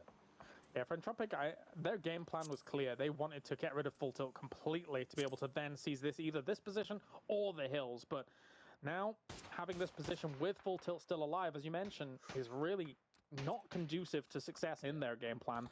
CC and X going up against Aces, and Aces might get caught out by 2 teams here on the sandwich. Really nice 2-man push over the top. Global Army, while he probably didn't want to be, became kind of bait in that situation. And as long as he was just dodging and weaving, staying alive, that allowed for CC and Voldemort to push forward. So nice play from Zarvum, making something out of pretty much nothing in the situation. They have a foothold now. They have the entire southwest ridge. Now they need to fortify. Now they need to set up for a potential push from Aces and also from a potential push from Kitchen down towards the southeast, should they, like we saw in the Erangel game, try to kind of get rid of the threats on the edge before they move further forward themselves.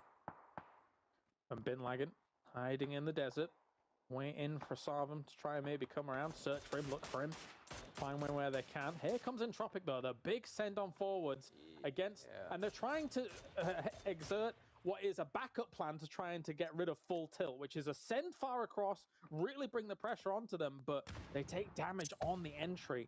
I don't know if this is going to work.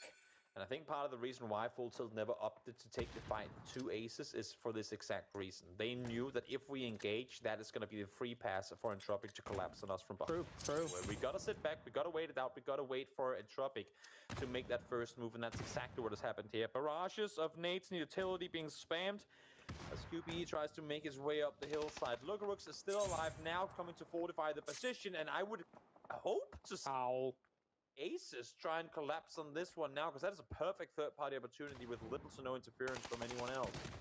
Just a lot of teams have line of sights on everybody at the moment here, so lots of shots coming in. Suppy finishes off Entropic. That's big for them to be able to take out Entropic on that entry point. So now, though, Aces flexed out over there a little bit. I have to agree with you. I do think that they were working hand in hand with one another to suppress the rest of the lobby. And now Aces backs off, knowing that it's probably not worth yet. Exactly. But credit to Full Tilt as well for actually realizing the potential threat. They smoked off Aces before they push down to Entropic. So they throw the flashes and the nades forward towards Entropic, turn around and smoke off Aces. So even though they would have wanted to make the play, I saw it just there in the end, they actually had not a full smoke line, but enough to block vision for Aces that it wasn't going to be worth the run forward for them. Aces 3 alive, Groza in hand, MK14 in hand.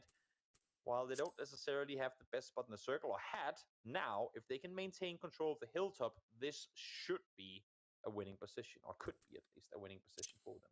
I wonder if Howl has any more utility whatsoever here, because their position becomes compromised if they do not have some utility to be able to get rid of Exalt in a speedy manner, as they're just sat in between all of this, watching this go on, watching the bullets fly over their heads from each side of this circle. Ooh, a peek. Not successful. Bad Boy 2K. He's going to release a rap album, I'm sure. Run away. But he's only allowed to get 2 kills per game. It's kind of unlucky. And he already has those 2. So that's why he's not really getting any knocks right now. Yeah. He's got a name, a reputation to live up to. Or it means 2,000, and then the sky's the limit. True. He's always going to go out of the game disappointed. Yes. Okay.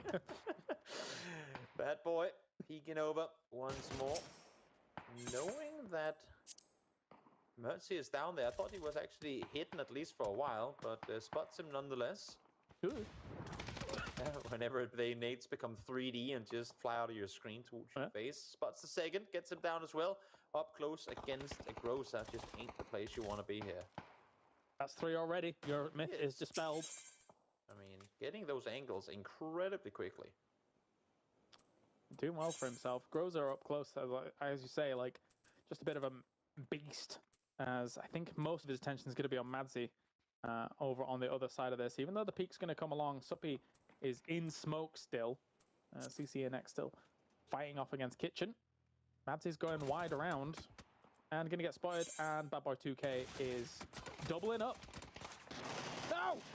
I realized that the one way to take him down to the demise of James's entertainment is to push one at a time. And now, see the peek on over here denied to some extent by Sabin again. I mean, a little bit of a passive playstyle from Sabin here. Would have hoped to see them try and actually pull up the mountain, but I'm not sure if the angle is there for them to take. Hamda does get the double, so full tilt eliminated as the fights continue. Aces, full control up on the hilltop now. Most importantly, they're going to get Bad Boy 2K, so he can get even more. I'm happy about that. We've got ourselves Sarvum. Damage, James. It's damage that he's going for. Yeah, maybe. We got CCNX still finishing off finally. Mouse. Kitchen, I just can't catch a break here with the amount of bullets that are flying their way. Exalt is still alive in the midst of all of this. No kills to their name. Just surviving, doing what they can, and I appreciate it because that's also a way to win in PUBG. Yeah, this is it's kind of what you gotta go for when you end up in one of those bowls where if you shoot and people realize where you are, you get one naded and you're all dead. So they'll start shooting, they'll start doing damage whenever they actually see something. But when you sit in a pit, there ain't really a whole lot for you to look at. I mean, it was a smart send anyway, because they understand that other teams are effectively covering them when you take up a spot like this. Because technically, if anybody peeks over some ridges, they could take you out very swiftly. Yes. But it's not the case when all the teams are looking at each other. It's one of those late game, somewhat guaranteed kill points, not so much. They have to be very ready for whenever that fight does end up coming to them.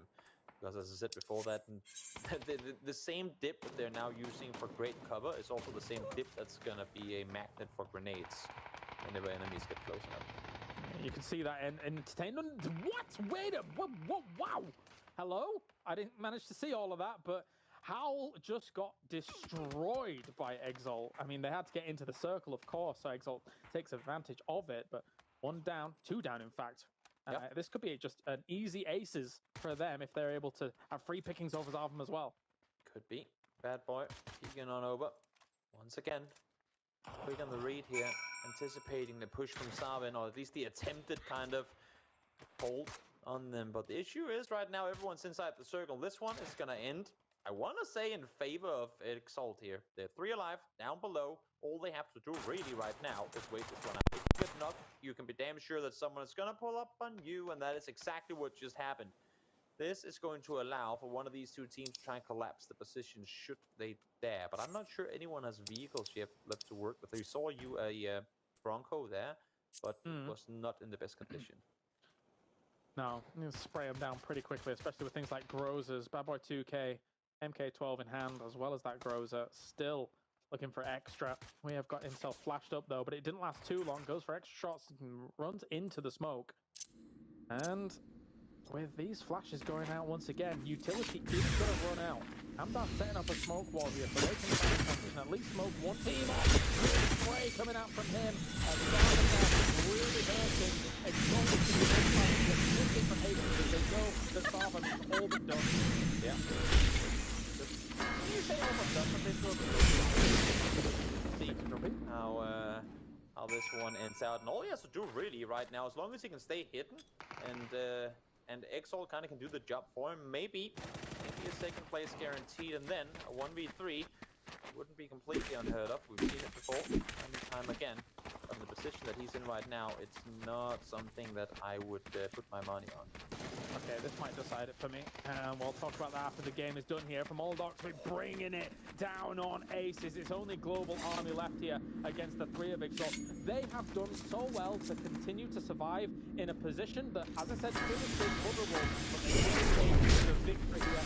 Understand that constant covering while taking that small bit in the middle is very, very smart. The right play is to play it calm, and they did so for as long as they could. And as I said, you have to be ready, because whenever it pops off, it's going to pop off fast. But they melted Howl to then turn their attention to the mountains and deal with both teams there. And that made my decision, because Feyrist is my bench player, so tomorrow I'm swapping him in to get those guns running for Global Army. Alright, time for a break. When we return, we have got so let's head on over to that break and head over to Sam and the boys.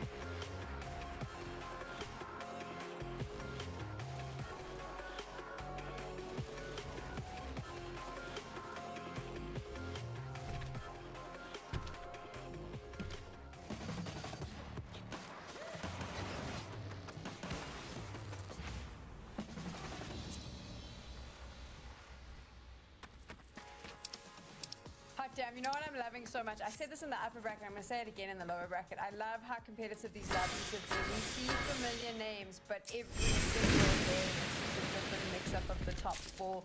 They are fighting so hard for these points, Avenger. Yeah, it's good to see here, and it's going to be extremely close. Like with the difference of the teams winning, we're expecting to do well, doing well. Some surprises doing well. It's just going to be super close, and it's only just one team that have kind of led the pack so far, sitting 16 points ahead of second place is BBL. And now, yeah, it's really much up to all the other teams that are looking to kind of come in and grab a win, because that is where the big points obviously lie. And now, in this case here, it's Exalt coming in with a big one and putting themselves into the top four. In this case here, it's obviously good to see. I feel like a lot of people have high expectations to Fairis and the boys. For sure. Nasaga, when we take a look at this last game, any big surprises for you in the mix? It really has to be said that Full Tilt had an absolute banger of a game, as much as it was extremely disappointing to not see the attempt at the one grenade, three bang out of the car on BBL. They did eventually help Entropic to clean them up, and it was good to see Entropic actually, hit some shots, but not too many of them. But all in all, Full Tilt, they really had a very solid performance, sitting on the high ground as well, and playing a little bit cautiously, passively, a little bit slow, didn't get over aggressive. And it was when Sarvan made the move where they pushed the ridge and really forced the hand of Aces. They tried to make that final push, but did get outdone by Bad Boy. All in all, pretty solid stuff from them, which is a team that we may not have expected to currently be seeing sat in the top 5. Now we can see the scoreboard from that last game. Saga, I'm curious with Polish Power. I feel like since we've moved to Miramar, they've kind of just lost the firing power, if you like, that they had on Erangel. Any insights into that? Yeah, I would definitely expect to see that they might come back still looking pretty solid in the final game. They've always been a little bit of an up and down team, bit of feast or famine, I've heard them described as in the past. But this time around, it wasn't really anything too treacherous. The one thing they do need to be aware of is that the teams that are picking up wins, the likes of Exalt, the likes of Sarvam starting to climb and actually having better performances than they've had all day, is just this one game where they've had not the best of times. It's pushed them quite dramatically far down the standings, and now they are within that treacherous territory, pretty close to 8th place. Exalt jumping up 5 spots, Full Tilt jumping up 3 in the standings based on that final game alone, and Sarvam are on upwards momentum as well. Avenger, are we at that point where we can start doing maths and you can start guessing what you think people will need to qualify, or too soon? It's too soon. We're still going to hold on to the same kind of cutoff we had an idea of yesterday. Yep. I mean, yesterday was 80 points. The cutoff ended up being because the lower teams didn't get that many points. But the 70-point mark is still the hypothetical cutoff. But I will say, still, like, it's so close still. Look at M4's 38. Half the point down on 13th Entropic. One good game and you're in top 3 if you're Entropic. 10, 11 teams in between that still have huge opportunities. Just one good game to jump into this and take it home. So it's honestly gonna be a banger here. Only at the moment, I would say BBL is kind of guaranteed to go through, even though we have one game and 7 more total. 6 more tomorrow.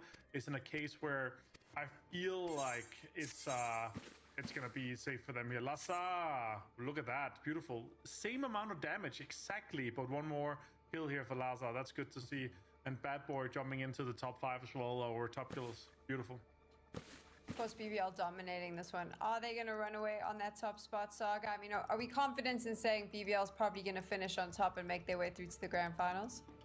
They have hit a road bump, actually, in the past game or two, and, well, a large part of it, actually, this time around is Entropic and the way that they were holding on the sort of north and eastern side of the zone, and, of course, Full Tilt stabbing them in the back. So as long as, once again, they just pay a little bit more attention, don't get caught out by the teams from Open Qualifiers, playing a bit of a stranger style. They just weren't expecting Full Tilt to be in that position and getting stabbed in the back, so avoid that, and they should still be fine.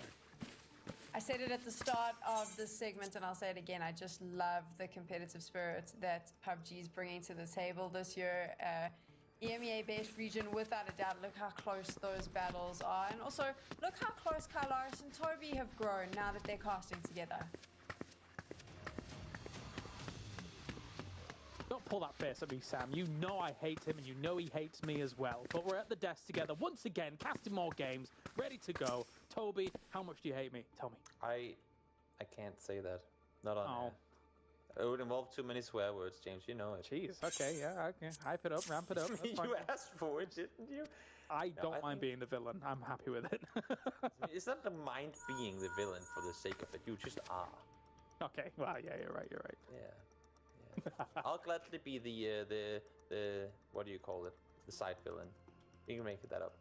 Side villain. Yep, that's me. You've tried. You've given it a go. I don't know what I'm saying. You did say you were tired. Yeah. I don't know what I'm saying anymore. It's a crazy set of games that we've had throughout the day. This one, the last one, as we were trying to talk about in the break as well, a little slower. For good reason. We were heading out into the open, and it's the same flow for the last 4 circles, where you have those 2-3 teams that will have to brawl their way through as we look at this pretty phenomenal leaderboard. I am 1 point ahead of you and 2 points ahead of Martin. But you know what? I will take it. I will say, like, actual no meme aside, 4 of us have done really well. We're like, you've done all right, Sam. But like, if I look at the overall leaderboard, I think like maybe there's like how many points we're looking at.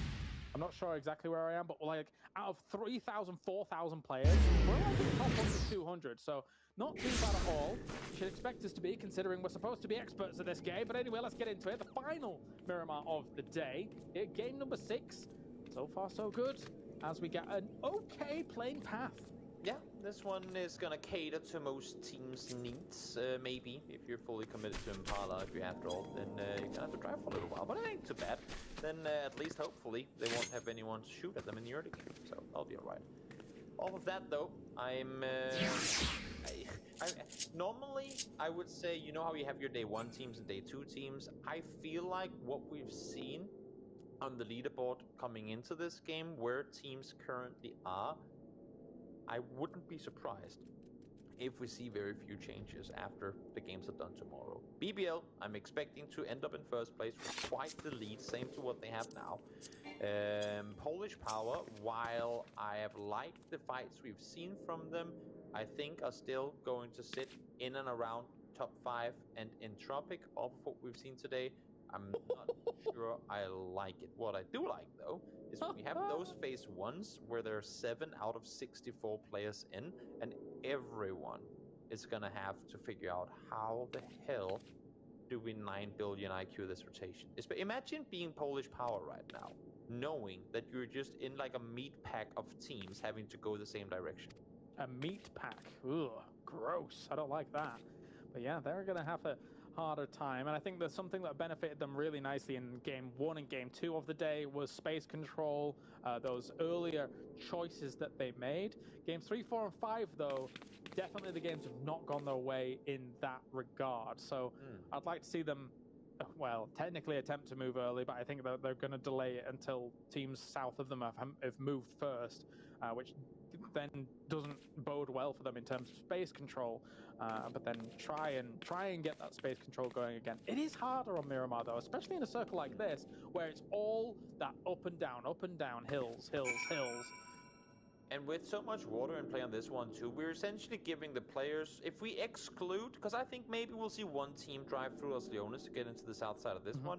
If we exclude that whole, like from the L to the S essentially on the map, we're looking at maybe like 30% of what is the edge of this entire circle that you can actually drive into the circle from. All of the water, obviously, unless you go with a boat, that ain't really going to be a factor. And it's a pretty big portion of the top edge of this circle that is Los Leones. So there really is only like the left of the city and the east that is then merged with the coast very shortly after. Not a lot of space. We're going to see a lot of teams kind of funneled together very early on. The boys in green moving quick at 3 minutes 30, looking to secure themselves a decent spot to start this off. And they'll sit there for another 6 minutes waiting for people to get coming around them. And you're like, oh, well, this is pretty chill. Which is... Well, this is what staying alive feels. I love it.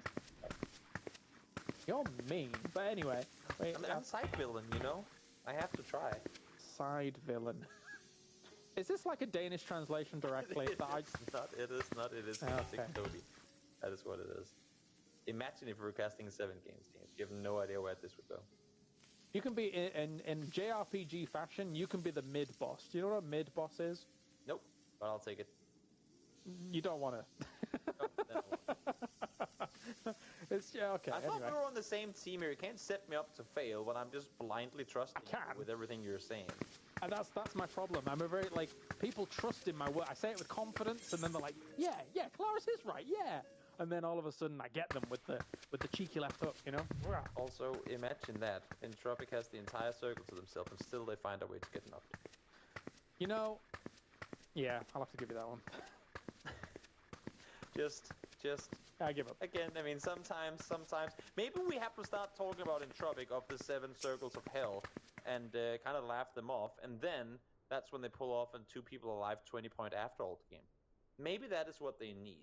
Speaking of after-ult, they are as far away from a circle as you can possibly get on Miramar. Yeah, their loot choice was bold. Are they up in Oasis and now come down here? Is that what's happened? Okay. They were very, very, very far north. And Asus, in the meantime, almost brought it home in the previous one. Wasn't quite gonna be so. Now, surrounded by Quad 2 instantly. Bad Boy able to take out the first, Safo finds the second. And just like that, Quad 2 went for a quick peek, trying to see if the compound was available, and well, they found out. I hope it gets more. It's the true Bad Boy blasting off the back of this. He is all of a sudden come alive and found himself in the top kill leaders here in today's games here for Aces, who are still in 11th. So Bad Boy is going to need to be an even badder boy here if they want to push those numbers up into that top 8. But the barrier is extremely close. Look at that mid-pack forming right now, Toby. Yep, Norkis, minus 3 points in my fantasy team. That's unlucky as they try to drive on by. Actually, it's M-Force that were the team to drive on by here. But transition, and Master, they caught in the middle of the street here. Not exactly optimally the Polish power. Really struggling on this one. We didn't see the start of it, so I'm actually not quite sure exactly how this fight will be. I think it's just them collab. Yep, it is. I just went back and watched it. It's just them kind of meeting on the road at the same time and saying, great, here's the compound, this is where we'll fight. Just rotations, catching one another. Yeah, this is sort of why I was hoping on musing about the idea of them waiting for all of the teams in their close vicinity to actually make their own rotations, because as you said earlier in the game, when you're caught in the middle of all of those teams and you make your rotation, you're almost certainly going to run into some of these other teams, which results in this, an absolute decimation by M-Force. Really, really strong presence here against Polish Power. And it's interesting because now again I went back on the map feed while we were covering this fight here and kind of looked it through. They met here. M-Force actually kept driving, but they lost one. I think he spun out. And because 3 cars kept driving and 1 was caught behind, Polish Power pulls up on the solo. Can't really fault them for doing so. But the fact that M-Force is then able to, with the 3 that has already crossed the road, are already up where essentially Veronica is right now, 180, go back and support your teammate, and then come out victorious with no casualties, that is incredibly impressive. I couldn't see exactly who was the one that got caught behind, but the fact that they're able to regroup, go back, and then defeat Polish Power like that, that is an incredibly nice, very quick reaction play by M-Force. Speaking of something else that's incredible, look at the center. That is so tightly packed. Because of the nature of the circle, it makes sense. But holy moly, that is so tightly packed. So all these other teams slowly coming in. They have so much room to work with in this first circle because of the nature of it. Yep. Oh no. Peeks on over. Sailor's going to be the one to find the knock. It falls as Quad 2. I mean, they haven't really been able to catch a break the same way that Afterall couldn't in the beginning of their first Miramar of the day. They ended up coming out victorious. I don't think the same thing is going to happen for Quad 2 here. Hopefully not. Exalt moving on in from the west side. A very nice scenic route, to be perfectly honest, for them. There's nobody near them, just moseying on in, having a nice time.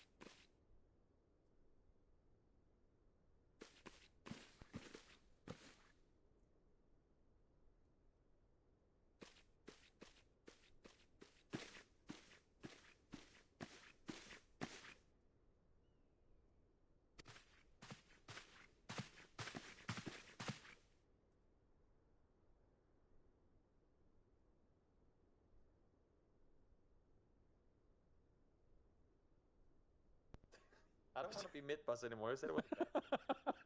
Come up with something else, James. I'll try. Just being a bully, which I knew you were already, so I don't know why. Yeah. Let's see, phase 2. Where do you take us? Further down towards the south we go. Lost Leonis out of the equation, and really, I mean, where phase 1 had 7 players in, now there's like 7 players out. Yep. Phase 2, a little more than that, but you get the idea. Yeah, no, absolutely. This is now watching as these teams split and see how they can try and control the space here. And Tropic, look at their 4-way split. As long as they're not running each other over, that's going to be fine. Full tilt, 4-way split. 2 down to the south, though, next to the beach. You're not going to get too much value off of that anymore. And we're seeing GDE try and send it through everything. As the shots going left, right, and center against this.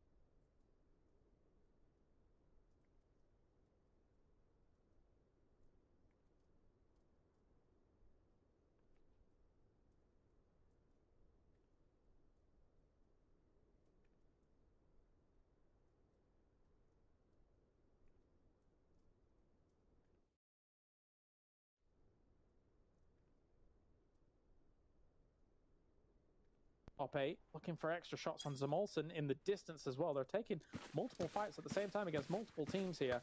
Don't want to split your attention too much. It's all the teams that are now seeing this circle going great. We're not going to get there in time anyway. Let's see if we can find some kills on the edge and then off of what we're getting off of it, make our way into the circle afterwards. Like, first concern, deal with the teams nearby. Second concern, the circle itself.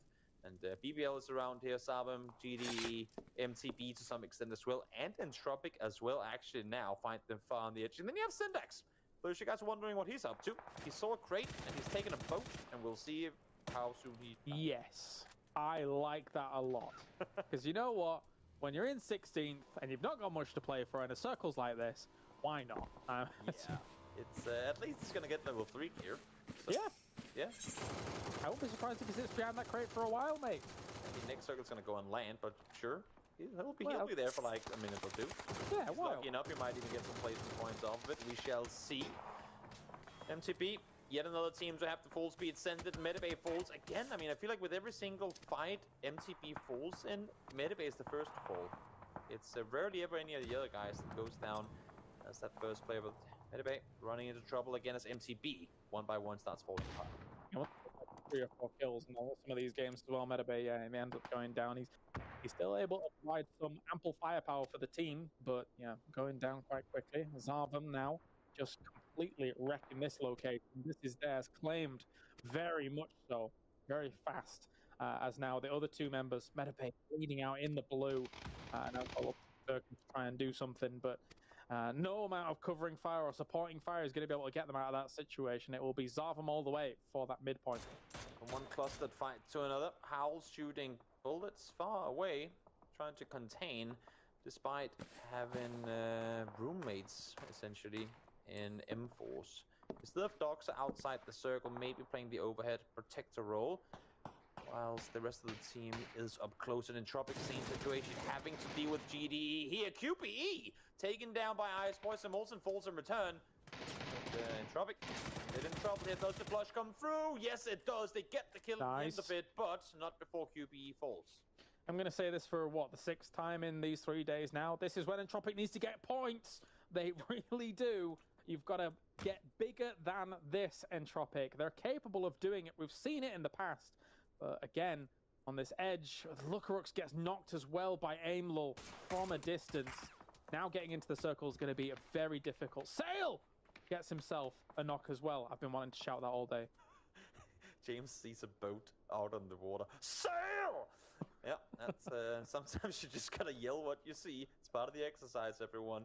Aimlul, in the meantime, spots a church, and as he makes his way towards the further east side, his team well aware that Entropic is wrapping in front of him, and also BBL have actually managed to kind of sneak in between the 2 of them. So a nice split play from BBL. Worried though that they might end up in trouble, and Syndax got spotted in the water. Yeah. He was thrown behind the crate. Yes, he was, for quite a while. Bless him. And he tried to come in. Valiant effort. It goes how it goes. And still, Zarvum, look at them, man. They're really just shooting everything that moves. Yeah. M-Force is going down to them. Entropic is now almost completely wiped out after the send through into the middle. Ivus now is just proning and hoping he can get a few more placement points off of this game. Peeking on over. Senya finds a clip with a flash in hand, so he's going to be wiped for a little while. Meantime, Smash, Nate in return takes down a Ding player. No placement points. No placement points as Entropic falls as well. They did get a few kills going their way, but not the type of game they would have wanted, especially not considering their position early on in this game.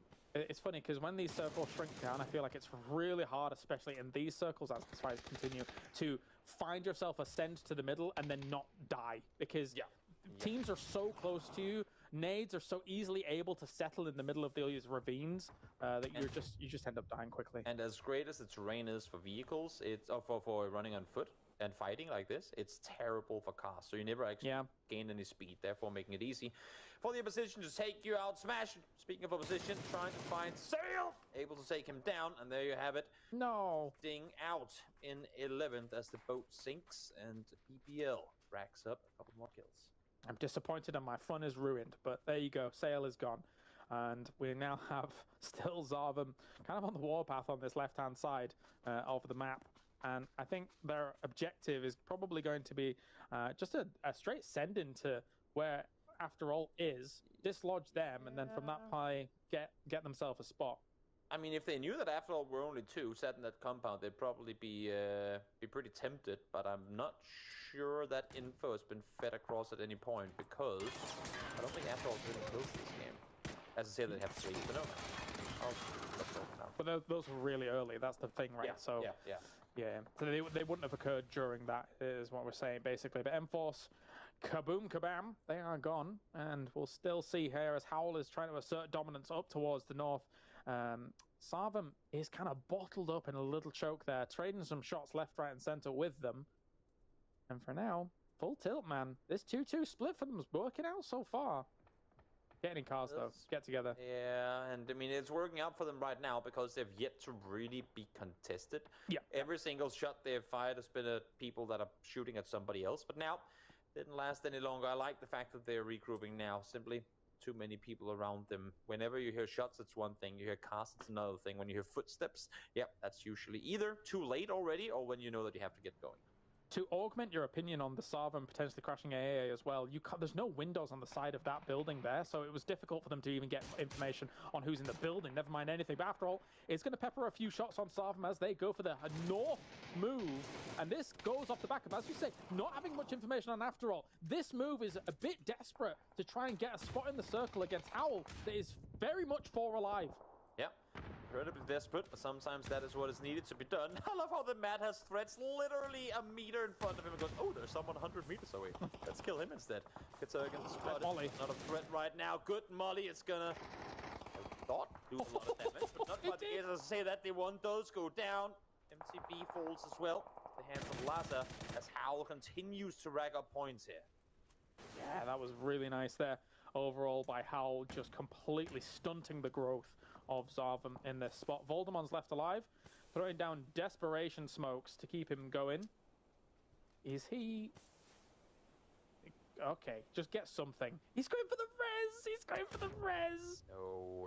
He gets that, and it's Klim from down below, ran up, takes out No way. After All. Against all odds, continuing to rack up points in these games. They were, as we saw in the beginning, the team furthest away from everything. They're alive with 2, they have 5 kills, and placement points confirmed. After All, are not giving up. Yeah, with 3 all day, they're not in the top 8 just yet, but this is definitely enough, man. Just hats off to them for being able to fight through this. Faris, though, takes out Doffy. Still numbers, still alive, but I don't know if they will for much longer, as Exalt's looking to put the nail in the coffin. Faris going around the corner here, still looking for the spray. Anticipating the movement into the smoke. I like how that spray transition followed the target into the smoke, but of course, he stopped just before it. So a decent anticipate, but not on target. That's a triple kill. It is good. Yes! Oh, that was so perfectly lined up too, Faris. I mean, he must have just pinged it. Said, dude, throw a nade here. Easiest kills of your life. And there you had it. Lands underneath the car and just pops him open. Great communication must have been on the side of Exalt. A nice pushover from Moldoc there. Yeah, fantastic. Right now, though, Howl looking to now sweep on out. They must know that, firstly, it was After All that finished off Sarvum, so they know that it was at least just 3, never mind it being 2. So this is a numbers game right now for them. Howl is going to go for the double digits in this game if they can finish off After All and just get one more. Yep, and there you have it. Hibaka goes down. 8 kills confirmed for Howl. And as you said, one got stolen. All looking to come. But BBL holding up on this one now. And Kitchen for the first time opting to push out. Go aggressive on the side here. Leaving Squeaky back on the other side, trying to prevent from anyone to third party them. Actually, as I say that, they go aggressive, but instantly fall back the other direction. I think they saw BBL pull up on this, and given that it's a compound outside the circle, too much risk involved with trying to take this fight into a situation they aren't fully aware of what contains. Backs off, plays the eastern set. Squeaky already has a position there. Leave this to BBL and Howl to deal with. BBL is just slowly approaching this one. Smash already opening up on the map. And again, I feel the Mad has been brilliant for Howl throughout the day. So taking him out already is a very good step towards conquering this team. Goes around the corner and sees a few people peeking at him. Smash is going to get on the retreat for that one. Did a nade bounce off his head just then and go backwards? Anyway, regardless, we have Clib now as well, sweeping on around against Howl. And Schofield, though, getting Michael. Nice trade. Yep, very good indeed. Clever Smash trying to get the remaining kill. No. Here comes Exalt from down below. Only 2 players alive. They've been from a while. And Smash, solo player left alive, takes down 2. Kills confirmed, but unfortunately, to the downfall of him and his teammate. Yep, Mouse actually from the far north side will get the final kill. They should know pretty much the positions of all the remaining teams here. Now, just like that, 7 players make that, 10 players left alive. Jesus Christ, Toby, you've got to reinstall your brain soon. You're a tired 10 players boy. left alive, 3 teams left alive. Phase 7 is what I was trying to say. And interesting finish here. A rare end position this far down the shoreline. Especially with this road still in play as well. This acts as quite the barrier for all of these teams. Full Tilt looking to trade off against the other side of the kitchen. Put the turkey in the oven. This one's done if Kitchen can't do much more with this. Look at these lines of sight. It's so open. Kitchen, get to cover. Trying to wrap around. Full Tilt. Pushing up close now. Escaption. If he can get just like a little peek over the top, should be able to find something. But Subby, in return, able to get one down. And now, Kitchen actually holding off. The issue is, there ain't a whole lot of people to hold off for longer. Just 1 player left alive as Molodok finds one more. Again, I mean, speaking of duo performances, Fairest and Molodok have been racking up points this entire mid to late game. Now top 3 guaranteed, and with the position that Full Tilt is in right now, they have one across now, so Kitsu comes across as well. I was going to say, if they didn't get a proper foothold in the west side of the road, they could be in trouble here. Yeah, Exalt as well as Full Tilt looking to pull all the Tupperware out of the cupboards. Kitchen's almost done here. As you see that MK12 still in play. And oh, geez, Molodok, that was quite the angle through those smokes. But again, for all intents and purposes, Full Tilt, if they don't, lean towards their name, this should be theirs as long as they can keep control of this position. I mean, they crossed the road very effectively.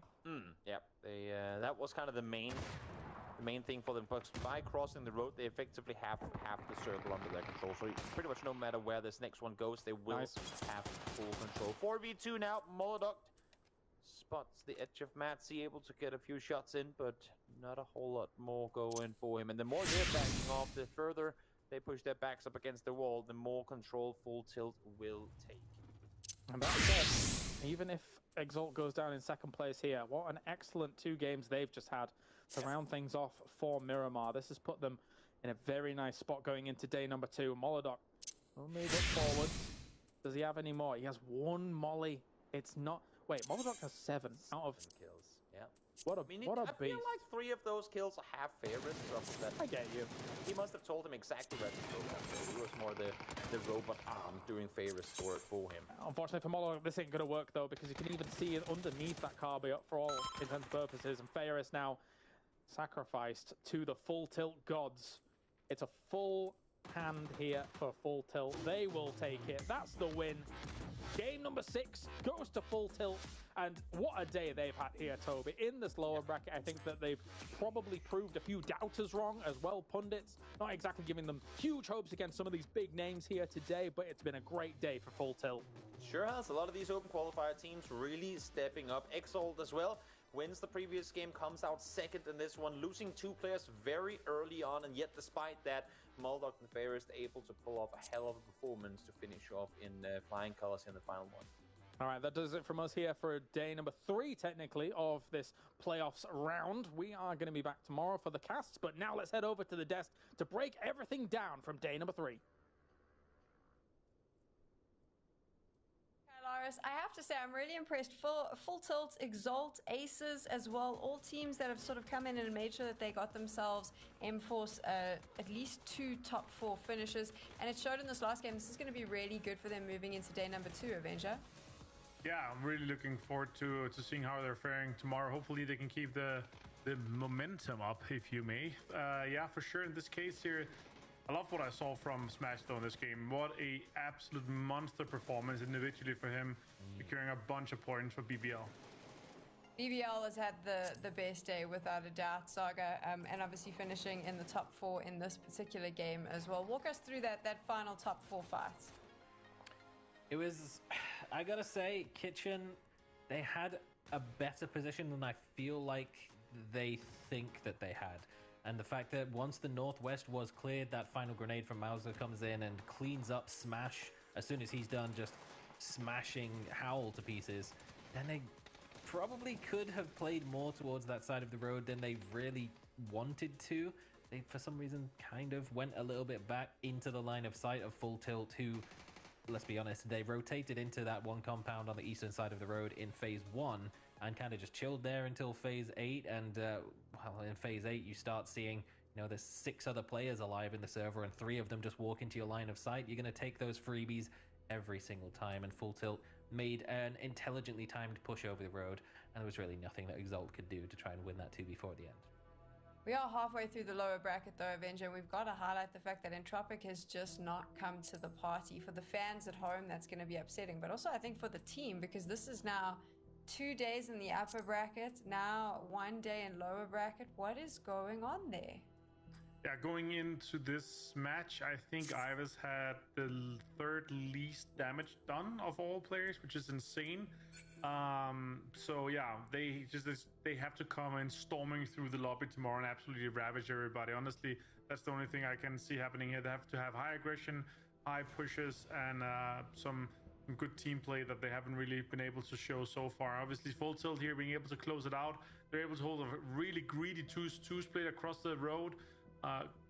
Got back as a full 4-man and then pushed across. Really well played and clever played by them here in this case. Exalt with another good performance here, 13 points. 4 teams on double-digit points. Howl again up there. It's looking very likely for Howl and BBL to be pretty much secure in the top 8 in this lower bracket here. Let's take a look now at your leaderboard. This is it. We are through the first day of the lower bracket, halfway through, 6 games played, and this is what it currently looks like. That top 8 is changing all the time. The one I'm concerned about is Polish Power, Saga. I mean, I know I asked you about this before that last game, but they just don't seem to cope very well on Miramar, do they? It certainly seems that way. I mean, they probably could have had a good game if they had opted not to try and run it down against M-Force. And, you know, it's not the first time we've seen a team run it down in that very compound. It was actually GDE that got clapped by the one game where Twisted Minds remembered that they were actually good at PUBG in yesterday's matches as well. But this time it's Polish Power's turn to take the L early on. M-Force kind of rode that aggression a little bit as well and actually pushed into After Ult, which might be part of the reason why they weren't able to do quite enough to get into the top 8. But, you know, shout out, they came in as a 3-man. They've done a pretty excellent job coming in a single player down the entire day and put themselves in a great spot to try and close what is a minimal gap against Polish Power, who really did fall off towards the latter half of the day. Avenger, let's take a look at this and be clear. I mean, halfway through the lower bracket, I think this is still very open for most of these teams. Oh yeah, for sure. Super open. We saw yesterday multiple teams drop down from being, you know, high 40s and not qualifying. Even I think there was a team in 50 points that didn't qualify, right? Was it the MTB that had 50 points that after 6 games in the first day? And now we have Full Tilt and Exalt on 49 and 50 here. So that I would say they're in a good spot, but not secure. Howl, BBL, I feel like are secure at this point. 52, and the way that Howl have been playing, there's no way they don't make it. Also crazy to see Smash with this amount of destruction here. 16 kills and 2,300 damage. That's super impressive for him. Clip up there too, of course. So if you're a double dip enjoyer, then that's the 2 guys you want to have in your team. Laza, I was considering for my team. Ruin also trying to get him into my team here, but they didn't really fit in, and still it worked out really well for some of these guys here.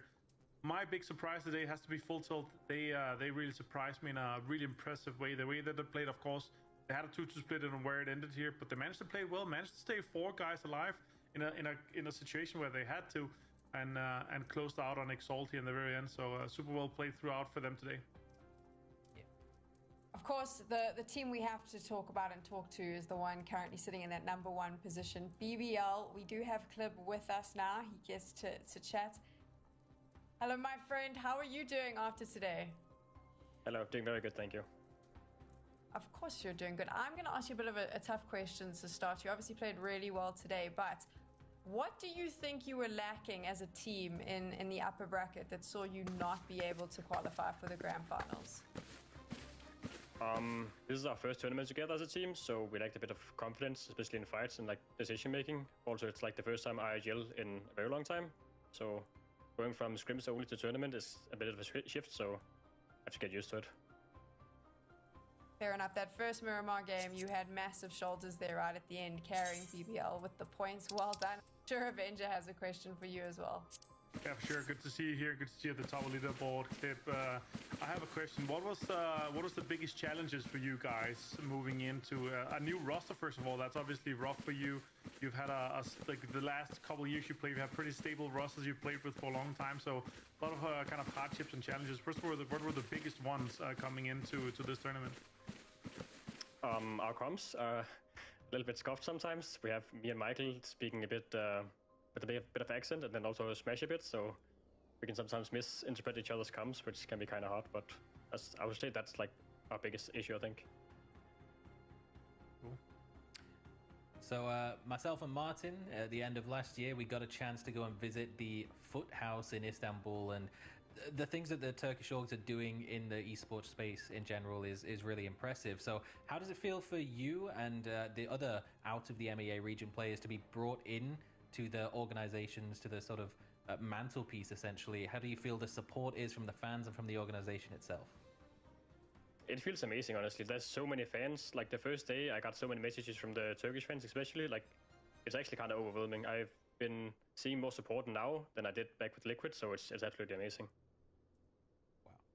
Cool. That's insane. Clip, well done today. Hopefully you can continue on this run tomorrow, and we'll obviously see you then. Sounds good. Thank you. Hey, buddy. Say hi to the lads. Say hi to the lads. I like that ending there, Avenger. I'm going to actually steal that now, and after every interview, I'm going to end it with say hi to the lads. Just thanks for that one. Taking it. Now we have to do... I'm very embarrassed about this. I'm sitting right at the bottom. I have been so let down by my fantasy team. I'm actually up... I know some of these players in real life, and I'm upset with them. It's not even their fault, but there it is. I think I'm, more than... Saga is more than 100 points ahead of me. Yeah, sometimes you gotta say hi to the bads down there. Jeez. I mean, maybe if I unethically... I've got to say, Saga, maybe if I unethically double dipped